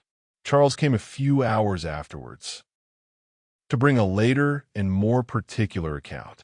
He was tolerably cheerful. A speedy cure must not be hoped, but everything was going on as well as the nature of the case admitted. In speaking of the Harvilles, he seemed unable to satisfy his own sense of their kindness, especially of Mrs. Harville's exertions as a nurse. She really left nothing for Mary to do. He and Mary had been persuaded to go early to their inn last night. Mary had been hysterical again this morning. When he came away, she was going to walk out with Captain Benwick, which he hoped would do her good. He almost wished she had been prevailed on to come home the day before, but the truth was that Mrs. Harville left nothing for anybody to do. Charles was to return to Lyme the same afternoon, and his father had at first half a mind to go with him, but the ladies could not consent. It would be going only to multiply trouble to the others and increase his own distress, and a much better scheme followed and was acted upon. A chaise was sent for from Crookherne, and Charles conveyed back a far more useful person in the old nursery maid of the family, one who, having brought up all the children and seen the very last, the lingering and long-petted Master Harry, sent to school after his brothers, was now living in her deserted nursery to mend stockings and dress all the blains and bruises she could get near her, and who, consequently, was only too happy in being allowed to go and help nurse dear Miss Louisa. Vague wishes of getting Sarah thither had occurred before to Mrs. Musgrove and Henrietta, but without, and it would hardly have been resolved on and found practicable so soon. They were indebted the next day to Charles Hayter for all the minute knowledge of Louisa, which it was so essential to obtain every 24 hours. He made it his business to go to Lyme, and his account was still encouraging. The intervals of sense and consciousness were believed to be stronger. Every report agreed in Captain Wentworth's appearing fixed in Lyme, and was to leave them on the morrow, an event which they all dreaded. What should they do without her? They were wretched comforters for one another. And so much was said in this way, that in thought she could not do better than impart among them the general inclination to which she was privy, and persuaded them all to go to Lyme at once. She had little difficulty. It was soon determined that they would go to Morro, fix themselves at the inn, or get into lodgings, as it suited, and there remain till dear Louisa could be moved. They must be taking off some trouble from the good people she was with. They might at least relieve Mrs. Harville from the care of her own children, and in short, they were so happy in the decision and was delighted with what she had done, and felt that she could not spend her last morning at Uppercross better than in assisting their preparations, and sending them off at an early hour. Though her being left to the solitary range of the house was the consequence. She was the last, excepting the little boys at the cottage. She was the very last. The only remaining one of all that had filled and animated both houses, of all that had given Uppercross its cheerful character. A few days had made a change indeed. If Louisa recovered, it would all be well again. More than former happiness would be restored. There could not be a doubt, to her mind there was none, of what would follow her recovery. A few months hence, and the room now so deserted, occupied but by her silent, pensive self, might be filled again with all that was happy and gay, all that was glowing and bright in prosperous love, all that was most unlike Anne Elliot. An hour's complete leisure for such reflections as these on a dark November day. A small thick rain almost blotting out the very few objects ever to be discerned from the windows. Break time equals 0. 5s/ was enough to make the sound of Lady Russell's carriage exceedingly welcome, and yet, though desirous to be gone, she could not quit the mansion house, or look in adieu to the cottage, with its black, dripping, and comfortless veranda, or even notice through the misty glasses the last humble tenements of the village. Without a saddened heart, scenes had passed in Uppercross which made it precious. It stood the record of many sensations of pain, once severe, but now softened, and of some instances of relenting feeling, some breathings of friendship and reconciliation which could never be looked for again, and which could never cease to be dear. She left it all behind her, all but the recollection that such things had been, and had never entered Kellynch since her quitting Lady Russell's house in September. It had not been necessary, and the few occasions of its being possible for her to go to the hall she had contrived to evade and escape from. Her first return was to resume her place in the modern and elegant apartments of the lodge, and to gladden the eyes of its mistress. There was some anxiety mixed with Lady Russell's joy in meeting her. She knew who had been frequenting Uppercross, but happily either and was improved in plumpness and looks, or Lady Russell fancied her so, and, in receiving her compliments on the occasion, had the amusement of connecting them with the silent admiration of her cousin, and of hoping that she was to be blessed with a second spring of youth and beauty. When they came to converse, she was soon sensible of some mental change, the subjects of which her heart had been full on leaving Kellynch, and which she had felt slighted and been compelled to smother among the Musgroves. Break time equals 0. 5s/ were now become but of secondary interest. She had lately lost sight even of her father and sister in Bath.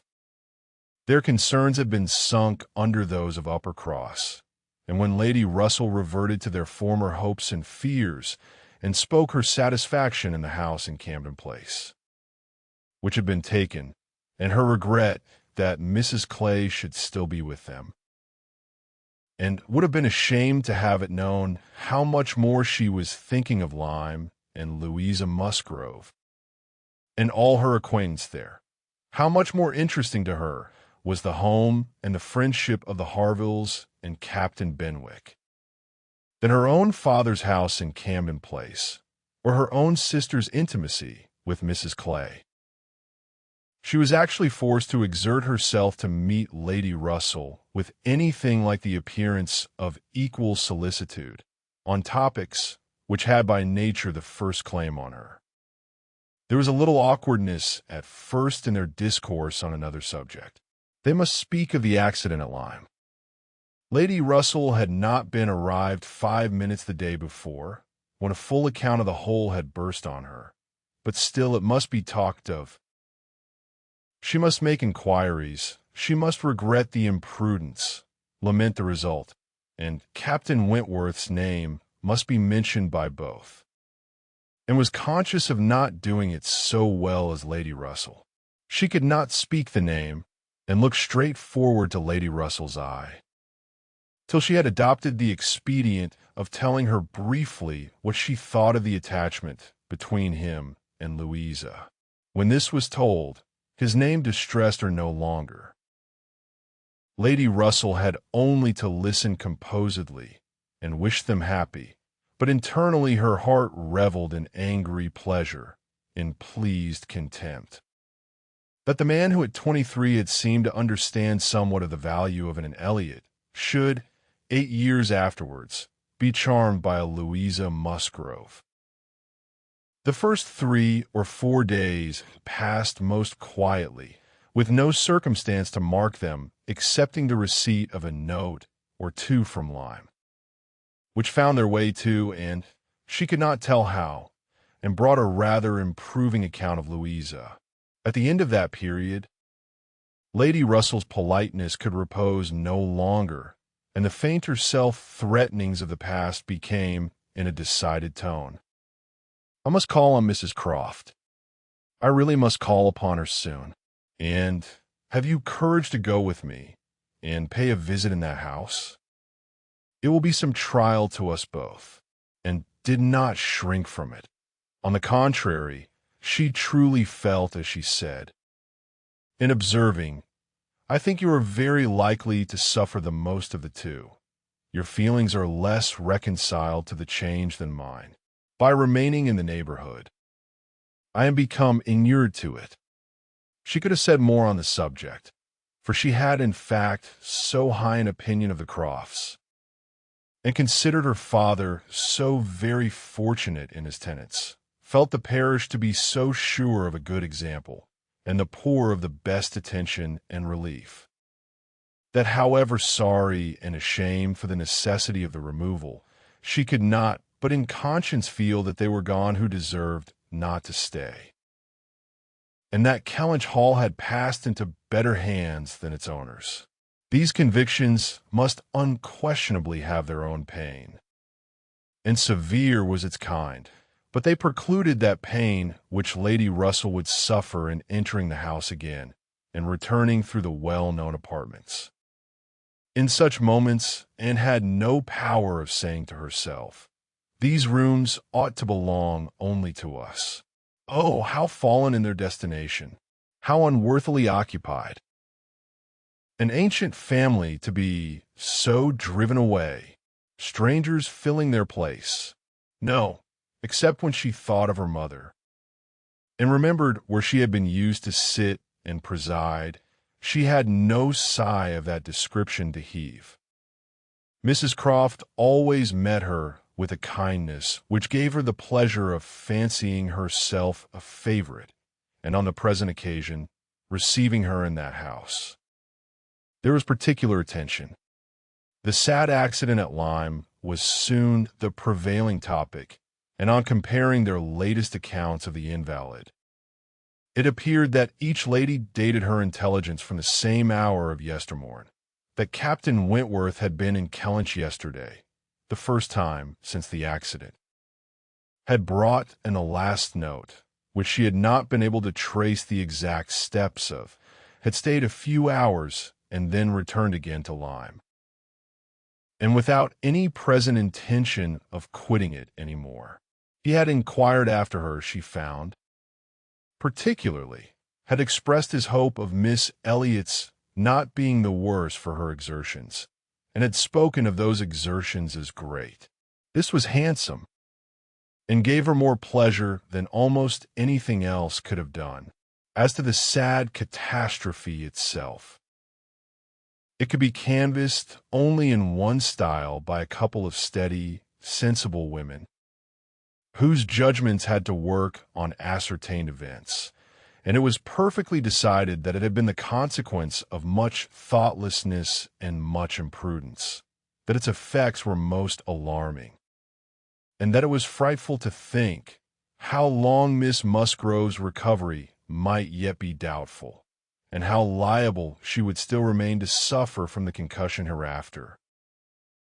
The Admiral wound up summarily by exclaiming, "Aye, a very bad business indeed.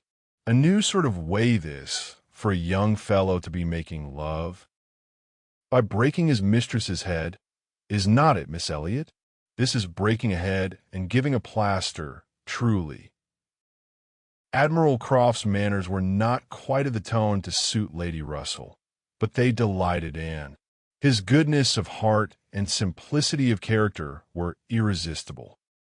"Now, this must be very bad for you," said he, suddenly rousing from a little reverie, "to be coming and finding us here. I had not recollected it before, I declare, but it must be very bad. But now, do not stand upon ceremony. Get up and go over all the rooms in the house if you like it." "Another time, sir. I thank you, not now." "Well, whenever it suits you. You can slip in from the shrubbery at any time. And there you will find we keep our umbrellas hanging up by that door. A good place is not it. But," checking himself, "you will not think it a good place, for yours were always kept in the butler's room. Aye, so it always is, I believe. One man's ways may be as good as another's, but we all like our own best. And so you must judge for yourself whether it would be better for you to go about the house or not." And, finding she might decline it, did so very gratefully. "We have made very few changes either," continued the Admiral, after thinking a moment. "Very few. We told you about the laundry door at Uppercross. That has been a very great improvement. The wonder was how any family upon earth could bear with the inconvenience of its opening as it did so long. You will tell Sir Walter what we have done, and that Mr. Shepherd thinks it the greatest improvement the house ever had. Indeed, I must do ourselves the justice to say that the few alterations we have made have been all very much for the better. My wife should have the credit of them, however. I have done very little besides sending away some of the large looking-glasses from my dressing-room, which was your father's. A very good man, and very much the gentleman, I am sure.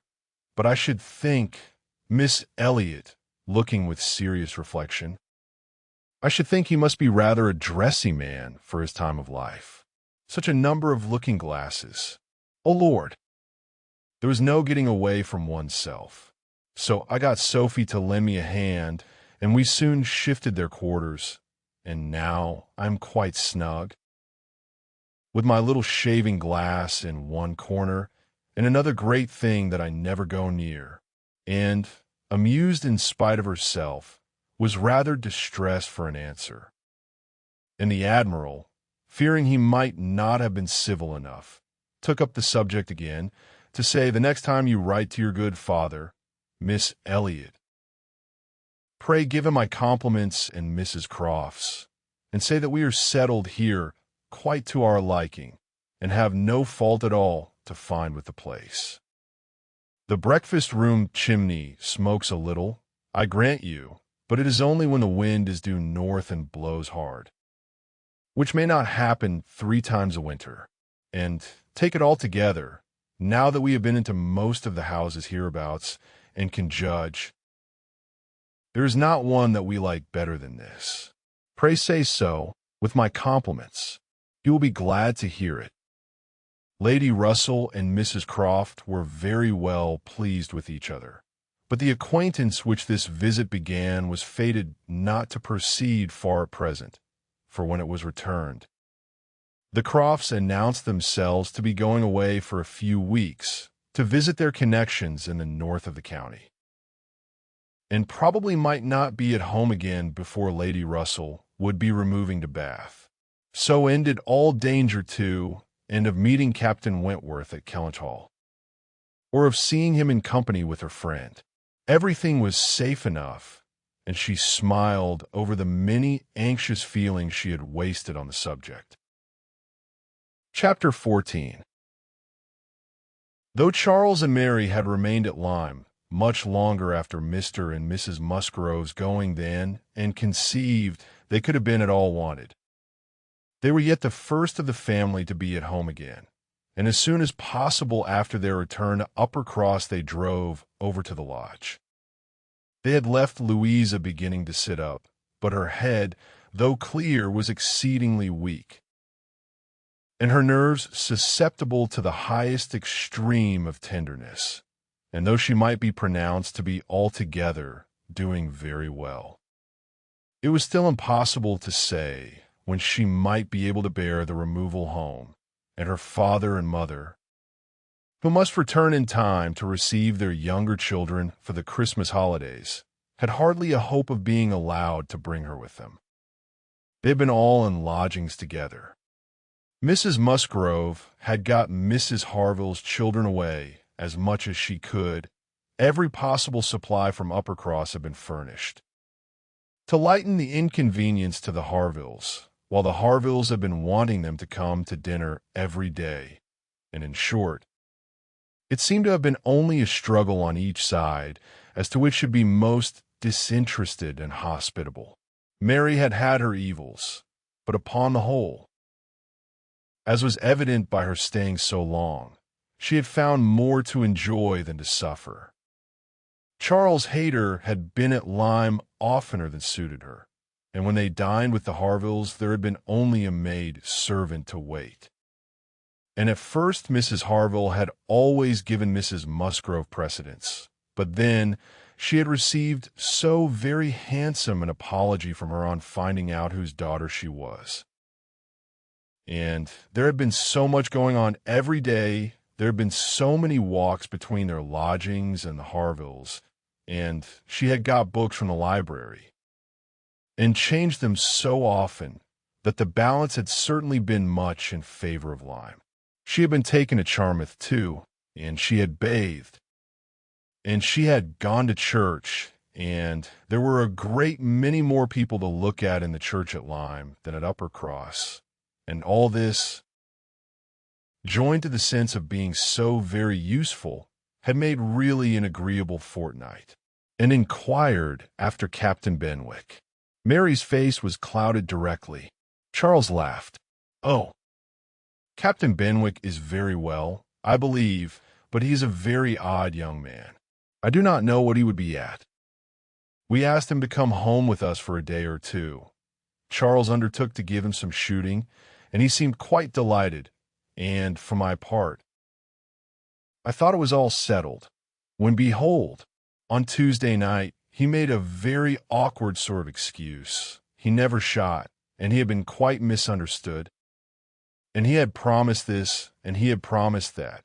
And the end of it was, I found that he did not mean to come. I suppose he was afraid of finding it dull. But upon my word, I should have thought we were lively enough at the cottage for such a heartbroken man as Captain Benwick. Break time equals 0. 5s/ Charles laughed again and said, "Now, Mary, you know very well how it really was. It was all your doing," turning to Anne. "He fancied that if he went with us, he should find you close by. He fancied everybody to be living in Uppercross, and when he discovered that Lady Russell lived 3 miles off, his heart failed him, and he had not courage to come. That is the fact, upon my honor. Mary knows it is.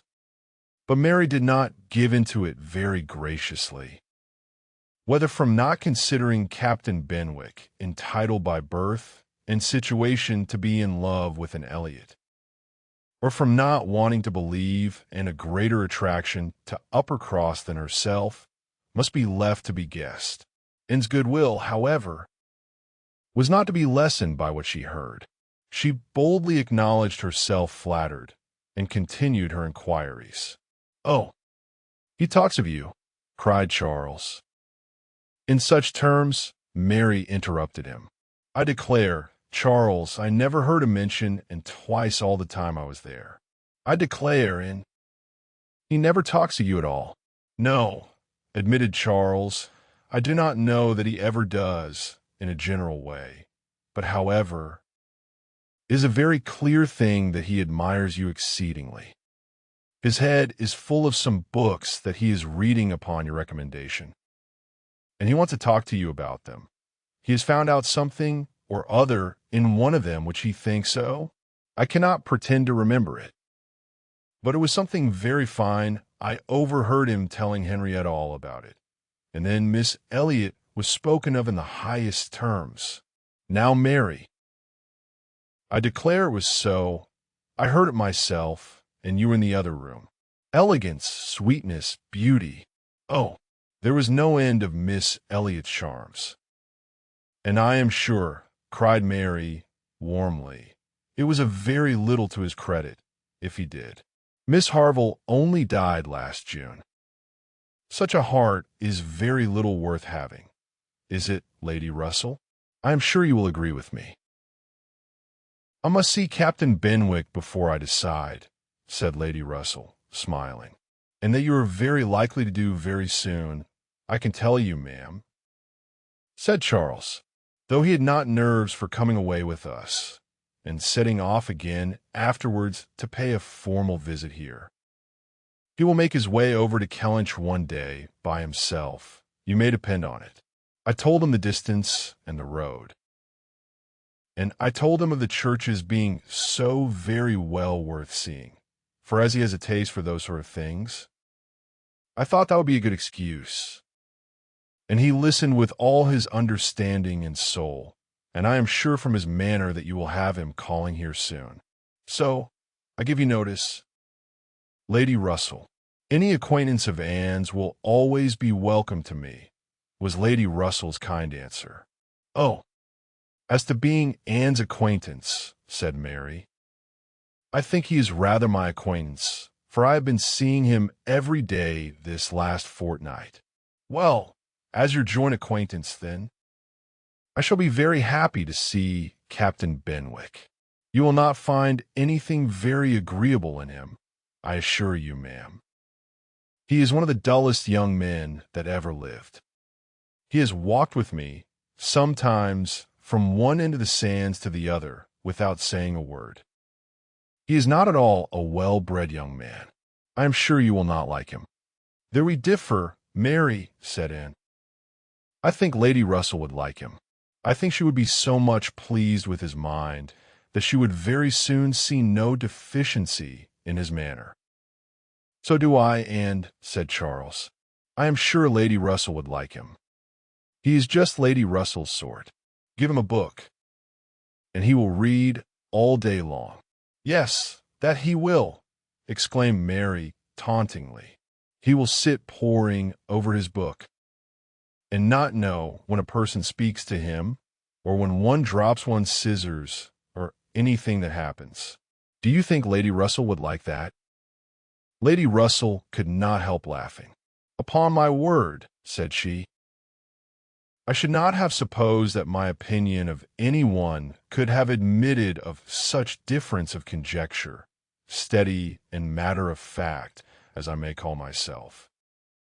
I have really a curiosity to see the person who can give occasion to such directly opposite notions. I wish he may be induced to call here. And when he does, Mary, you may depend upon hearing my opinion, but I am determined not to judge him beforehand. You will not like him. I will answer for it." Lady Russell began talking of something else. Mary spoke with animation of their meeting with, or rather missing, Mr. Elliot so extraordinarily. "He is a man," said Lady Russell, "whom I have no wish to see. His declining to be on cordial terms with the head of his family has left a very strong impression in his disfavor with me." This decision checked Mary's eagerness and stopped her short in the midst of the Elliot countenance. With regard to Captain Wentworth, though, and hazarded no inquiries, there was voluntary communication sufficient. His spirits had been greatly recovering lately, as might be expected, as Louisa improved. He had improved, and he was now quite a different creature from what he had been the first week. He had not seen Louisa, and was so extremely fearful of any ill consequence to her from an interview that he did not press for it at all, and, on the contrary, seemed to have a plan of going away for a week or 10 days, till her head was stronger. He had talked of going down to Plymouth for a week, and wanted to persuade Captain Benwick to go with him, but, as Charles maintained to the last, Captain Benwick seemed much more disposed to ride over to Kellynch. There can be no doubt that Lady Russell and were both occasionally thinking of Captain Benwick.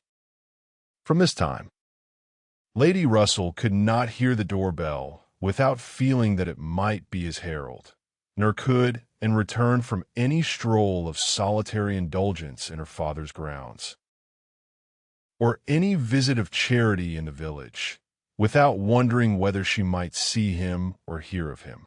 Captain Benwick came not, however. He was either less disposed for it than Charles had imagined, or he was too shy, and after giving him a week's indulgence, Lady Russell determined him to be unworthy of the interest which he had been beginning to excite. The Musgroves came back to receive their happy boys and girls from school, bringing with them Mrs. Harville's little children to improve the noise of Uppercross and lessen that of Lyme. Henrietta remained with Louisa, but all the rest of the family were again in their usual quarters. Lady Russell and paid their compliments to them once, when and could not but feel that Uppercross was already quite alive again, though neither Henrietta, nor Louisa, nor Charles Hayter, nor Captain Wentworth were there. Break time equals 0. 5s/, the room presented as strong a contrast as could be wished to the last state she had seen in. Immediately surrounding Mrs. Musgrove were the little Harvilles, whom she was sedulously guarding from the tyranny of the 2 children from the cottage, expressly arrived to amuse them. On one side was a table occupied by some chattering girls cutting up silk and gold paper, and on the other were trestles and trays. Bending under the weight of brawn and cold pies, where riotous boys were holding high revel, the whole completed by a roaring Christmas fire, which seemed determined to be heard, in spite of all the noise of the others.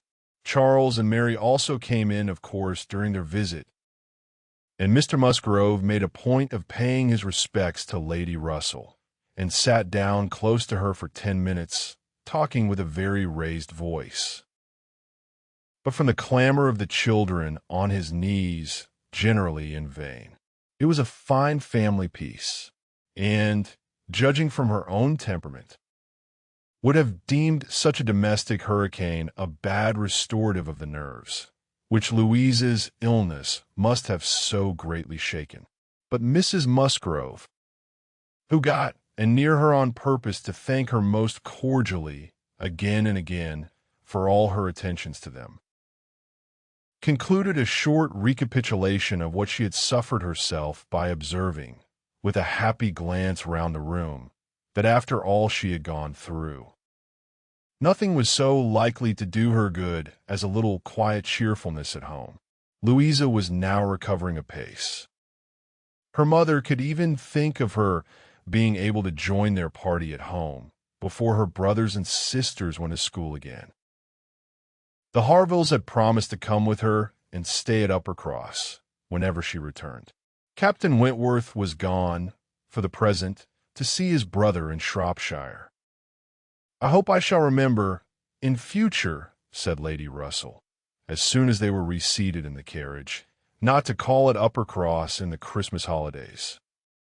Everybody has their taste in noises as well as in other matters, and sound are quite innoxious, or most distressing, by their sort rather than their quantity." When Lady Russell, not long afterwards, was entering Bath on a wet afternoon, and driving through the long course of streets from the Old Bridge to Camden Place, amidst the dash of other carriages, the heavy rumble of carts and drays, the bawling of newspaper men, muffin men and milkmen, and the ceaseless clink of pattens, she made no complaint. No, these were noises which belonged to the winter pleasures. Her spirits rose under their influence, and like Mrs. Musgrove, she was feeling, though not saying, that after being long in the country, nothing could be so good for her as a little quiet cheerfulness, and did not share these feelings. She persisted in a very determined, though very silent, disinclination for Bath, caught the first dim view of the extensive buildings smoking in rain, without any wish of seeing them better, felt their progress through the streets to be, however disagreeable, yet too rapid, for who would be glad to see her when she arrived, and looked back, with fond regret, to the bustles of Uppercross and the seclusion of Kellynch. Elizabeth's last letter had communicated a piece of news of some interest. Mr. Elliot was in Bath. He had called in Camden Place, had called a second time. A third had been pointedly attentive. If Elizabeth and her father did not deceive themselves, had been taking much pains to seek the acquaintance, and proclaim the value of the connection, as he had formerly taken pains to shew neglect. This was very wonderful if it were true, and Lady Russell was in a state of very agreeable curiosity and perplexity about Mr. Elliot, already recanting the sentiment she had so lately expressed to Mary of his being a man whom she had no wish to see. She had a great wish to see him, if he really sought to reconcile himself like a dutiful branch. He must be forgiven for having dismembered himself from the paternal tree, and was not animated to an equal pitch by the circumstance. But she felt that she would rather see Mr. Elliot again than not, which was more than she could say for many other persons in Bath. She was put down in Camden Place, and Lady Russell then drove to her own lodgings in River Street. Chapter 15. Sir Walter had taken a very good house in Camden Place, a lofty, dignified situation, such as becomes a man of consequence, and both he and Elizabeth were settled there, much to their satisfaction, and entered it with a sinking heart, anticipating an imprisonment of many months, and anxiously saying to herself, "Oh, when shall I leave you again?" A degree of unexpected cordiality, however, in the welcome she received, did her good. Her father and sister were glad to see her, for the sake of shewing her the house and furniture, and met her with kindness. Her making a fourth, when they sat down to dinner, was noticed as an advantage. Mrs. Clay was very pleasant and very smiling, but her courtesies and smiles were more matter of course, and had always felt that she would pretend what was proper on her arrival. But the complaisance of the others was unlooked for. They were evidently in excellent spirits, and she was soon to listen to the causes. They had no inclination to listen to her. After laying out for some compliments of being deeply regretted in their old neighborhood, which could not pay, they had only a few faint inquiries to make. Before the talk must be all their own, Uppercross excited no interest, Kellynch very little. It was all Bath. They had the pleasure of assuring her that Bath more than answered their expectations in every respect. Their house was undoubtedly the best in Camden Place.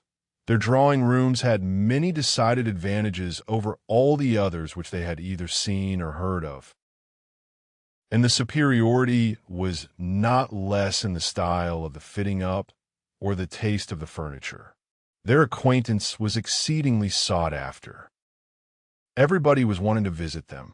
They had drawn back from many introductions, and still were perpetually having cards left by people of whom they knew nothing. Here were funds of enjoyment. Could and wonder that her father and sister were happy.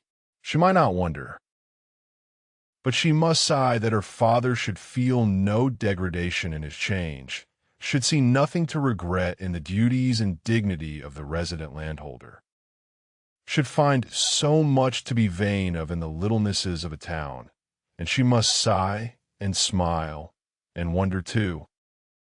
As Elizabeth threw open the folding doors and walked with exultation from one drawing-room to the other, boasting of their space, at the possibility of that woman, who had been mistress of Kellynch Hall, finding extent to be proud of between two walls, perhaps 30 feet asunder.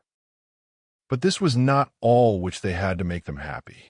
They had Mr. Elliot too, and had a great deal to hear of Mr. Elliot.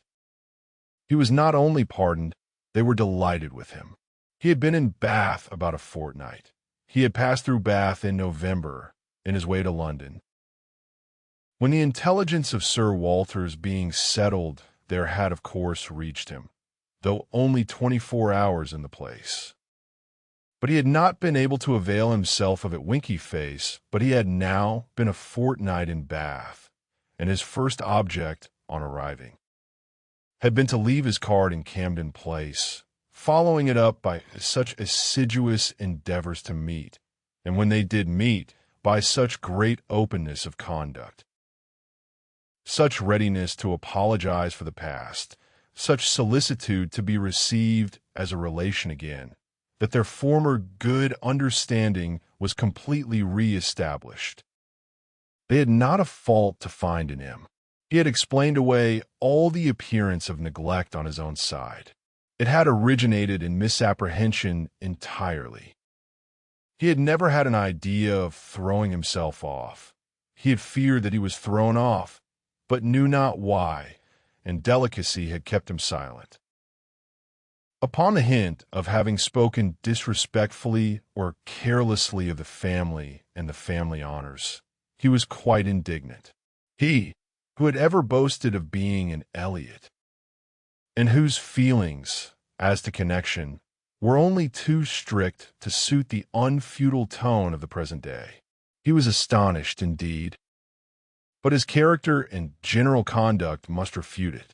He could refer Sir Walter to all who knew him, and certainly the pains he had been taking on this. The first opportunity of reconciliation, to be restored to the footing of a relation and heir presumptive, was a strong proof of his opinions on the subject.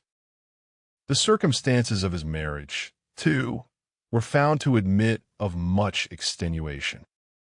This was an article not to be entered on by himself, but a very intimate friend of his, a Colonel Wallace, a highly respectable man, perfectly the gentleman, and not an ill-looking man, Sir Walter added, who was living in very good style in Marlborough Buildings, and had, at his own particular request, been admitted to their acquaintance through Mr. Elliot, had mentioned one or two things relative to the marriage, which made a material difference in the discredit of it. Colonel Wallace had known Mr. Elliot long, had been well acquainted also with his wife, had perfectly understood the whole story.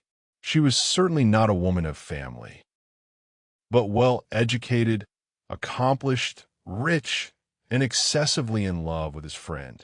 There had been the charm. She had sought him. Without that attraction, not all her money would have tempted Elliot, and Sir Walter was, moreover, assured of her having been a very fine woman. Break time equals 0. 5s// here was a great deal to soften the business. A very fine woman with a large fortune, in love with him. Sir Walter seemed to admit it as complete apology, and though Elizabeth could not see the circumstance in quite so favorable a light, she allowed it be a great extenuation. Mr. Elliot had called repeatedly, had dined with them once, evidently delighted by the distinction of being asked, for they gave no dinners in general. Delighted, in short, by every proof of cousinly notice, and placing his whole happiness in being on intimate terms in Camden Place. And listened, but without quite understanding it. Allowances, large allowances, she knew, must be made for the ideas of those who spoke. She heard it all under embellishment. All that sounded extravagant or irrational in the progress of the reconciliation might have no origin but in the language of the relators. Still, however, she had the sensation of there being something more than immediately appeared in Mr. Elliot's wishing, after an interval of so many years, to be well received by them. In a worldly view, he had nothing to gain by being on terms with Sir Walter, nothing to risk by a state of variance. In all probability, he was already the richer of the two, and the Kellynch estate would as surely be his hereafter as the title. A sensible man, and he had looked like a very sensible man. Why should it be an object to him? She could only offer one solution. It was, perhaps, for Elizabeth's sake. There might really have been a liking formerly, though convenience and accident had drawn him a different way, and now that he could afford to please himself, he might mean to pay his addresses to her. Elizabeth was certainly very handsome, with well-bred, elegant manners, and her character might never have been penetrated by Mr. Elliot, knowing her but in public and when very young himself. How her temper and understanding might bear the investigation of his present keener time of life was another concern and rather a fearful one. Most earnestly did she wish that he might not be too nice or too observant if Elizabeth were his object, and that Elizabeth was disposed to believe herself so, and that her friend Mrs. Clay was encouraging the idea seemed apparent by a glance or two between them, while Mr. Elliot's frequent visits were talked of, and mentioned the glimpses she had had of him at Lyme, but without being much attended to. Oh, yes, perhaps it had been Mr. Elliot. They did not know. It might be him, perhaps. They could not listen to her description of him. They were describing him themselves, Sir Walter especially. He did justice to his very gentlemanlike appearance, his air of elegance and fashion, his good-shaped face, his sensible eye, but at the same time must lament his being very much underhung, a defect which time seemed to have increased. Nor could he pretend to say that 10 years had not altered almost every feature for the worse. Mr. Elliot appeared to think that he, Sir Walter, was looking exactly as he had done when they last parted, but Sir Walter had not been able to return the compliment entirely, which had embarrassed him. He did not mean to complain, however. Mr. Elliot was better to look at than most men, and he had no objection to being seen with him anywhere. Mr. Elliot and his friends in Marlborough Buildings were talked of the whole evening. Colonel Wallace had been so impatient to be introduced to them, and Mr. Elliot so anxious that he should, and there was a Mrs. Wallace, at present known only to them by description, as she was in daily expectation of her confinement. But Mr. Elliot spoke of her as a most charming woman, quite worthy of being known in Camden Place, and as soon as she recovered they were to be acquainted. Sir Walter thought much of Mrs. Wallace. She was said to be an excessively pretty woman, beautiful. He longed to see her. He hoped she might make some amends for the many very plain faces he was continually passing in the streets. The worst of Bath was the number of its plain women. He did not mean to say that there were no pretty women, but the number of the plain was out of all proportion. He had frequently observed, as he walked, that one handsome face would be followed by 30 or 35 frights.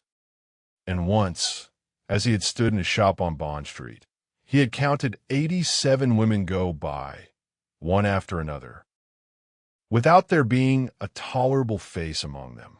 It had been a frosty morning, to be sure, a sharp frost, which hardly one woman in 1,000 could stand the test of. But still, there certainly were a dreadful multitude of ugly women in Bath, and as for the men, they were infinitely worse. Such scarecrows as the streets were full of. It was evident how little the women were used to the sight of anything tolerable, by the effect which a man of decent appearance produced. He had never walked anywhere arm in arm with Colonel Wallace, who was a fine military figure, though sandy-haired, without observing that every woman's eye was upon him.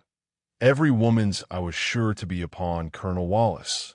Modest Sir Walter! He was not allowed to escape, however. His daughter and Mrs. Clay united in hinting that Colonel Wallace's companion might have as good a figure as Colonel Wallace, and certainly was not sandy-haired. "How was Mary looking?" said Sir Walter, in the height of his good humor. "The last time I saw her, she had a red nose, but I hope that may not happen every day." "Oh, no, that must have been quite accidental. In general, she's been in very good health and very good looks since Michaelmas. If I thought it would not tempt her to go out in sharp winds and grow coarse, I would send her a new hat and pelisse, and was considering whether she should venture to suggest that a gown or a cap would not be liable to any such misuse, when a knock at the door suspended everything. A knock at the door, and so late. It was 10 o'clock. Could it be Mr. Elliot? They knew he was to dine in Lansdowne Crescent. It was possible that he might stop in his way home to ask them how they did. They could think of no one else. Mrs. Clay decidedly thought it Mr. Elliot's knock. Mrs. Clay was right, with all the state which a butler and footboy could give. Mr. Elliot was ushered into the room. It was the very same man, with no difference but of dress, and drew a little back, while the others received his compliments, and her sister his apologies for calling at so unusual an hour. But he could not be so near without wishing to know that neither she nor her friend had taken cold the day before, and see, which was all as politely done and as politely taken as possible, but her part must follow then. Sir Walter talked of his youngest daughter. Mr. Elliot must give him leave to present him to his youngest daughter. There was no occasion for remembering Mary, and Anne, smiling and blushing, very becomingly shewed to Mr. Elliot the pretty features which he had by no means forgotten, and instantly saw, with amusement at his little start of surprise, that he had not been at all aware of who she was. He looked completely astonished, but not more astonished than pleased. His eyes brightened, and with the most perfect alacrity he welcomed the relationship, alluded to the past, and entreated to be received as an acquaintance already. He was quite as good-looking as he had appeared at Lyme, his countenance improved by speaking, and his manners were so exactly what they ought to be, so polished, so easy, so particularly agreeable, that she could compare them in excellence to only one person's manners. They were not the same, but they were, perhaps, equally good. He sat down with them and improved their conversation very much. There could be no doubt of his being a sensible man. 10 minutes were enough to certify that. His tone, his expressions, his choice of subject, his knowing where to stop, it was all the operation of a sensible, discerning mind. As soon as he could, he began to talk to her of Lyme, wanting to compare opinions respecting the place, but especially wanting to speak of the circumstance of their happening to be guests in the same inn at the same time, to give his own route, understand something of hers, and regret that he should have lost such an opportunity of paying his respects to her.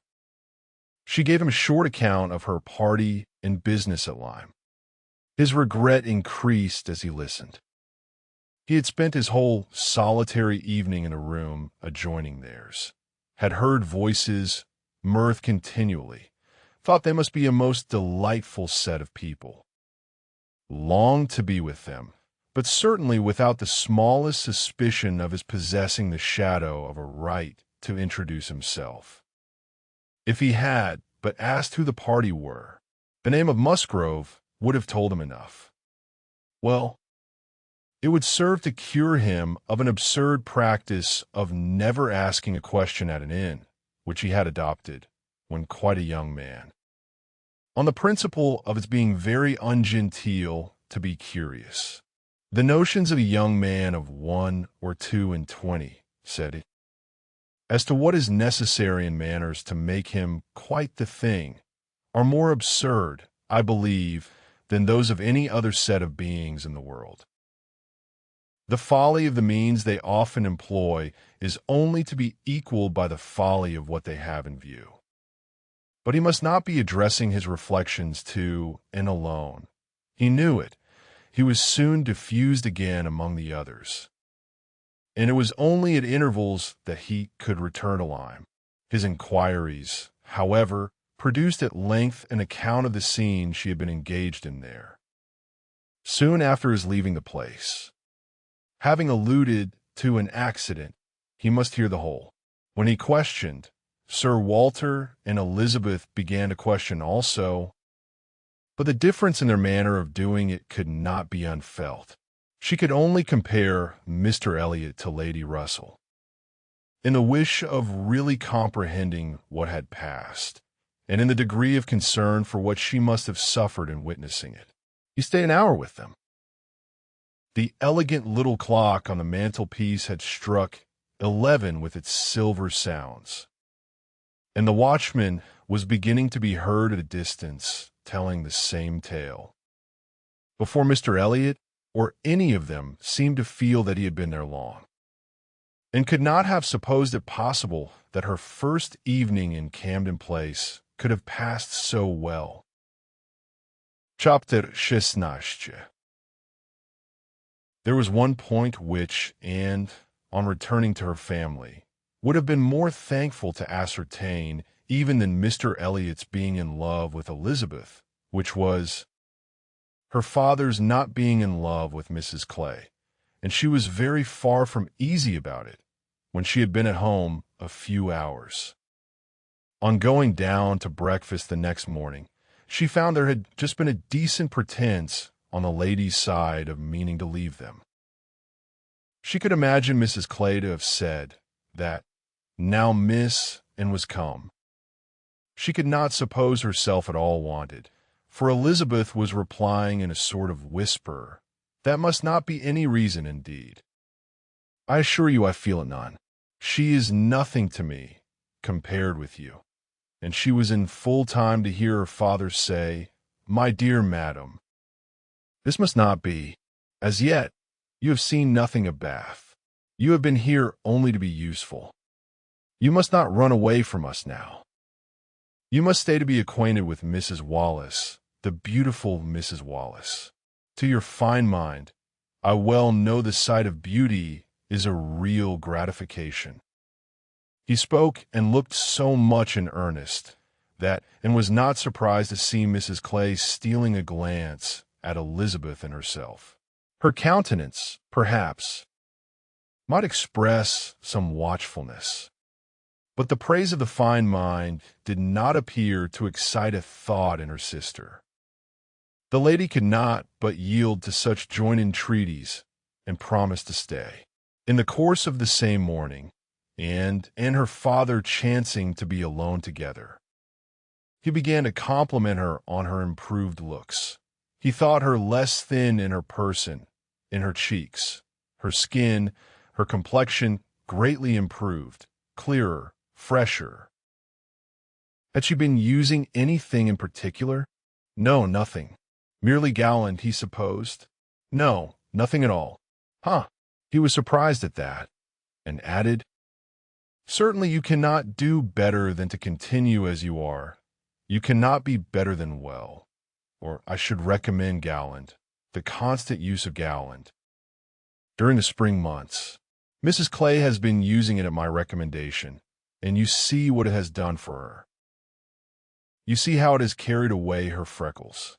If Elizabeth could but have heard this, such personal praise might have struck her, especially as it did not appear to, and that the freckles were at all lessened.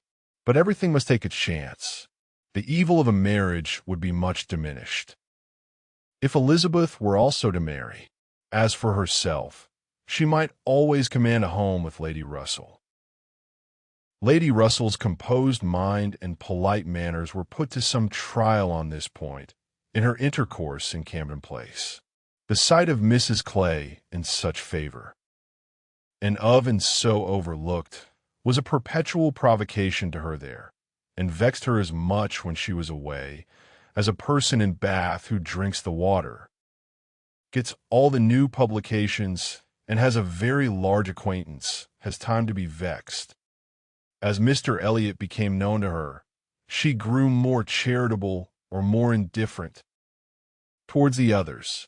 His manners were an immediate recommendation, and on conversing with him, she found the solid so fully supporting the superficial that she was at first, as she told, and almost ready to exclaim, "Can this be Mr. Elliot?"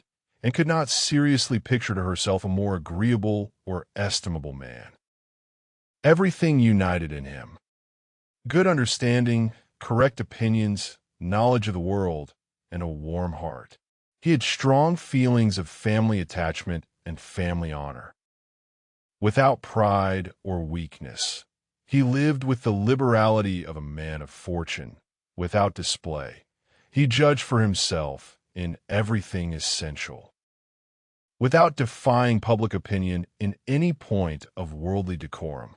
He was steady, observant, moderate, candid, never run away with by spirits or by selfishness. Break time equals 0. 5s/ which fancied itself strong feeling, and yet, with a sensibility to what was amiable and lovely, and a value for all the felicities of domestic life, which characters of fancied enthusiasm and violent agitation seldom really possess. She was sure that he had not been happy in marriage. Colonel Wallace said it, and Lady Russell saw it. But it had been no unhappiness to sour his mind, nor, she began pretty soon to suspect, to prevent his thinking of a second choice. Her satisfaction in Mr. Elliot outweighed all the plague of Mrs. Clay. It was now some years since, and had begun to learn that she and her excellent friend could sometimes think differently, and it did not surprise her, therefore, that Lady Russell should see nothing suspicious or inconsistent, nothing to require more motives than appeared, in Mr. Elliot's great desire of a reconciliation. In Lady Russell's view, it was perfectly natural that Mr. Elliot, at a mature time of life, should feel it a most desirable object, and what would very generally recommend him among all sensible people, to be on good terms with the head of his family, the simplest process in the world of time upon a head naturally clear, and only erring in the heyday of youth, and presumed, however, still to smile about it, and at last to mention Elizabeth. Lady Russell listened and looked, and made only this cautious reply. Elizabeth. Very well, time will explain. It was a reference to the future, which, and, after a little observation, felt she must submit to. She could determine nothing at present. In that house Elizabeth must be first, and she was in the habit of such general observance as Miss Elliot that any particularity of attention seemed almost impossible. Mr. Elliot, too, it must be remembered, had not been a widower 7 months. A little delay on his side might be very excusable, in fact, and could never see the crape round his hat without fearing that she was the inexcusable one. In attributing to him such imaginations, for though his marriage had not been very happy, still it had existed so many years that she could not comprehend a very rapid recovery from the awful impression of its being dissolved, however it might end. He was without any question their pleasantest acquaintance in Bath. She saw nobody equal to him, and it was a great indulgence now and then to talk to him about Lyme, which he seemed to have as lively a wish to see again and to see more of as herself. They went through the particulars of their first meeting a great many times. He gave her to understand that he had looked at her with some earnestness. She knew it well, and she remembered another person's look also. They did not always think alike. His value for rank and connection she perceived was greater than hers. It was not merely complaisance, it must be a liking to the cause, which made him enter warmly into her father and sister's solicitudes on a subject which she thought unworthy to excite them. The Bath paper one morning announced the arrival of the Dowager Viscountess Dalrymple and her daughter, the Honorable Miss Carteret, and all the comfort of Camden Place was swept away for many days, for the Dalrymples, in Anne's opinion, most unfortunately, were cousins of the Elliots, and the agony was how to introduce themselves properly, and had never seen her father and sister before in contact with nobility, and she must acknowledge herself disappointed. She had hoped better things from their high ideas of their own situation in life, and was reduced to form a wish which she had never foreseen, a wish that they had more pride, for our cousins Lady Dalrymple and Miss Carteret. Our cousins, break time equals 0. 5s / the Dalrymples sounded in her ears all day long. Sir Walter had once been in company with the late Viscount, but had never seen any of the rest of the family, and the difficulties of the case arose from there having been a suspension of all intercourse by letters of ceremony, ever since the death of that said late Viscount, when, in consequence of a dangerous illness of Sir Walter's at the same time, there had been an unlucky omission at Kellynch. No letter of condolence had been sent to Ireland.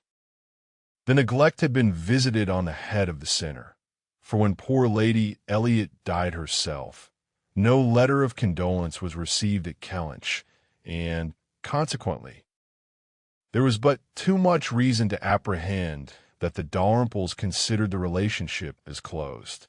How to have this anxious business set to rights and be admitted as cousins again was the question, and it was a question which, in a more rational manner, neither Lady Russell nor Mr. Elliot thought unimportant.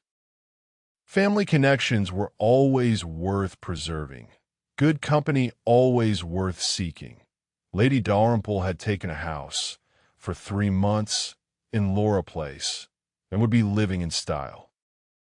She had been at Bath the year before, and Lady Russell had heard her spoken of as a charming woman.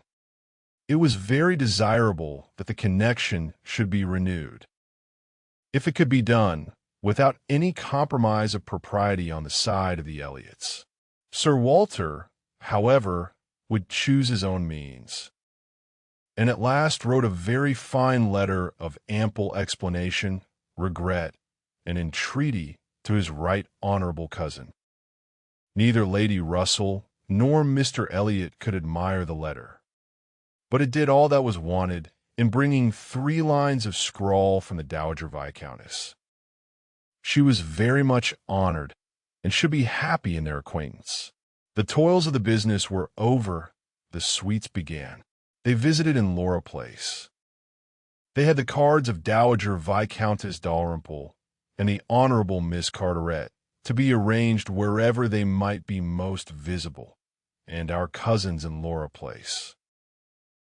Our cousin, Lady Dalrymple and Miss Carteret, were talked of to everybody, and was ashamed.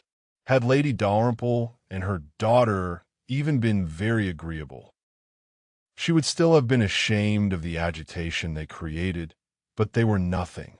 There was no superiority of manner, accomplishment, or understanding.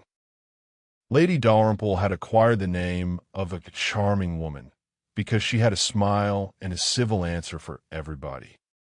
Miss Carteret, with still less to say, was so plain and so awkward that she would never have been tolerated in Camden Place but for her birth.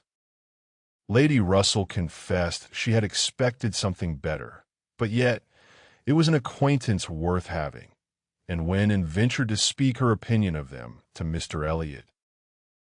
He agreed to their being nothing in themselves, but still maintained that, as a family connection, as good company, as those who would collect good company around them, they had their value, and smiled and said, "My idea of good company, Mr. Elliot, is the company of clever, well-informed people, who have a great deal of conversation. That is what I call good company." "You are mistaken," said he gently. "That is not good company. That is the best. Good company requires only birth, education, and manners, and with regard to education is not very nice. Birth and good manners are essential, but a little learning is by no means a dangerous thing in good company. On the contrary, it will do very well." My cousin, and shakes her head. She is not satisfied. She is fastidious. My dear cousin, sitting down by her, you have a better right to be fastidious than almost any other woman I know. But will it answer? Will it make you happy? Will it not be wiser to accept the society of those good ladies in Laura Place, and enjoy all the advantages of the connection as far as possible? You may depend upon it that they will move in the first set in Bath this winter, and, as rank is rank, your being known to be related to them will have its use in fixing your family, our family, let me say, in that degree of consideration which we must all wish for. Yes, sighed Anne, we shall indeed be known to be related to them. Then recollecting herself, and not wishing to be answered, she added, I certainly do think there has been by far too much trouble taken to procure the acquaintance. I suppose, smiling, I have more pride than any of you, but I confess it does vex me that we should be so solicitous to have the relationship acknowledged, which we may be very sure is a matter of perfect indifference to them. Pardon me, dear cousin, you are unjust in your own claims. In London, perhaps, in your present quiet style of living, it might be as you say, but in Bath, Sir Walter Elliot and his family will always be worth knowing, always acceptable as acquaintance. Well, said Anne, I certainly am proud, too proud to enjoy a welcome which depends so entirely upon place. I love your indignation, said he. It is very natural. But here you are in Bath, and the object is to be established here with all the credit and dignity which ought to belong to Sir Walter Elliot. You talk of being proud. I am called proud, I know, and I shall not wish to believe myself otherwise, for our pride, if investigated, would have the same object. I have no doubt, though the kind may seem a little different. In one point, I am sure, my dear cousin, he continued, speaking lower, though there was no one else in the room, in one point, I am sure, we must feel alike. We must feel that every addition to your father's society, among his equals or superiors, may be of use in diverting his thoughts from those who are beneath him.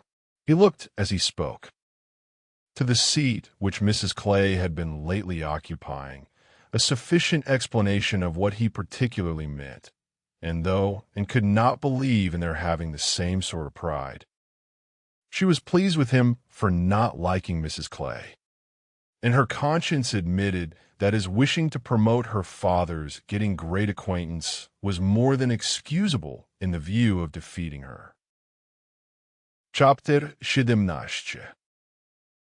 While Sir Walter and Elizabeth were assiduously pushing their good fortune in Laura Place, and was renewing an acquaintance of a very different description, she had called on her former governess, and had heard from her of there being an old schoolfellow in Bath, who had the two strong claims on her attention of past kindness and present suffering.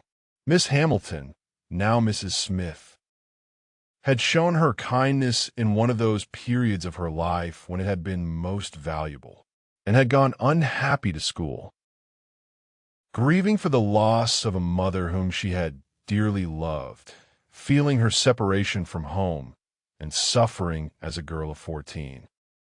Of strong sensibility and not high spirits, must suffer at such a time, and Miss Hamilton, 3 years older than herself, but still from the want of near relations and a settled home, remaining another year at school, had been useful and good to her in a way which had considerably lessened her misery and could never be remembered with indifference.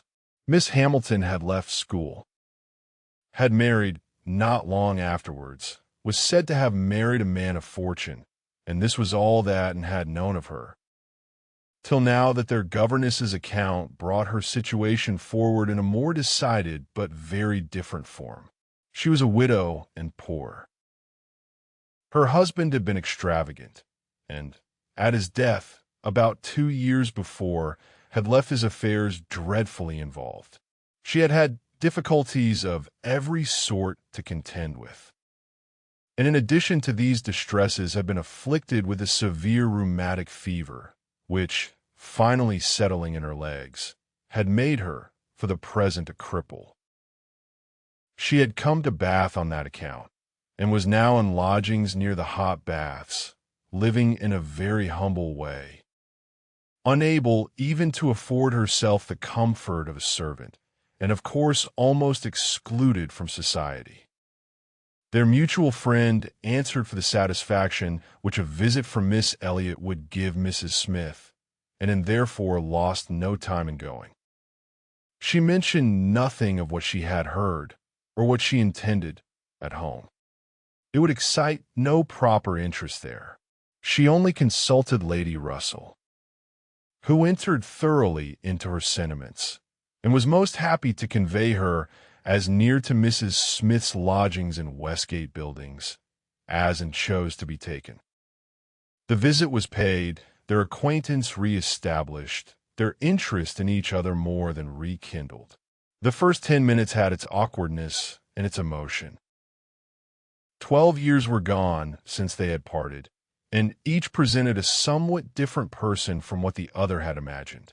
12 years had changed, and from the blooming, silent, unformed girl of 15 to the elegant little woman of 27, with every beauty except bloom, and with manners as consciously right as they were invariably gentle. And 12 years had transformed the fine-looking, well-grown Miss Hamilton, break time equals 0, 5s/, and all the glow of health and confidence of superiority, into a poor, infirm, helpless widow, receiving the visit of her former protégé as a favor, But all that was uncomfortable in the meeting had soon passed away, and left only the interesting charm of remembering former partialities and talking over old times, and found in Mrs. Smith the good sense and agreeable manners which she had almost ventured to depend on, and a disposition to converse and be cheerful beyond her expectation. Neither the dissipations of the past, and she had lived very much in the world, nor the restrictions of the present. Neither sickness nor sorrow seemed to have closed her heart or ruined her spirits. In the course of a second visit, she talked with great openness, and Anne's astonishment increased. She could scarcely imagine a more cheerless situation in itself than Mrs. Smith's. She had been very fond of her husband. She had buried him. She had been used to affluence. It was gone. She had no child to connect her with life and happiness again. No relations to assist in the arrangement of perplexed affairs. No health to make all the rest supportable. Her accommodations were limited to a noisy parlor and a dark bedroom behind, with no possibility of moving from one to the other without assistance, which there was only one servant in the house to afford. And she never quitted the house but to be conveyed into the warm bath. Yet in spite of all this, and had reason to believe that she had moments only of languor and depression, to hours of occupation and enjoyment. How could it be? She watched, observed, reflected, and finally determined that this was not a case of fortitude or of resignation only. A submissive spirit might be patient. A strong understanding would supply resolution. But here was something more. Here was that elasticity of mind, that disposition to be comforted, that power of turning readily from evil to good, and of finding employment which carried her out of herself, which was from nature alone. It was the choicest gift of heaven, and imbued her friend as one of those instances in which, by a merciful appointment, it seems designed to counterbalance almost every other want. There had been a time, Mrs. Smith told her, when her spirits had nearly failed. She could not call herself an invalid now, compared with her state on first reaching Bath. Then she had, indeed, been a pitiable object, for she had caught cold on the journey, and had hardly taken possession of her lodgings before she was again confined to her bed and suffering under severe and constant pain, and all this among strangers, with the absolute necessity of having a regular nurse, and finances at that moment particularly unfit to meet any extraordinary expense. She had weathered it, however, and could truly say that it had done her good. It had increased her comforts by making her feel herself to be in good hands. She had seen too much of the world to expect sudden or disinterested attachment anywhere, but her illness had proved to her that her landlady had a character to preserve, and would not use her ill, and she had been particularly fortunate in her nurse, as a sister of her landlady, a nurse by profession, and who had always a home in that house, when unemployed, chanced to be at liberty just in time to attend her. And she, said Mrs. Smith, besides nursing me most admirably, has really proved an invaluable acquaintance. As soon as I could use my hands, she taught me to knit, which has been a great amusement, and she put me in the way of making these little thread cases, pin cushions, and card racks, which you always find me so busy about, and which supply me with the means of doing a little good to one or two very poor families in this neighborhood. She had a large acquaintance, of course professionally, among those who can afford to buy, and she disposes of my merchandise. She always takes the right time for applying.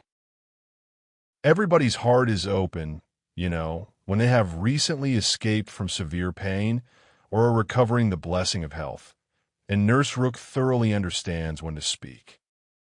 She is a shrewd, intelligent, sensible woman. Hers is a line for seeing human nature, and she has a fund of good sense and observation, which, as a companion, make her infinitely superior to thousands of those who, having only received the best education in the world, know nothing worth attending to. Call it gossip, if you will. But when Nurse Rook has half an hour's leisure to bestow on me, she's sure to have something to relate that is entertaining and profitable, something that makes one know one's species better. One likes to hear what is going on, to be au fait as to the newest modes of being trifling and silly. To me, who live so much alone, her conversation, I assure you, is a treat. And, far from wishing to cavil at the pleasure, replied, I can easily believe it. Women of that class have great opportunities, and if they are intelligent, may be well worth listening to. Such varieties of human nature as they are in the habit of witnessing. And it is not merely in its follies that they are well read, for they see it occasionally under every circumstance that can be most interesting or affecting. What instances must pass before them of ardent, disinterested, self-denying attachment, of heroism, fortitude, patience, resignation, of all the conflicts and all the sacrifices that ennoble us most. A sick chamber may often furnish the worth of volumes. Yes, said Mrs. Smith more doubtingly, sometimes it may, though I fear its lessons are not often in the elevated style you describe. Here and there, human nature may be great in times of trial, but generally speaking, it is its weakness and not its strength that appears in a sick chamber. It is selfishness and impatience rather than generosity and fortitude that one hears of. There is so little real friendship in the world, and unfortunately, speaking low and tremulously, there are so many who forget to think seriously till it is almost too late, and saw the misery of such feelings. The husband had not been what he ought, and the wife had been led among that part of mankind which made her think worse of the world than she hoped it deserved. It was but a passing emotion, however, with Mrs. Smith.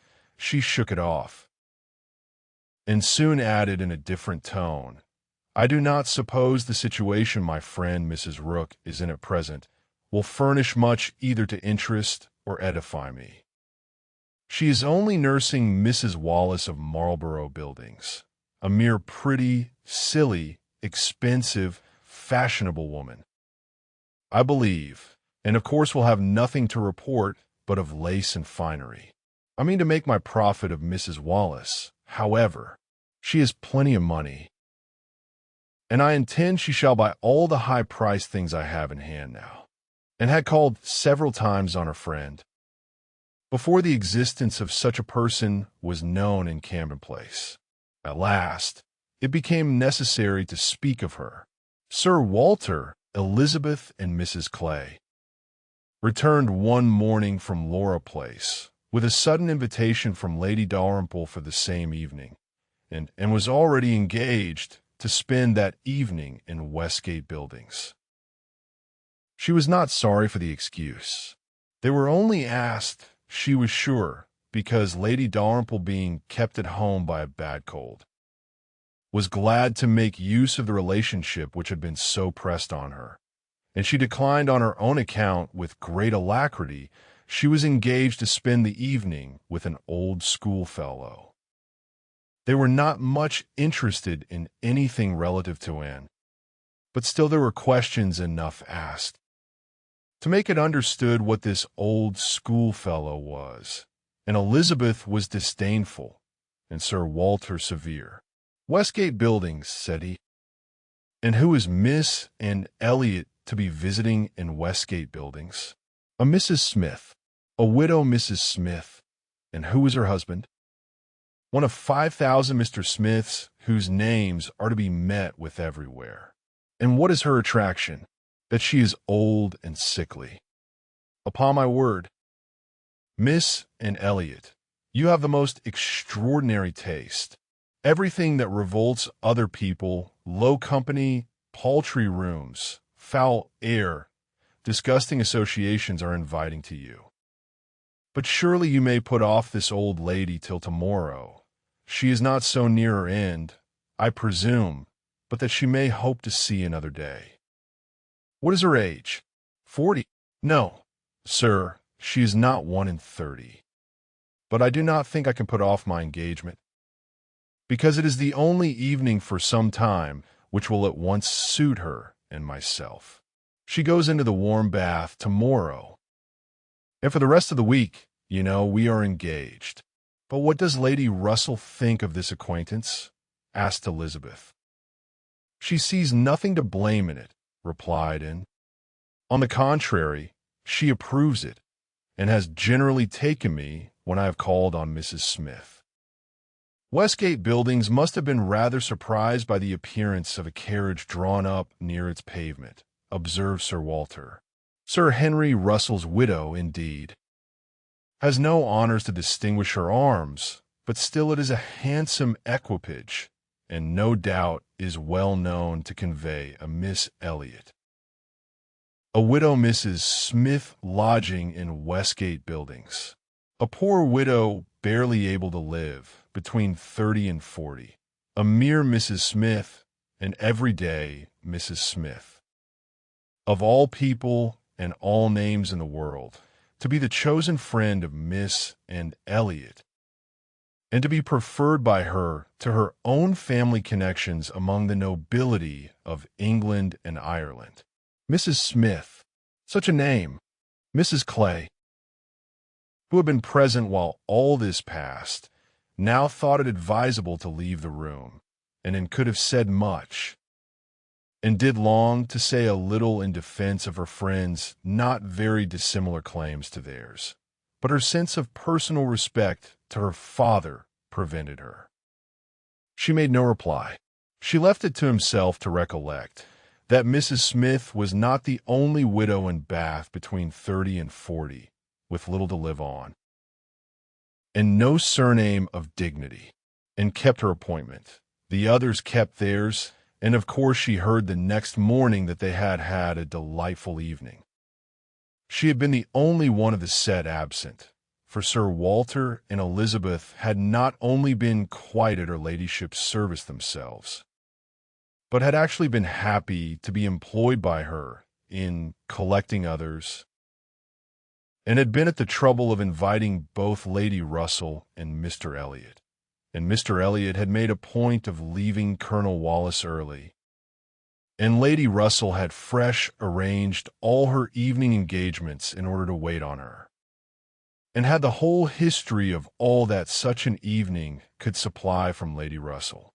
To her, its greatest interest must be in having been very much talked of between her friend and Mr. Elliot, in having been wished for, regretted, and at the same time honored for staying away in such a cause. Her kind, compassionate visits to this old schoolfellow, sick and reduced, seemed to have quite delighted Mr. Elliot. He thought her a most extraordinary young woman, in her temper, manners, mind, a model of female excellence.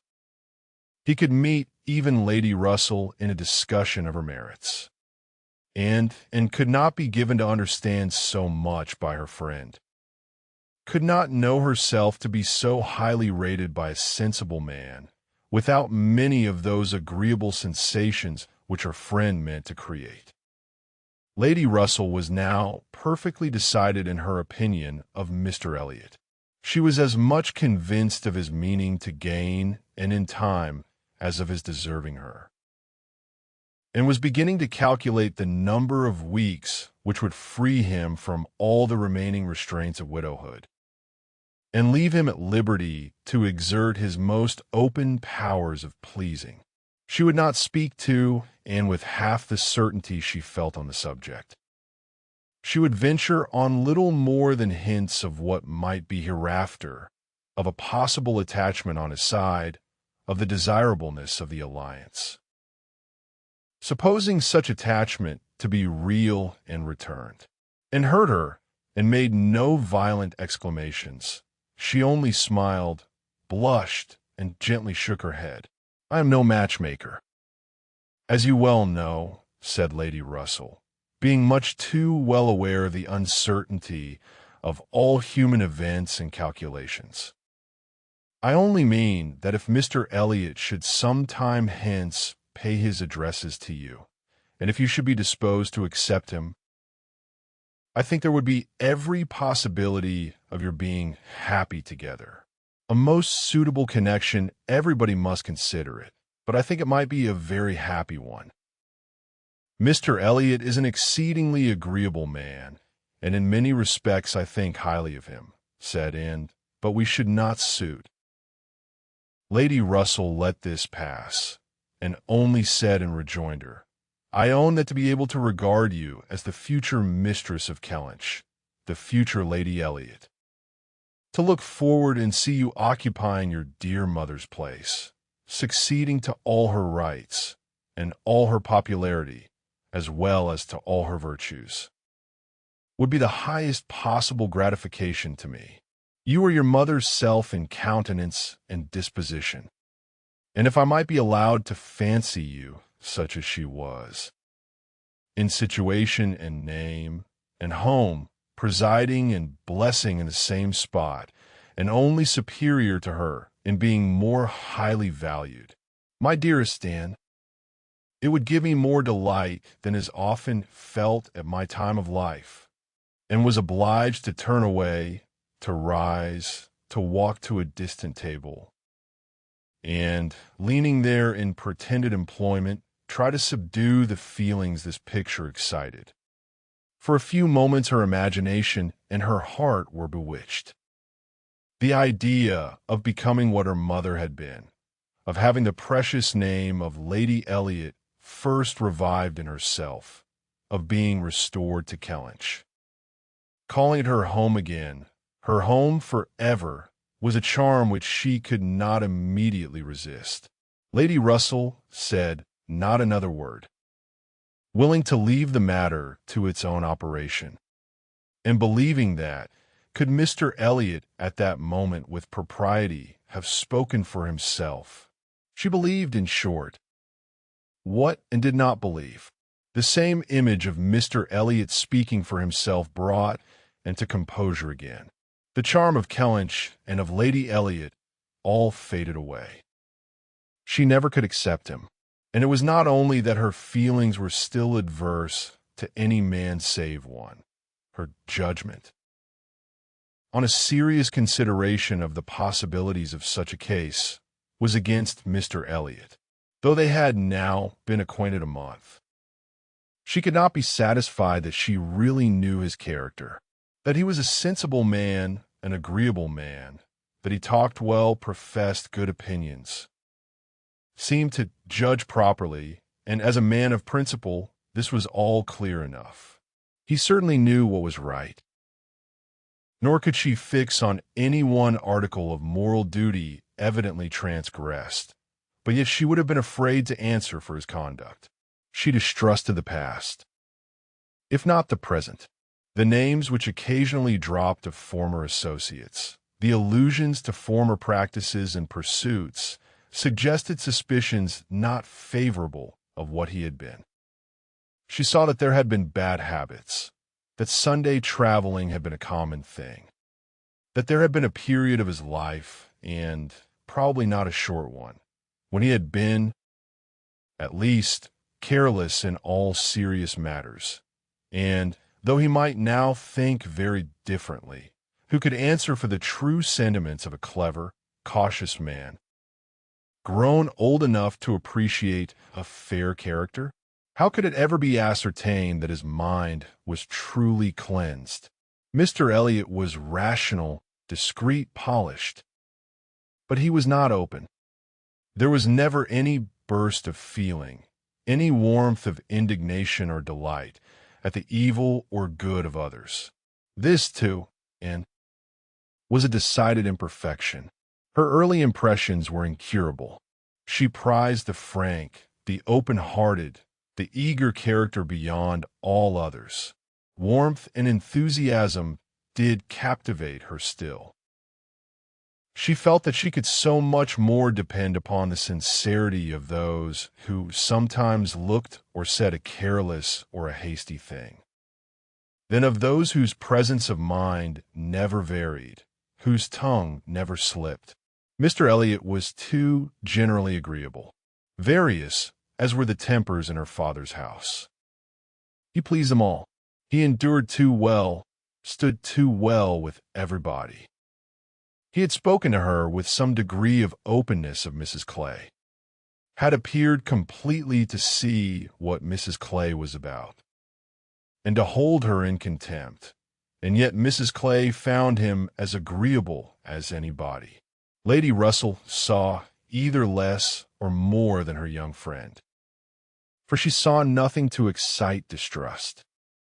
She could not imagine a man more exactly what he ought to be than Mr. Elliot, nor did she ever enjoy a sweeter feeling than the hope of seeing him receive the hand of her beloved Anne in Kellynch Church in the course of the following autumn.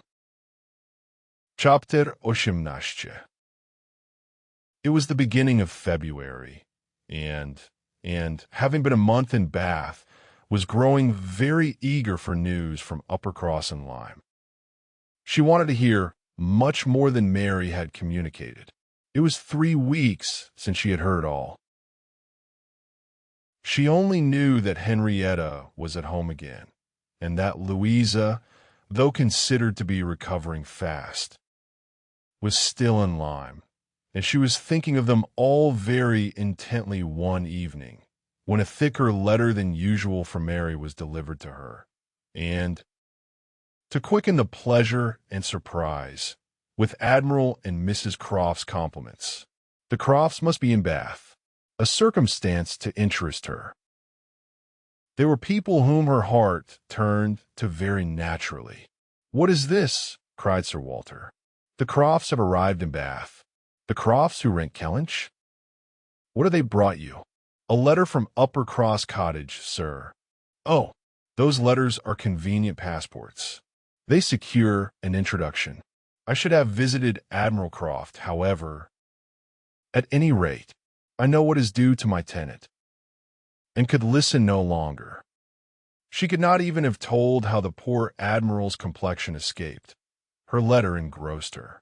It had been begun several days back. February 1st.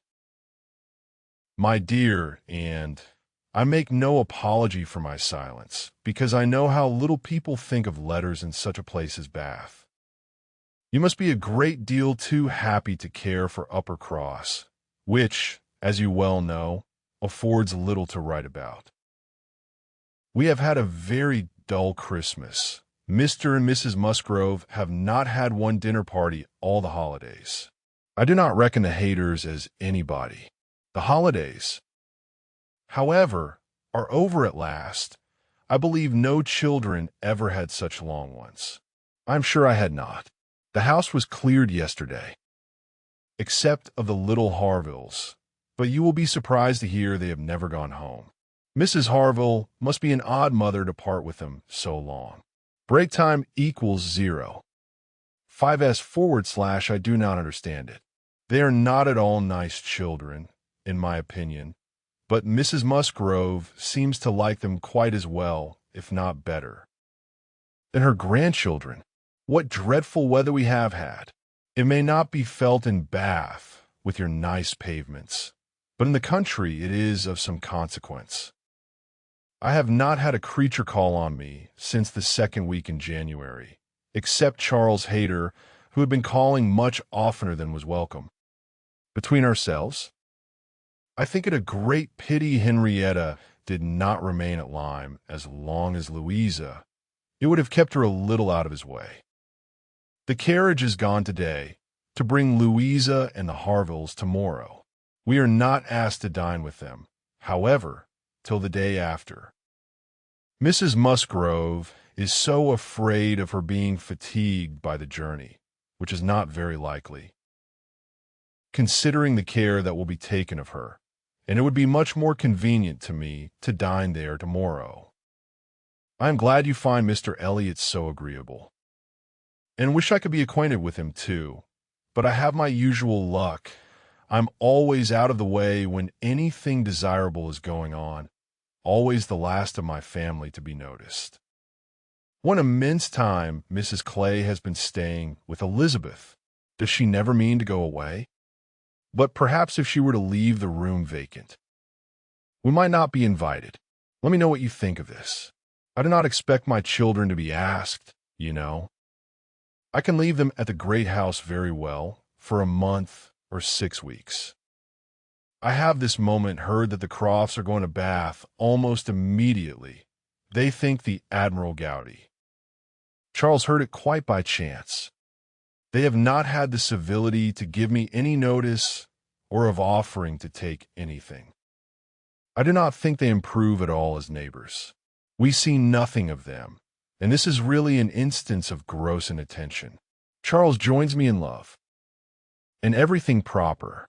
Yours affectionately, Mary M. I am sorry to say that I am very far from well, and Jemima has just told me that the butcher says there is a bad sore throat very much about. I dare say I shall catch it, and my sore throats, you know, are always worse than anybody's. So ended the first part, which had been afterwards put into an envelope containing nearly as much more. I kept my letter open, that I might send you word how Louisa bore her journey, and now I am extremely glad I did, having a great deal to add. In the first place, I had a note from Mrs. Croft yesterday, offering to convey anything to you, a very kind, friendly note indeed, addressed to me. Just as it ought, I shall therefore be able to make my letter as long as I like. The Admiral does not seem very ill, and I sincerely hope Bath will do him all the good he wants. I shall be truly glad to have them back again. Our neighborhood cannot spare such a pleasant family. But now for Louisa. I have something to communicate that will astonish you not a little. She and the Harvilles came on Tuesday very safely, and in the evening we went to ask her how she did, when we were rather surprised not to find Captain Benwick of the party, for he had been invited as well as the Harvilles. And what do you think was the reason? Neither more nor less than his being in love with Louisa, and not choosing to venture to Uppercross till he had had an answer from Mr. Musgrove, for it was all settled between him and her before she came away. And he had written to her father by Captain Harville. True, upon my honor. Are not you astonished? I shall be surprised at least if you ever received a hint of it, for I never did. Mrs. Musgrove protests solemnly that she knew nothing of the matter. We are all very well pleased, however, for though it is not equal to her marrying Captain Wentworth, it is infinitely better than Charles Hayter, and Mr. Musgrove has written his consent, and Captain Benwick is expected today. Mrs. Harville says her husband feels a good deal on his poor sister's account, but, however, Louisa is a great favorite with both. Indeed, Mrs. Harville and I quite agree that we love her the better for having nursed her. Charles wonders what Captain Wentworth will say, but if you remember, I never thought him attached to Louisa. I never could see anything of it, and this is the end, you see, of Captain Benwick's being supposed to be an admirer of yours. How Charles could take such a thing into his head was always incomprehensible to me. I hope you'll be more agreeable now. Certainly not a great match for Louisa Musgrove, but a million times better than marrying among the Hayters. Mary need not have feared her sister's being in any degree prepared for the news. She had never in her life been more astonished. Captain Benwick and Louisa Musgrove. It was almost too wonderful for belief, and it was with the greatest effort that she could remain in the room, preserve an air of calmness, and answer the common questions of the moment. Happily for her, they were not many. Sir Walter wanted to know whether the Crofts traveled with 4 horses, and whether they were likely to be situated in such a part of Bath as it might suit Miss Elliot and himself to visit in, but had little curiosity beyond. "How is Mary?" said Elizabeth, and without waiting for an answer. "And pray what brings the Crofts to Bath?" "They come on the Admiral's account. He is thought to be gouty." "Gout and decrepitude," said Sir Walter. "Poor old gentleman. Have they any acquaintance here?" asked Elizabeth. "I do not know, but I can hardly suppose that, at Admiral Croft's time of life, and in his profession, he should not have many acquaintance in such a place as this." "I suspect," said Sir Walter coolly, "that Admiral Croft will be best known in Bath as the renter of Kellynch Hall. Elizabeth, may we venture to present him and his wife in Laura Place?" "Oh, no, I think not. Situated as we are with Lady Dalrymple, cousins, we ought to be very careful not to embarrass her with acquaintance she might not approve. If we were not related, it would not signify, but as cousins, she would feel scrupulous as to any proposal of ours. We had better leave the Crofts to find their own level. There are several odd-looking men walking about here, who, I am told, are sailors. The Crofts will associate with them."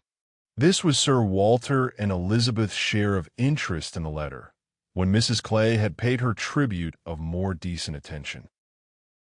In an inquiry after Mrs. Charles Musgrove and her fine little boys, and was at liberty. In her own room, she tried to comprehend it. Well might Charles wonder how Captain Wentworth would feel. Perhaps he had quitted the field, had given Louisa up, had ceased to love, had found he did not love her. She could not endure the idea of treachery or levity or anything akin to ill usage between him and his friend. She could not endure that such a friendship as theirs should be severed unfairly.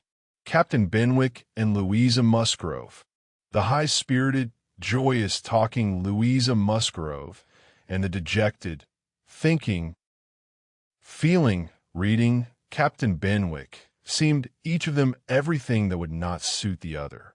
Their minds most dissimilar. Where could have been the attraction? The answer soon presented itself. It had been in situation. They had been thrown together several weeks. They had been living in the same small family party since Henrietta's coming away.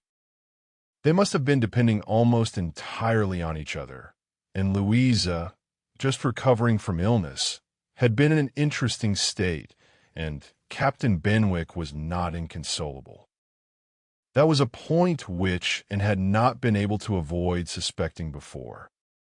And instead of drawing the same conclusion as Mary from the present course of events, they served only to confirm the idea of his having felt some dawning of tenderness toward herself. She did not mean, however, to derive much more from it to gratify her vanity than Mary might have allowed. She was persuaded that any tolerably pleasing young woman who had listened and seemed to feel for him would have received the same compliment. He had an affectionate heart. He must love somebody. She saw no reason against their being happy. Louisa had fine naval fervor to begin with, and they would soon grow more alike. He would gain cheerfulness, and she would learn to be an enthusiast for Scott and Lord Byron. Nay, that was probably learned already. Of course they had fallen in love over poetry. The idea of Louisa Musgrove turned into a person of literary taste. And sentimental reflection was amusing, but she had no doubt of its being so. The day at Lyme, the fall from the Cobb, might influence her health, her nerves, her courage, her character to the end of her life, as thoroughly as it appeared to have influenced her fate. The conclusion of the whole was that if the woman who had been sensible of Captain Wentworth's merits could be allowed to prefer another man, there was nothing in the engagement to excite lasting wonder, and if Captain Wentworth lost no friend by it, certainly nothing to be regretted.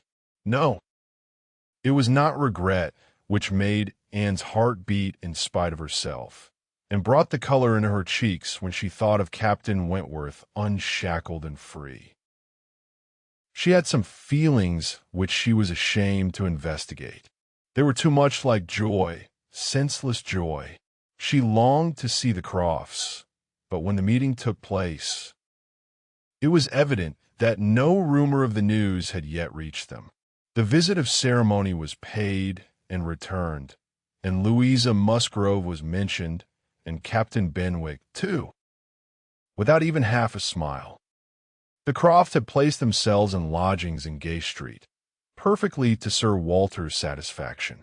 He was not at all ashamed of the acquaintance, and did, in fact, think and talk a great deal more about the Admiral than the Admiral ever thought or talked about him. The Crofts knew quite as many people in Bath as they wished for, and considered their intercourse with the Elliots as a mere matter of form, and not in the least likely to afford them any pleasure. They brought with them their country habit of being almost always together. He was ordered to walk to keep off the gout, and Mrs. Croft seemed to go shares with him in everything, and to walk for her life to do him good, and saw them wherever she went. Lady Russell took her out in her carriage almost every morning, and she never failed to think of them and never failed to see them. Knowing their feelings as she did, it was a most attractive picture of happiness to her.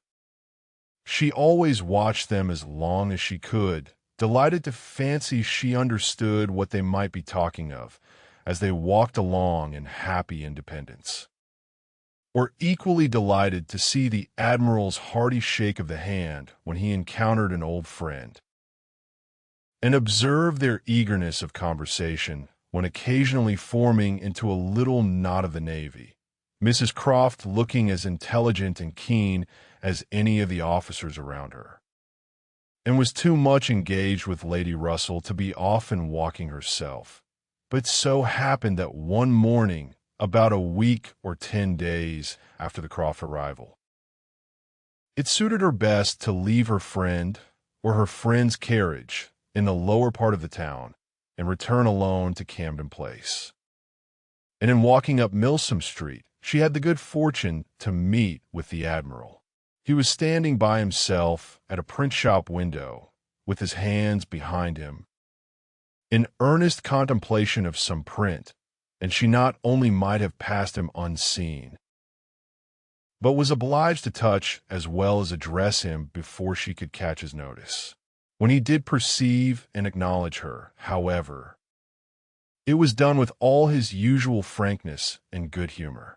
"Ah, is it you? Thank you, thank you. This is treating me like a friend. Here I am. You see, staring at a picture. I can never get by this shop without stopping. But what a thing here is by way of a boat. Do look at it.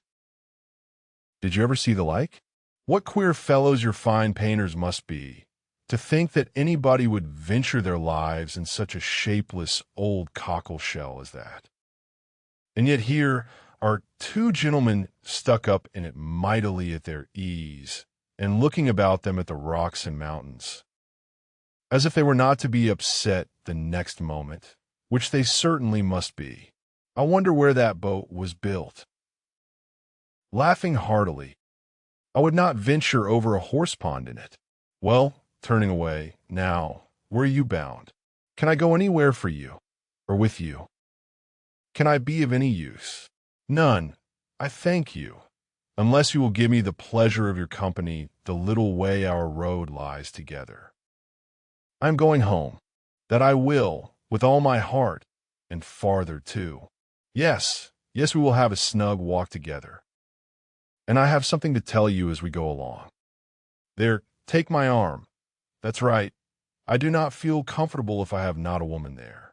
Lord, what a boat it is, taking a last look at the picture as they began to be in motion. Did you say that you had something to tell me? Sir, yes, I have, presently. But here comes a friend, Captain Brigden. I shall only say, how d'ye do? As we pass, however, I shall not stop. How d'ye do? Brigden stares to see anybody with me but my wife. She, poor soul, is tied by the leg. She has a blister on one of her heels, as large as a 3-shilling piece. If you look across the street, you will see Admiral Brand coming down and his brother. Shabby fellows, both of them. I am glad they are not on this side of the way. Sophie cannot bear them. They played me a pitiful trick once, got away with some of my best men. I will tell you the whole story another time. There comes old Sir Archibald Drew and his grandson. Look, he sees us. He kisses his hand to you. He takes you for my wife. Ah, the pieces come too soon for that younker. Poor old Sir Archibald. How do you like Bath, Miss Elliot? It suits us very well. We're always meeting with some old friend or other. The street's full of them every morning, sure to have plenty of chat, and then we get away from them all and shut ourselves in our lodgings and draw in our chairs, and are as snug as if we were at Kellynch, or as we used to be even at North Yarmouth and Deal. We do not like our lodgings here the worse, I can tell you, for putting us in mind of those we first had at North Yarmouth. The wind blows through one of the cupboards just in the same way. When they were got a little farther, and ventured to press again for what he had to communicate. She hoped, when clear of Milsom Street, to have her curiosity gratified, but she was still obliged to wait. For the Admiral had made up his mind not to begin till they had gained the greater space and quiet of Belmont, and, as she was not really Mrs. Croft, she must let him have his own way. As soon as they were fairly ascending Belmont, he began, "Well, now you shall hear something that will surprise you. But first of all, you must tell me the name of the young lady I'm going to talk about. That young lady, you know, that we have all been so concerned for. The Miss Musgrove that all this has been happening to. Her Christian name. I always forget her Christian name, and have been ashamed to appear to comprehend so soon as she really did. But now she could safely suggest the name of Louisa. Aye. Miss Louisa Musgrove, that is the name. I wish young ladies had not such a number of fine Christian names. I should never be out if they were all Sophies, or something of that sort. Well, this Miss Louisa, we all thought, was to marry Frederick. He was courting her week after week. The only wonder was what they could be waiting for till the business at Lyme came. Then, indeed, it was clear enough that they must wait till her brain was set to right. But even then, there was something odd in their way of going on. Instead of staying at Lyme, he went off to Plymouth. And then he went off to see Edward. When we came back from Minehead, he was gone down to Edward's, and there he has been ever since. We have seen nothing of him since November. Even Sophie could not understand it. But now, the matter has taken the strangest turn of all for this young lady. The same Miss Musgrove, instead of being to marry Frederick, is to marry James Benwick. You know James Benwick? A little. I am a little acquainted with Captain Benwick. Well, she's to marry him. Nay, most likely they are married already, for I do not know what they should wait for. I thought Captain Benwick a very pleasing young man, said Anne, and I understand that he bears an excellent character. Oh, yes. There is not a word to be said against James Benwick. He is only a commander, is true, made last summer, and these are bad times for getting on. But he has not another fault that I know of. An excellent, good-hearted fellow, I assure you, a very active, zealous officer too, which is more than you would think for, perhaps, for that soft sort of manner does not do him justice. Indeed, you are mistaken there. Sir, I should never augur want of spirit from Captain Benwick's manners. I thought them particularly pleasing, and I will answer for it, they would generally please. Well, ladies are the best judges, but James Benwick is rather too piano for me, and though very likely it is all our partiality. Sophie and I cannot help thinking Frederick's manners better than his. There is something about Frederick more to our taste, and was caught. She had only meant to oppose the too common idea of spirit and gentleness being incompatible with each other.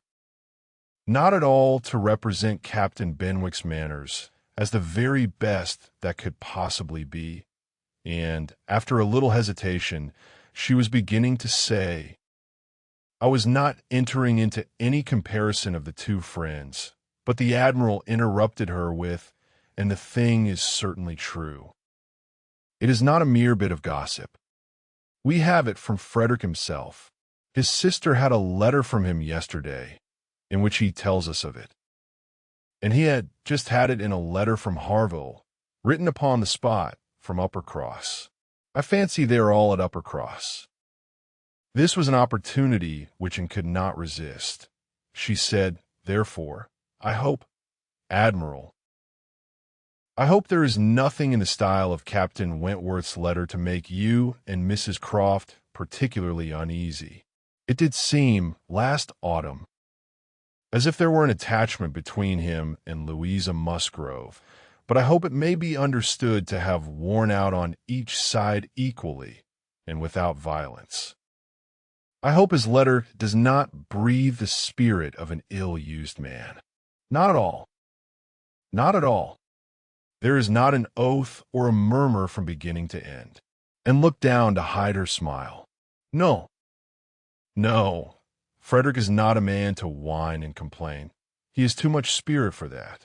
If the girl likes another man better, it is very fit she should have him. Certainly.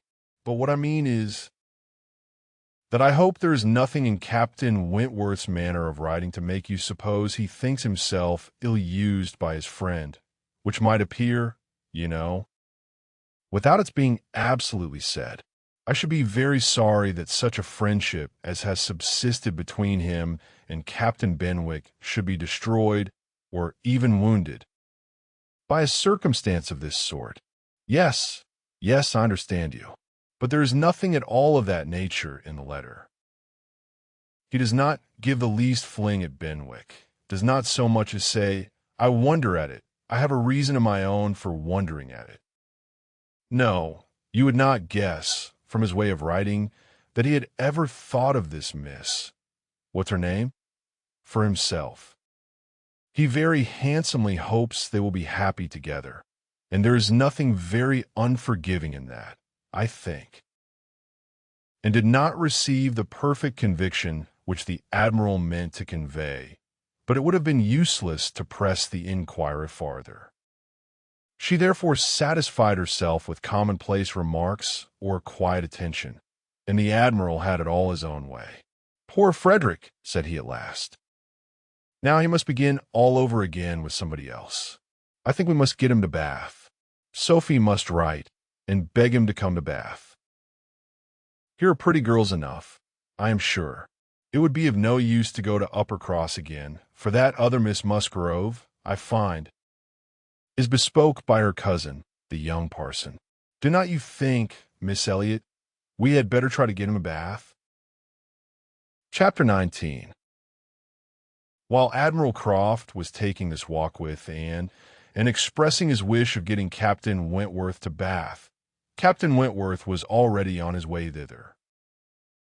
Before Mrs. Croft had written, he was arrived, and the very next time Anne walked out, she saw him.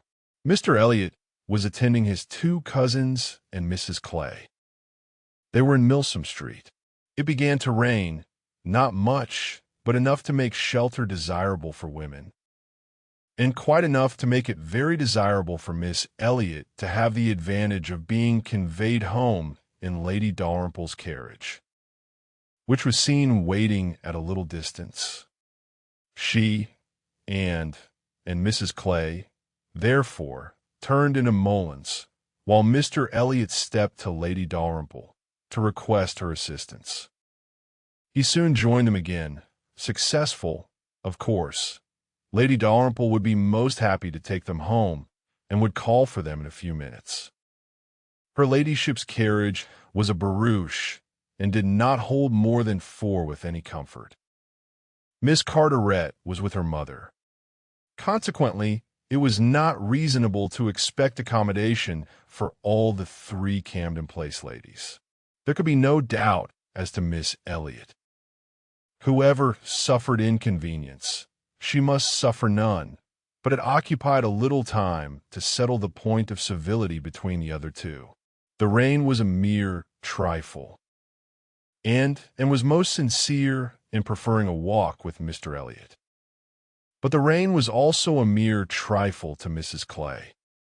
She would hardly allow it even to drop at all, and her boots were so thick, much thicker than Miss Anne's, and, in short, her civility rendered her quite as anxious to be left to walk with Mr. Elliot as it could be. And it was discussed between them with a generosity so polite and so determined that the others were obliged to settle it for them. Miss Elliot maintaining that Mrs. Clay had a little cold already, and Mr. Elliot deciding on appeal that his cousin Anne's boots were rather the thickest. It was fixed accordingly that Mrs. Clay should be of the party in the carriage, and they had just reached this point when Anne, as she sat near the window, descried, most decidedly and distinctly, Captain Wentworth walking down the street. Her start was perceptible only to herself, but she instantly felt that she was the greatest simpleton in the world, the most unaccountable and absurd. For a few minutes she saw nothing before her. It was all confusion. She was lost, and when she had scolded back her senses, she found the others still waiting for the carriage, and Mr. Elliot, always obliging, just setting off for Union Street on a commission of Mrs. Clay's. She now felt a great inclination to go to the outer door. She wanted to see if it rained. Why was she to suspect herself of another motive? Captain Wentworth must be out of sight. She left her seat. She would go. One half of her should not be always so much wiser than the other half, or always suspecting the other of being worse than it was. She would see if it rained. She was sent back, however, in a moment by the entrance of Captain Wentworth himself, among a party of gentlemen and ladies, evidently his acquaintance, and whom he must have joined a little below Milsom Street. He was more obviously struck and confused by the sight of her than she had ever observed before. He looked quite red. For the first time since their renewed acquaintance, she felt that she was betraying the least sensibility of the 2. She had the advantage of him in the preparation of the last few moments. All the overpowering, blinding, bewildering first effects of strong surprise were over with her. Still, however, she had enough to feel. It was agitation, pain, pleasure, a something between delight and misery. He spoke to her, and then turned away. The character of his manner was embarrassment. She could not have called it either cold or friendly, or anything so certainly as embarrassed. After a short interval, however, he came towards her and spoke again. Mutual inquiries on common subjects passed, neither of them, probably, much the wiser for what they heard, and continuing fully sensible of his being less at ease than formerly. They had, by dint of being so very much together, got to speak to each other with a considerable portion of apparent indifference and calmness. But he could not do it now. Time had changed him, or Louisa had changed him. There was consciousness of some sort or other. He looked very well, not as if he had been suffering in health or spirits. And he talked of Uppercross, of the Musgroves, nay, even of Louisa, and had even a momentary look of his own arch significance as he named her. But yet it was Captain Wentworth, not comfortable, not easy, not able to feign that he was. It did not surprise, but it grieved and to observe that Elizabeth would not know him. She saw that he saw Elizabeth, that Elizabeth saw him, that there was complete internal recognition on each side. She was convinced that he was ready to be acknowledged as an acquaintance, expecting it. And she had the pain of seeing her sister turn away with unalterable coldness. Lady Dalrymple's carriage, for which Miss Elliot was growing very impatient, now drew up. The servant came in to announce it. It was beginning to rain again, and altogether there was a delay and a bustle and a talking, which must make all the little crowd in the shop understand that Lady Dalrymple was calling to convey Miss Elliot. At last Miss Elliot and her friend, unattended but by the servant, for there was no cousin returned, were walking off, and Captain Wentworth, watching them, turned again to Anne, and by manner, rather than words, was offering his services to her. "I am much obliged to you," was her answer, "but I am not going with them. The carriage would not accommodate so many. I walk. I prefer walking. But it rains. Oh, very little. Nothing that I regard." After a moment's pause, he said, "Though I came only yesterday, I have equipped myself properly for Bath already. You see," pointing to a new umbrella, "I wish you would make use of it, if you are determined to walk, though I think it would be more prudent to let me get you a chair." She was very much obliged to him, but declined it all, repeating her conviction that the rain would come to nothing at present, and adding, "I am only waiting for Mr. Elliot. He will be here in a moment, I am sure." She had hardly spoken the words when Mr. Elliot walked in. Captain Wentworth recollected him perfectly. There was no difference between him and the man who had stood on the steps at Lyme, admiring, and as she passed, except in the air and look and manner of the privileged relation and friend. He came in with eagerness, appeared to see and think only of her, apologized for his stay, was grieved to have kept her waiting, and anxious to get her away without further loss of time and before the rain increased. And in another moment they walked off together, her arm under his. A gentle and embarrassed glance, and a "good morning to you," being all that she had time for as she passed away. As soon as they were out of sight, the ladies of Captain Wentworth's party began talking of them. "Mr. Elliot does not dislike his cousin, I fancy." "Oh, no. That is clear enough. One can guess what will happen there. He is always with them, half lives in the family, I believe. What a very good-looking man. Yes, and Miss Atkinson, who dined with him once at the Wallaces, says he is the most agreeable man she ever was in company with.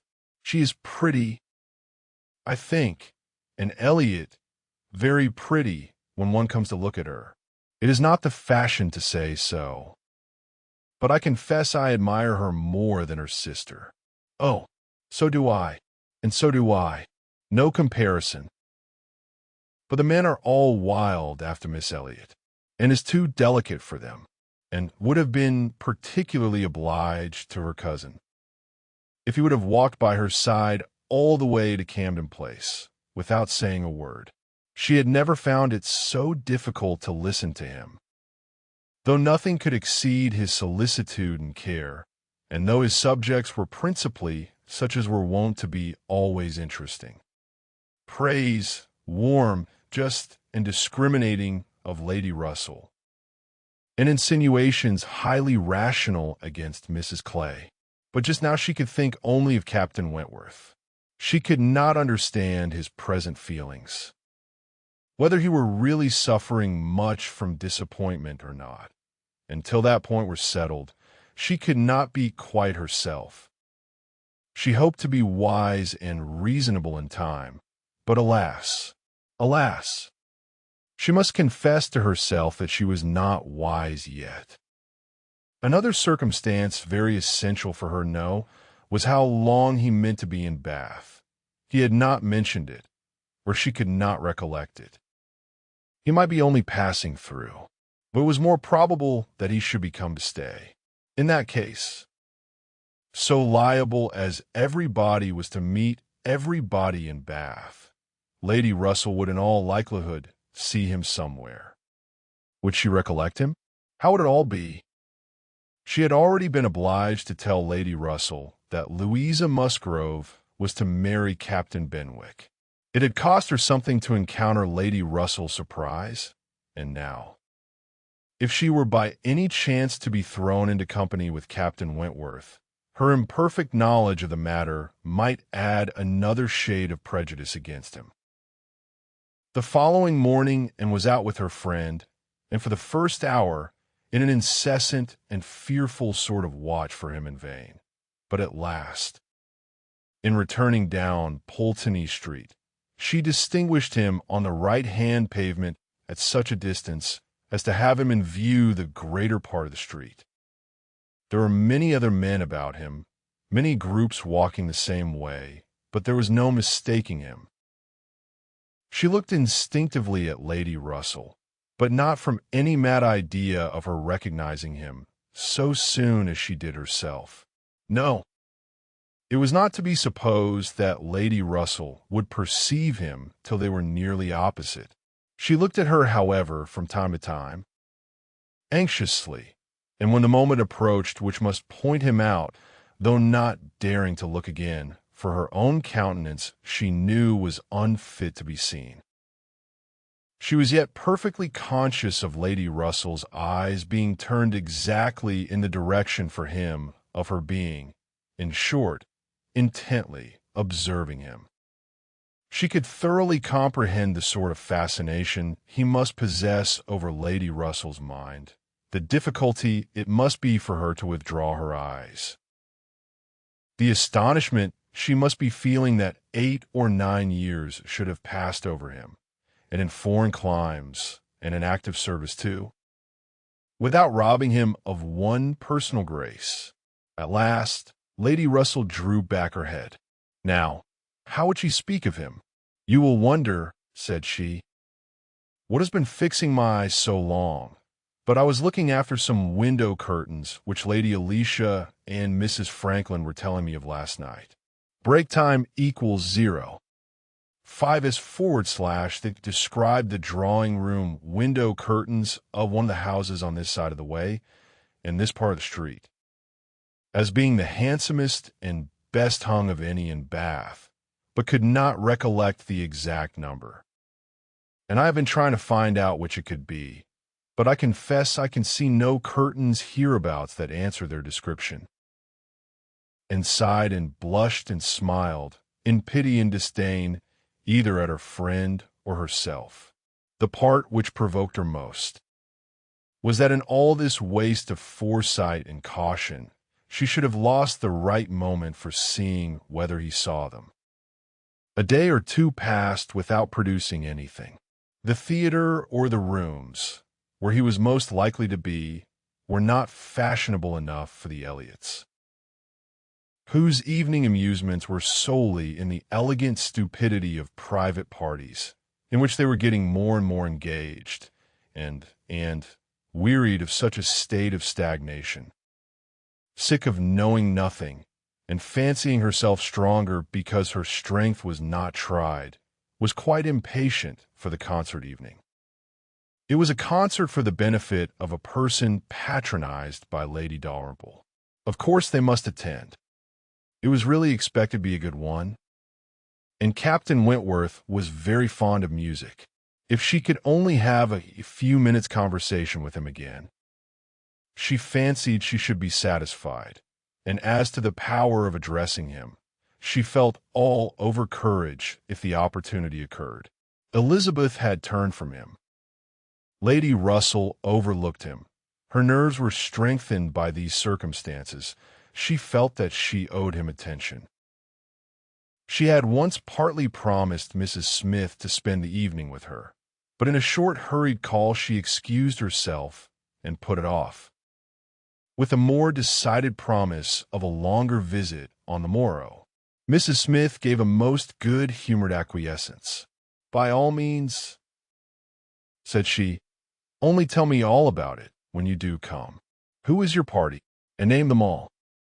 Mrs. Smith made no reply, but when she was leaving her said, and with an expression half serious, half arch, "Well, I heartily wish your concert may answer, and do not fail me tomorrow if you can come, for I begin to have a foreboding that I may not have many more visits from you," and was startled and confused, but after standing in a moment's suspense, was obliged, and not sorry to be obliged, to hurry away.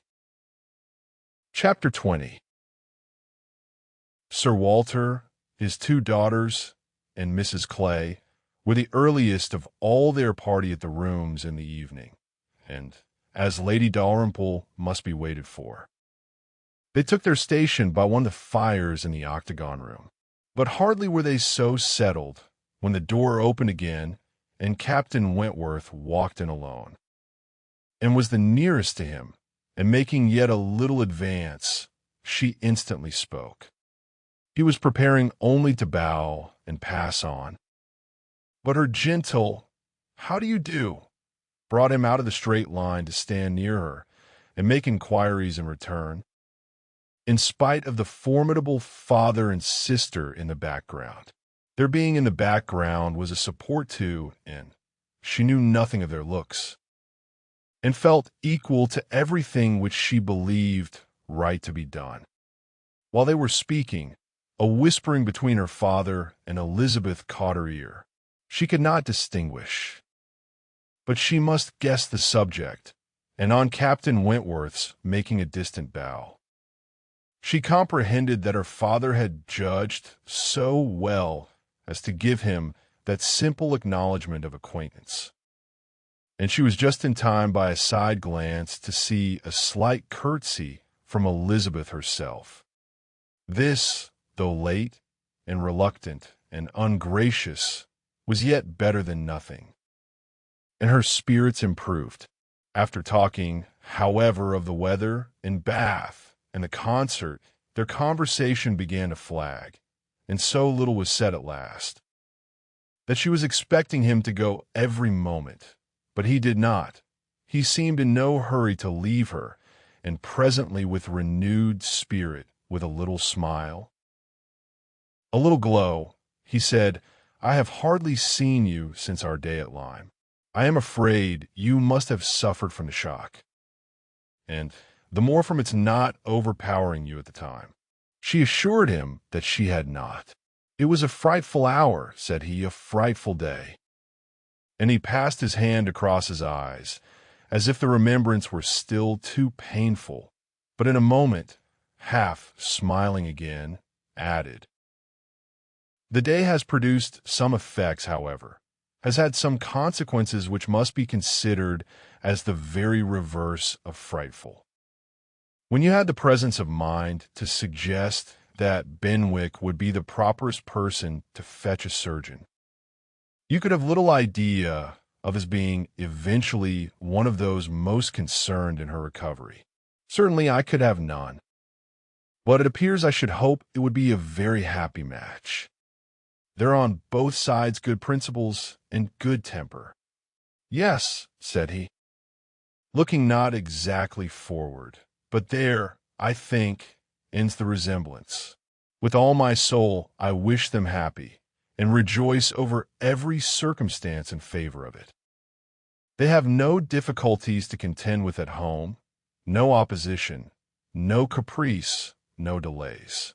The Musgroves are behaving like themselves, most honorably and kindly, only anxious with true parental hearts to promote their daughter's comfort. All this is much, very much in favor of their happiness. More than perhaps, he stopped. A sudden recollection seemed to occur, and to give him some taste of that emotion which was reddening his cheeks and fixing her eyes on the ground. After clearing his throat, however, he proceeded thus, "I confess that I do think there is a disparity, too great a disparity. Break time equals 0. 5s/, and in a point no less essential than mind. I regard Louisa Musgrove as a very amiable, sweet-tempered girl, and not deficient in understanding, but Benwick is something more. He is a clever man, a reading man, and I confess that I do consider his attaching himself to her with some surprise. Had it been the effect of gratitude? Had he learned to love her because he believed her to be preferring him, it would have been another thing.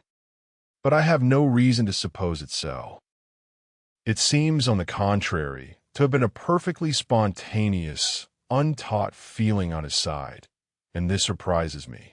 A man like him, in his situation, with a heart pierced, wounded, almost broken. Fanny Harville was a very superior creature, and his attachment to her was indeed attachment. A man does not recover from such a devotion of the heart to such a woman. He ought not. He does not.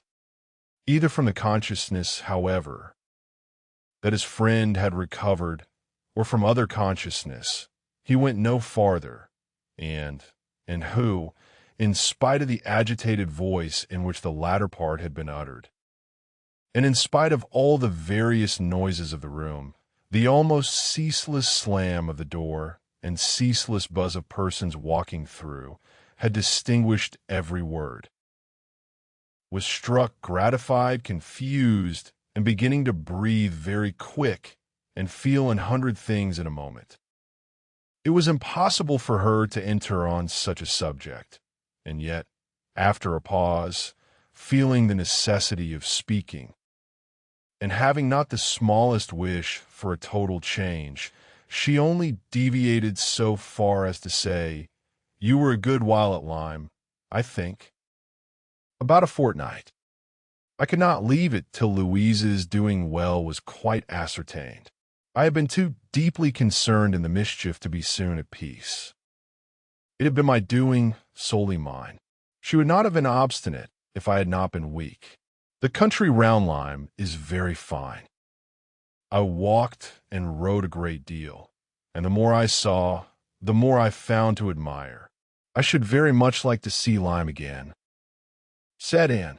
"Indeed, I should not have supposed that you could have found anything in Lyme to inspire such a feeling. The horror and distress you were involved in, the stretch of mind, the wear of spirits. I should have thought your last impressions of Lyme must have been strong disgust. The last hours were certainly very painful," replied, but when pain is over, the remembrance of it often becomes a pleasure. One does not love a place the less for having suffered in it. Unless it has been all suffering, nothing but suffering, which was by no means the case at Lyme. We were only in anxiety and distress during the last 2 hours, and previously there had been a great deal of enjoyment. So much novelty and beauty. I have traveled so little that every fresh place would be interesting to me, but there is real beauty at Lyme.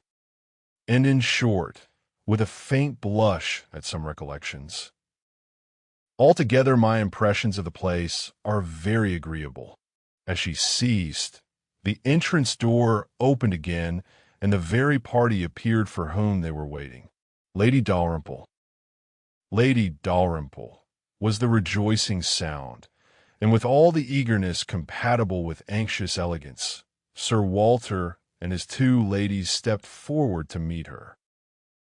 Lady Dalrymple and Miss Carteret, escorted by Mr. Elliot and Colonel Wallace, who had happened to arrive nearly at the same instant, advanced into the room. The others joined them. and it was a group in which Anne found herself also necessarily included. She was divided from Captain Wentworth. Their interesting, almost too interesting conversation must be broken up for a time, but slight was the penance compared with the happiness which brought it on. She had learnt, in the last 10 minutes, more of his feelings towards Louisa, more of all his feelings than she dared to think of, and she gave herself up to the demands of the party, to the needful civilities of the moment. With exquisite, though agitated sensations, she was in good humor with all. She had received ideas which disposed her to be courteous and kind to all, and to pity everyone as being less happy than herself. The delightful emotions were a little subdued when, on stepping back from the group, to be joined again by Captain Wentworth, she saw that he was gone. She was just in time to see him turn into the concert room. He was gone. He had disappeared. She felt a moment's regret. But they should meet again. He would look for her. He would find her out before the evening were over, and at present, perhaps, it was as well to be asunder. She was in need of a little interval for recollection. Upon Lady Russell's appearance soon afterwards, the whole party was collected, and all that remained was to marshal themselves, and proceed into the concert room, and be of all the consequence in their power, draw as many eyes, excite as many whispers, and disturb as many people as they could. Very, very happy were both Elizabeth and Anne Elliot as they walked in. Elizabeth arm in arm with Miss Carteret, and looking on the broad back of the Dowager Viscountess Dalrymple before her, had nothing to wish for which did not seem within her reach, but it would be an insult to the nature of Anne's felicity to draw any comparison between it and her sister's. The origin of one all selfish vanity, of the other all generous attachment, and saw nothing, thought nothing of the brilliancy of the room. Her happiness was from within. Her eyes were bright and her cheeks glowed, but she knew nothing about it. She was thinking only of the last half hour. And as they passed to their seats, her mind took a hasty range over it. His choice of subjects, his expressions, and still more his manner and look, had been such as she could see in only one light. His opinion of Louisa Musgrove's inferiority, an opinion which he had seemed solicitous to give. His wonder at Captain Benwick, his feelings as to a first, strong attachment, sentences begun which he could not finish, his half-averted eyes and more than half-expressive glance. All declared that he had a heart returning to her at least, that anger, resentment, avoidance were no more, and that they were succeeded, not merely by friendship and regard, but by the tenderness of the past. Yes, some share of the tenderness of the past. She could not contemplate the change as implying less.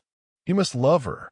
These were thoughts with their attendant visions, which occupied and flurried her too much to leave her any power of observation, and she passed along the room without having a glimpse of him, without even trying to discern him. When their places were determined on, and they were all properly arranged, she looked round to see if he should happen to be in the same part of the room. But he was not.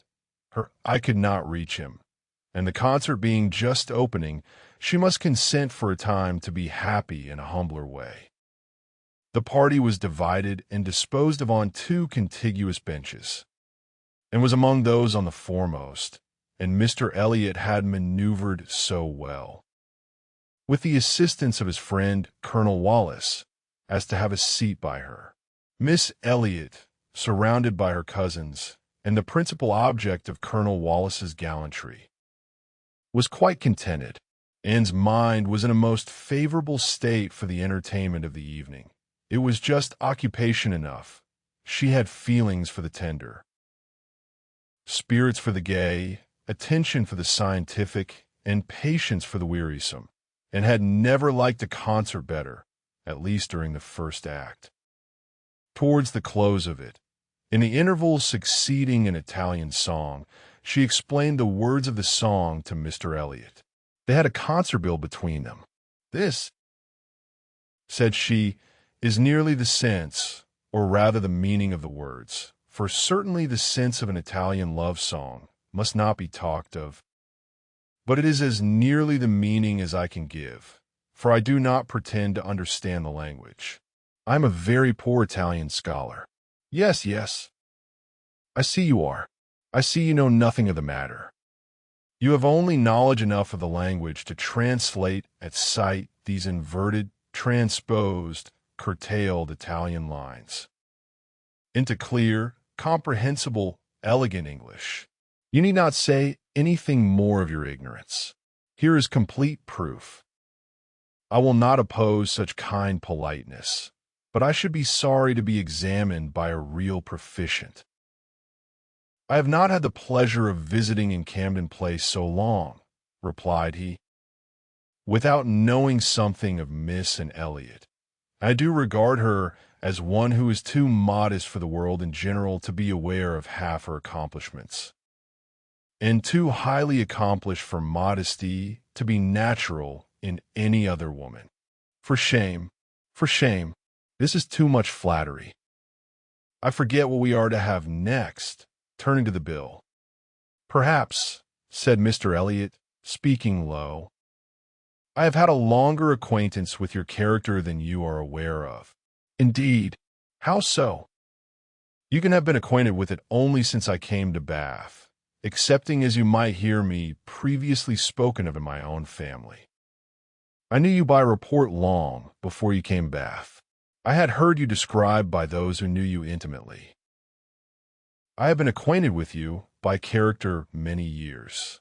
Your person, your disposition, accomplishments, manner, they were all present to me."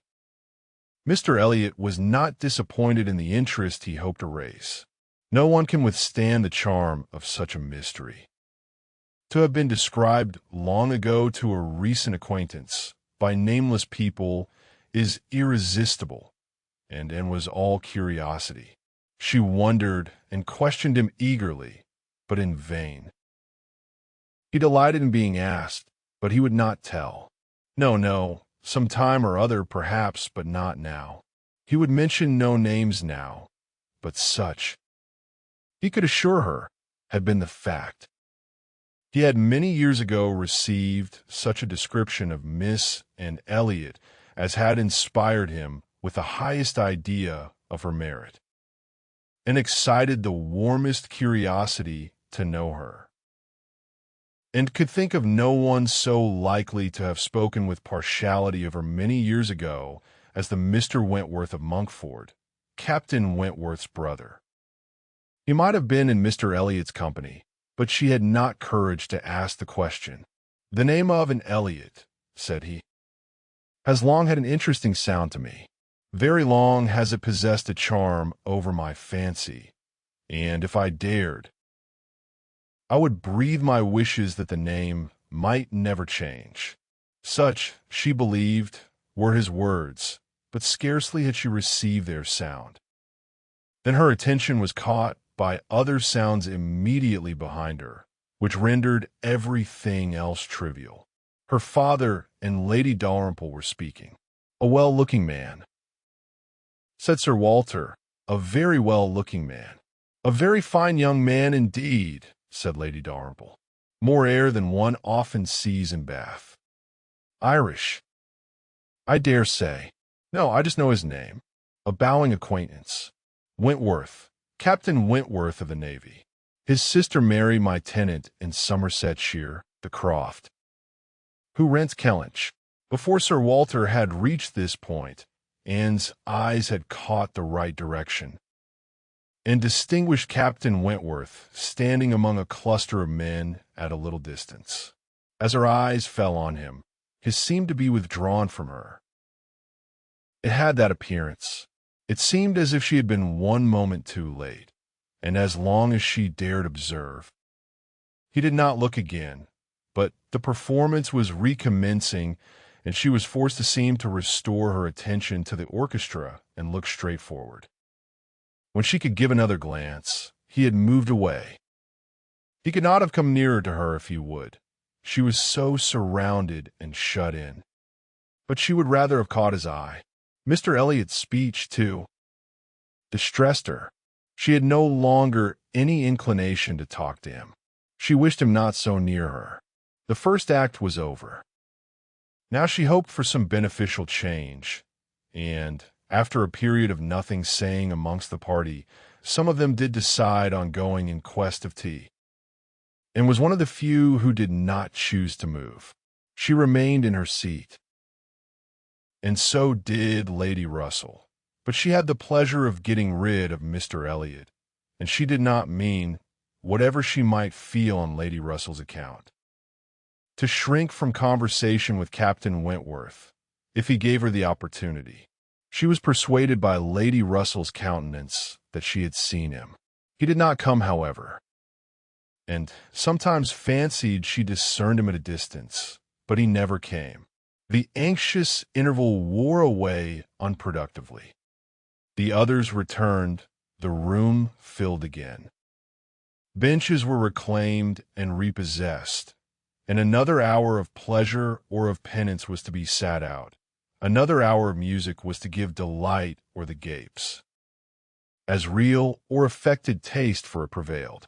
To Anne, it chiefly wore the prospect of an hour of agitation. She could not quit that room in peace without seeing Captain Wentworth once more, without the interchange of one friendly look. In re-settling themselves, there were now many changes, the result of which was favorable for her. Colonel Wallace declined sitting down again, and Mr. Elliot was invited by Elizabeth and Miss Carteret, in a manner not to be refused, to sit between them, and by some other removals and a little scheming of her own, and was enabled to place herself much nearer the end of the bench than she had been before, much more within reach of a passer-by. She could not do so without comparing herself with Miss Larolles, the inimitable Miss Larolles, but still she did it, and not with much happier effect, though by what seemed prosperity in the shape of an early abdication in her next neighbors. She found herself at the very end of the bench before the concert closed. Such was her situation, with a vacant space at hand. When Captain Wentworth was again in sight, she saw him not far off. He saw her too, yet he looked grave and seemed irresolute, and only by very slow degrees came at last near enough to speak to her. She felt that something must be the matter. The change was indubitable. The difference between his present air and what it had been in the octagon room was strikingly great. Why was it? She thought of her father, of Lady Russell. Could there have been any unpleasant glances? He began by speaking of the concert gravely, more like the Captain Wentworth of Uppercross, owned himself disappointed, had expected singing, and in short, must confess that he should not be sorry when it was over, and replied, and spoke in defense of the performance so well, and yet in allowance for his feelings so pleasantly, that his countenance improved, and he replied again with almost a smile. They talked for a few minutes more. The improvement held. He even looked down towards a bench, as if he saw a place on it well worth occupying, when at that moment a touch on her shoulder obliged and to turn round. It came from Mr. Elliot. He begged her pardon, but she must be applied to explain Italian again. Miss Carteret was very anxious to have a general idea of what was next to be sung, and could not refuse, but never had she sacrificed to politeness with a more suffering spirit. A few minutes, though as few as possible, were inevitably consumed. And when her own mistress again, when able to turn and look as she had done before, she found herself accosted by Captain Wentworth in a reserved yet hurried sort of farewell. He must wish her good night. He was going. He should get home as fast as he could. "Is not this song worth staying for?" said Anne, suddenly struck by an idea which made her yet more anxious to be encouraging. "No," he replied impressively. "There is nothing worth my staying for." And he was gone directly. Jealousy of Mr. Elliot. It was the only intelligible motive. Captain Wentworth jealous of her affection. Could she have believed it a week ago, 3 hours ago? For a moment the gratification was exquisite. But alas, there were very different thoughts to succeed. How was such jealousy to be quieted? How was the truth to reach him? How, in all the peculiar disadvantages of their respective situations? Would he ever learn of her real sentiments? It was misery to think of Mr. Elliot's attentions. Their evil was incalculable. Chapter 21. And recollected with pleasure the next morning her promise of going to Mrs. Smith, meaning that it should engage her from home at the time when Mr. Elliot would be most likely to call. For to avoid Mr. Elliot was almost a first object. She felt a great deal of good will towards him. In spite of the mischief of his attentions, she owed him gratitude and regard, perhaps compassion. She could not help thinking much of the extraordinary circumstances attending their acquaintance, of the right which he seemed to have to interest her, by everything in situation, by his own sentiments, by his early prepossession.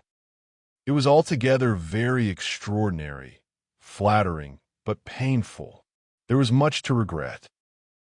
How she might have felt had there been no Captain Wentworth in the case was not worth inquiry, for there was a Captain Wentworth, and be the conclusion of the present suspense good or bad, her affection would be his forever. Their union, she believed, could not divide her more from other men than their final separation. Prettier musings of high-wrought love and eternal constancy could never have passed along the streets of Bath then and was sporting with from Camden Place to Westgate Buildings. It was almost enough to spread purification and perfume all the way. She was sure of a pleasant reception, and her friends seemed this morning particularly obliged to her for coming, seemed hardly to have expected her, though it had been an appointment. An account of the concert was immediately claimed, and Anne's recollections of the concert were quite happy enough to animate her features and make her rejoice to talk of it. All that she could tell she told most gladly, but the all was little for one who had been there, and unsatisfactory for such an inquirer as Mrs. Smith, who had already heard, through the short cut of a laundress and a waiter, rather more of the general success and produce of the evening than and could relate, and who now asked in vain for several particulars of the company. Everybody of any consequence or notoriety in Bath was well known by name to Mrs. Smith. The little Durands were there, I conclude, said she, with their mouths open to catch the music, like unfledged sparrows ready to be fed. They never miss a concert. Yes, I did not see them myself, but I heard Mr. Elliot say they were in the room. The Ibbotsons, were they there? And the two new beauties, with the tall Irish officer, who was talked of for one of them. I do not know. I do not think they were. Old Lady Mary MacLane? I need not ask after her. She never misses, I know, and you must have seen her. She must have been in your own circle, for as you went with Lady Dalrymple, you were in the seats of grandeur, round the orchestra, of course. No, that was what I dreaded. It would have been very unpleasant to me in every respect. But happily Lady Dalrymple always chooses to be farther off, and we were exceedingly well placed, that is, for hearing, I must not say for seeing, because I appear to have seen very little. Oh, you saw enough for your own amusement. I can understand. There is a sort of domestic enjoyment to be known even in a crowd, and this you had. You were a large party in yourselves, and you wanted nothing beyond. But I ought to have looked about me more, said, and conscious while she spoke that there had in fact been no one looking about. That the object only had been deficient. No, you were better employed. You need not tell me that you had a pleasant evening. I see in your eye. I perfectly see how the hours passed, that you had always something agreeable to listen to. In the intervals of the concert, it was conversation. And half smiled and said, "Do you see that in my eye?" "Yes, I do." Your countenance perfectly informs me that you were in company last night with the person whom you think the most agreeable in the world. The person who interests you at this present time more than all the rest of the world put together. A blush overspread Anne's cheeks. She could say nothing. And such being the case, continued Mrs. Smith, after a short pause, I hope you believe that I do know how to value your kindness in coming to me this morning. It is really very good of you to come and sit with me, when you must have so many pleasanter demands upon your time, and heard nothing of this. She was still in the astonishment and confusion excited by her friend's penetration, unable to imagine how any report of Captain Wentworth could have reached her. After another short silence, "Pray," said Mrs. Smith, "is Mr. Elliot aware of your acquaintance with me? Does he know that I am in Bath?" "Mr. Elliot," repeated and, looking up surprised. A moment's reflection shewed her the mistake she had been under. She caught it instantaneously, and recovering her courage with a feeling of safety, soon added, more composedly, "Are you acquainted with Mr. Elliot?" "I have been a good deal acquainted with him," replied Mrs. Smith gravely. "But it seems worn out now. It is a great while since we met. I was not at all aware of this. You never mentioned it before. Had I known it, I would have had the pleasure of talking to him about you." "To confess the truth," said Mrs. Smith, assuming her usual air of cheerfulness, "that is exactly the pleasure I want you to have. I want you to talk about me to Mr. Elliot. I want your interest with him. He can be of essential service to me. And if you would have the goodness, my dear Miss Elliot, to make it an object to yourself, of course it is done. I should be extremely happy. I hope you cannot doubt my willingness to be of even the slightest use to you," replied Anne. "But I suspect that you are considering me as having a higher claim on Mr. Elliot, a greater right to influence him, than is really the case. I am sure you have, somehow or other, imbibed such a notion. You must consider me only as Mr. Elliot's relation.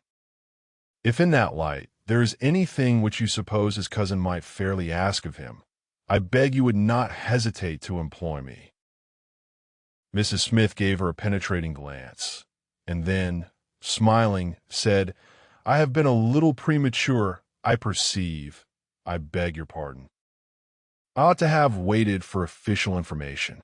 But now, my dear Miss Elliot, as an old friend, do give me a hint as to when I may speak."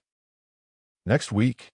To be sure, by next week I may be allowed to think it all settled, and build my own selfish schemes on Mr. Elliot's good fortune." "No," replied Anne, "nor next week, nor next, nor next. I assure you that nothing of the sort you are thinking of will be settled any week. I'm not going to marry Mr. Elliot. I should like to know why you imagine I am." Mrs. Smith looked at her again, looked earnestly, smiled, shook her head, and exclaimed, "Now, how I do wish I understood you. How I do wish I knew what you were at. I have a great idea that you do not design to be cruel when the right moment occurs. Till it does come, you know. We women never mean to have anybody. It is a thing of course among us, that every man is refused till he offers. But why should you be cruel? Let me plead for my present friend, I cannot call him, but for my former friend. Where can you look for a more suitable match? Where could you expect a more gentlemanlike, agreeable man?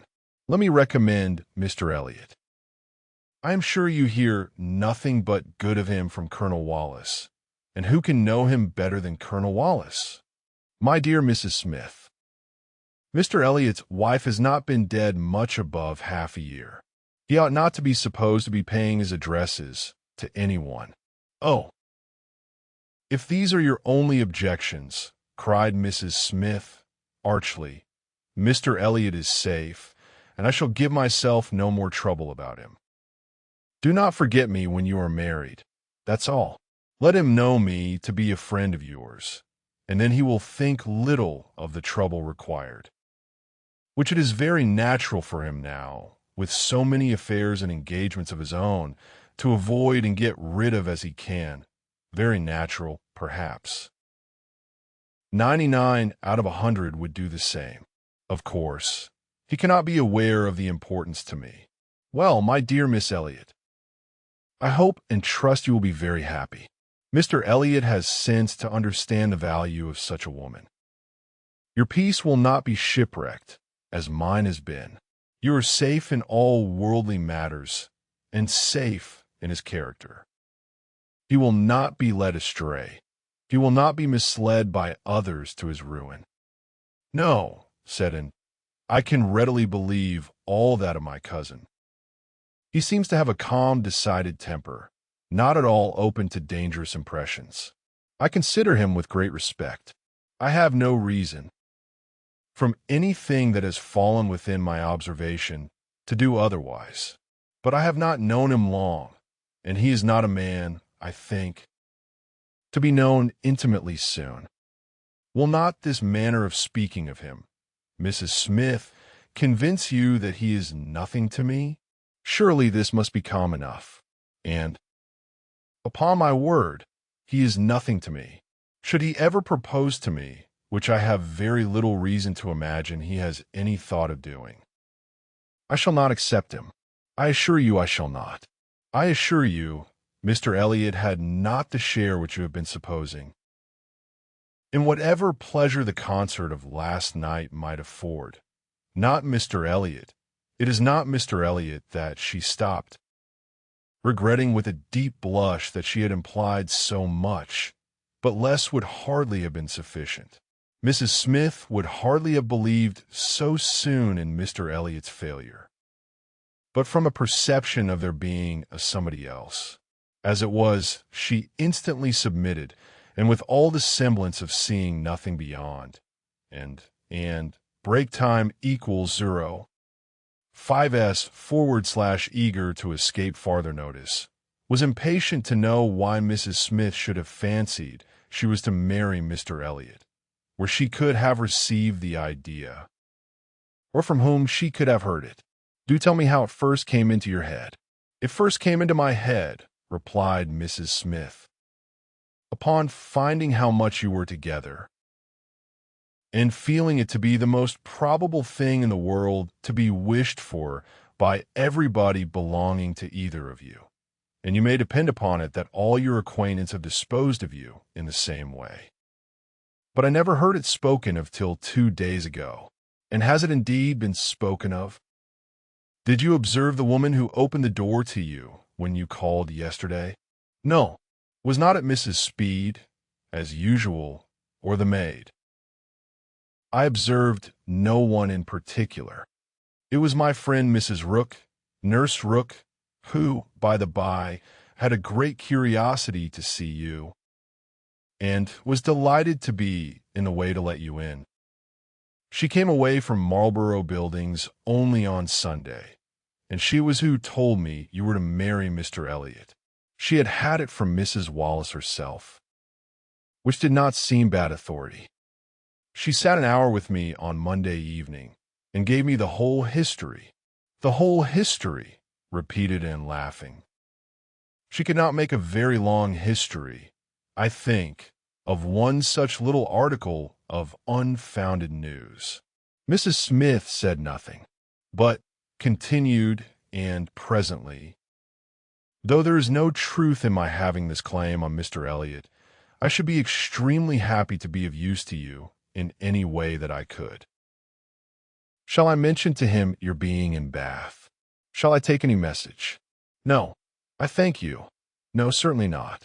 In the warmth of the moment, and under a mistaken impression, I might, perhaps, have endeavored to interest you in some circumstances, but not now. No, I thank you. I have nothing to trouble you with. I think you spoke of having known Mr. Elliot many years. I did. Not before he was married, I suppose. Yes. He was not married when I knew him first. And were you much acquainted? Intimately. Indeed. Then do tell me what he was at that time of life. I have a great curiosity to know what Mr. Elliot was as a very young man. Was he at all such as he appears now? I have not seen Mr. Elliot these 3 years, was Mrs. Smith's answer, given so gravely that it was impossible to pursue the subject farther, and felt that she had gained nothing but an increase of curiosity. They were both silent, Mrs. Smith very thoughtful. At last, "I beg your pardon, my dear Miss Elliot," she cried, in her natural tone of cordiality. "I beg your pardon for the short answers I have been giving you, but I have been uncertain what I ought to do. I have been doubting and considering as to what I ought to tell you. There are many things to be taken into the account. One hates to be officious, to be giving bad impressions, making mischief. Even the smooth surface of family union seems worth preserving, though there may be nothing durable beneath. However, I have determined, I think I am right, I think you ought to be made acquainted with Mr. Elliot's real character, though I fully believe that, at present, you have not the smallest intention of accepting him. There is no saying what may happen. You might, some time or other, be differently affected towards him. Hear the truth. Therefore, now, while you're unprejudiced, Mr. Elliot is a man without heart or conscience, a designing, wary, cold-blooded being, who thinks only of himself, whom for his own interest or ease would be guilty of any cruelty or any treachery that could be perpetrated without risk of his general character. He has no feeling for others, those whom he has been the chief cause of leading into ruin. He can neglect and desert without the smallest compunction. He is totally beyond the reach of any sentiment of justice or compassion. Oh, he is black at heart, hollow and black. Anne's astonished air and exclamation of wonder made her pause, and in a calmer manner, she added, "My expressions startle you. You must allow for an injured, angry woman. But I will try to command myself. I will not abuse him. I will only tell you what I have found him. Facts shall speak. He was the intimate friend of my dear husband, who trusted and loved him, and thought him as good as himself. The intimacy had been formed before our marriage. I found them most intimate friends, and I, too, became excessively pleased with Mr. Elliot and entertained the highest opinion of him. At 19, one does not think very seriously, but Mr. Elliot appeared to me quite as good as others, and much more agreeable than most others. And we were almost always together. We were principally in town, living in very good style. He was then the inferior in circumstances. He was then the poor one. He had chambers in the Temple, and it was as much as he could do to support the appearance of a gentleman. He had always a home with us whenever he chose it. He was always welcome. He was like a brother. My poor Charles, who had the finest, most generous spirit in the world, would have divided his last farthing with him. And I know that his purse was open to him. I know that he often assisted him. This must have been about that very period of Mr. Elliot's life, set in, which has always excited my particular curiosity. It must have been about the same time that he became known to my father and sister. I never knew him myself. I only heard of him, but there was something in his conduct then, with regard to my father and sister. Break time equals 0. 5s/ and afterwards in the circumstances of his marriage, which I never could quite reconcile with present times. It seemed to announce a different sort of man. "I know it all. I know it all," cried Mrs. Smith. "He had been introduced to Sir Walter and your sister before I was acquainted with him. But I heard him speak of them forever. I know he was invited and encouraged, and I know he did not choose to go. I can satisfy you. Perhaps break time equals 0. 5s/ on points which you would little expect. And as to his marriage, I knew all about it at the time. I was privy to all the fors and againsts. I was the friend to whom he confided his hopes and plans. And though I did not know his wife previously, her inferior situation in society, indeed, rendered that impossible, yet I knew her all her life afterwards, or at least till within the last 2 years of her life, and can answer any question you may wish to put. Nay, said in, I have no particular inquiry to make about her. I have always understood they were not a happy couple, but I should like to know why, at that time of his life, he should slight my father's acquaintance as he did. My father was certainly disposed to take very kind and proper notice of him. Why did Mr. Elliot draw back? Mr. Elliot, replied Mrs. Smith, at that period of his life had one object in view, to make his fortune, and by a rather quicker process than the law. He was determined to make it by marriage. He was determined, at least, not to mar it by an imprudent marriage. And I know it was his belief, whether justly or not, of course I cannot decide, that your father and sister, in their civilities and invitations, were designing a match between the heir and the young lady. And it was impossible that such a match should have answered his ideas of wealth and independence. That was his motive for drawing back, I can assure you. He told me the whole story. He had no concealments with me. It was curious that having just left you behind me in Bath, my first and principal acquaintance on marrying should be your cousin, and that, through him, I should be continually hearing of your father and sister. He described one Miss Elliot, and I thought very affectionately of the other. Perhaps, cried Anne, struck by a sudden idea, you sometimes spoke of me to Mr. Elliot? To be sure I did, very often.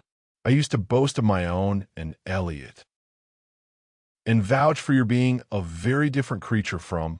She checked herself just in time. This account for something which Mr. Elliot said last night, cried in. This explains it. I found he had been used to hear of me. I cannot comprehend how. What wild imaginations one forms where dear self is concerned. How sure to be mistaken. But I beg your pardon, I have interrupted you. Mr. Elliot married, then, completely for money? The circumstances, probably, which first opened your eyes to his character. Mrs. Smith hesitated a little here.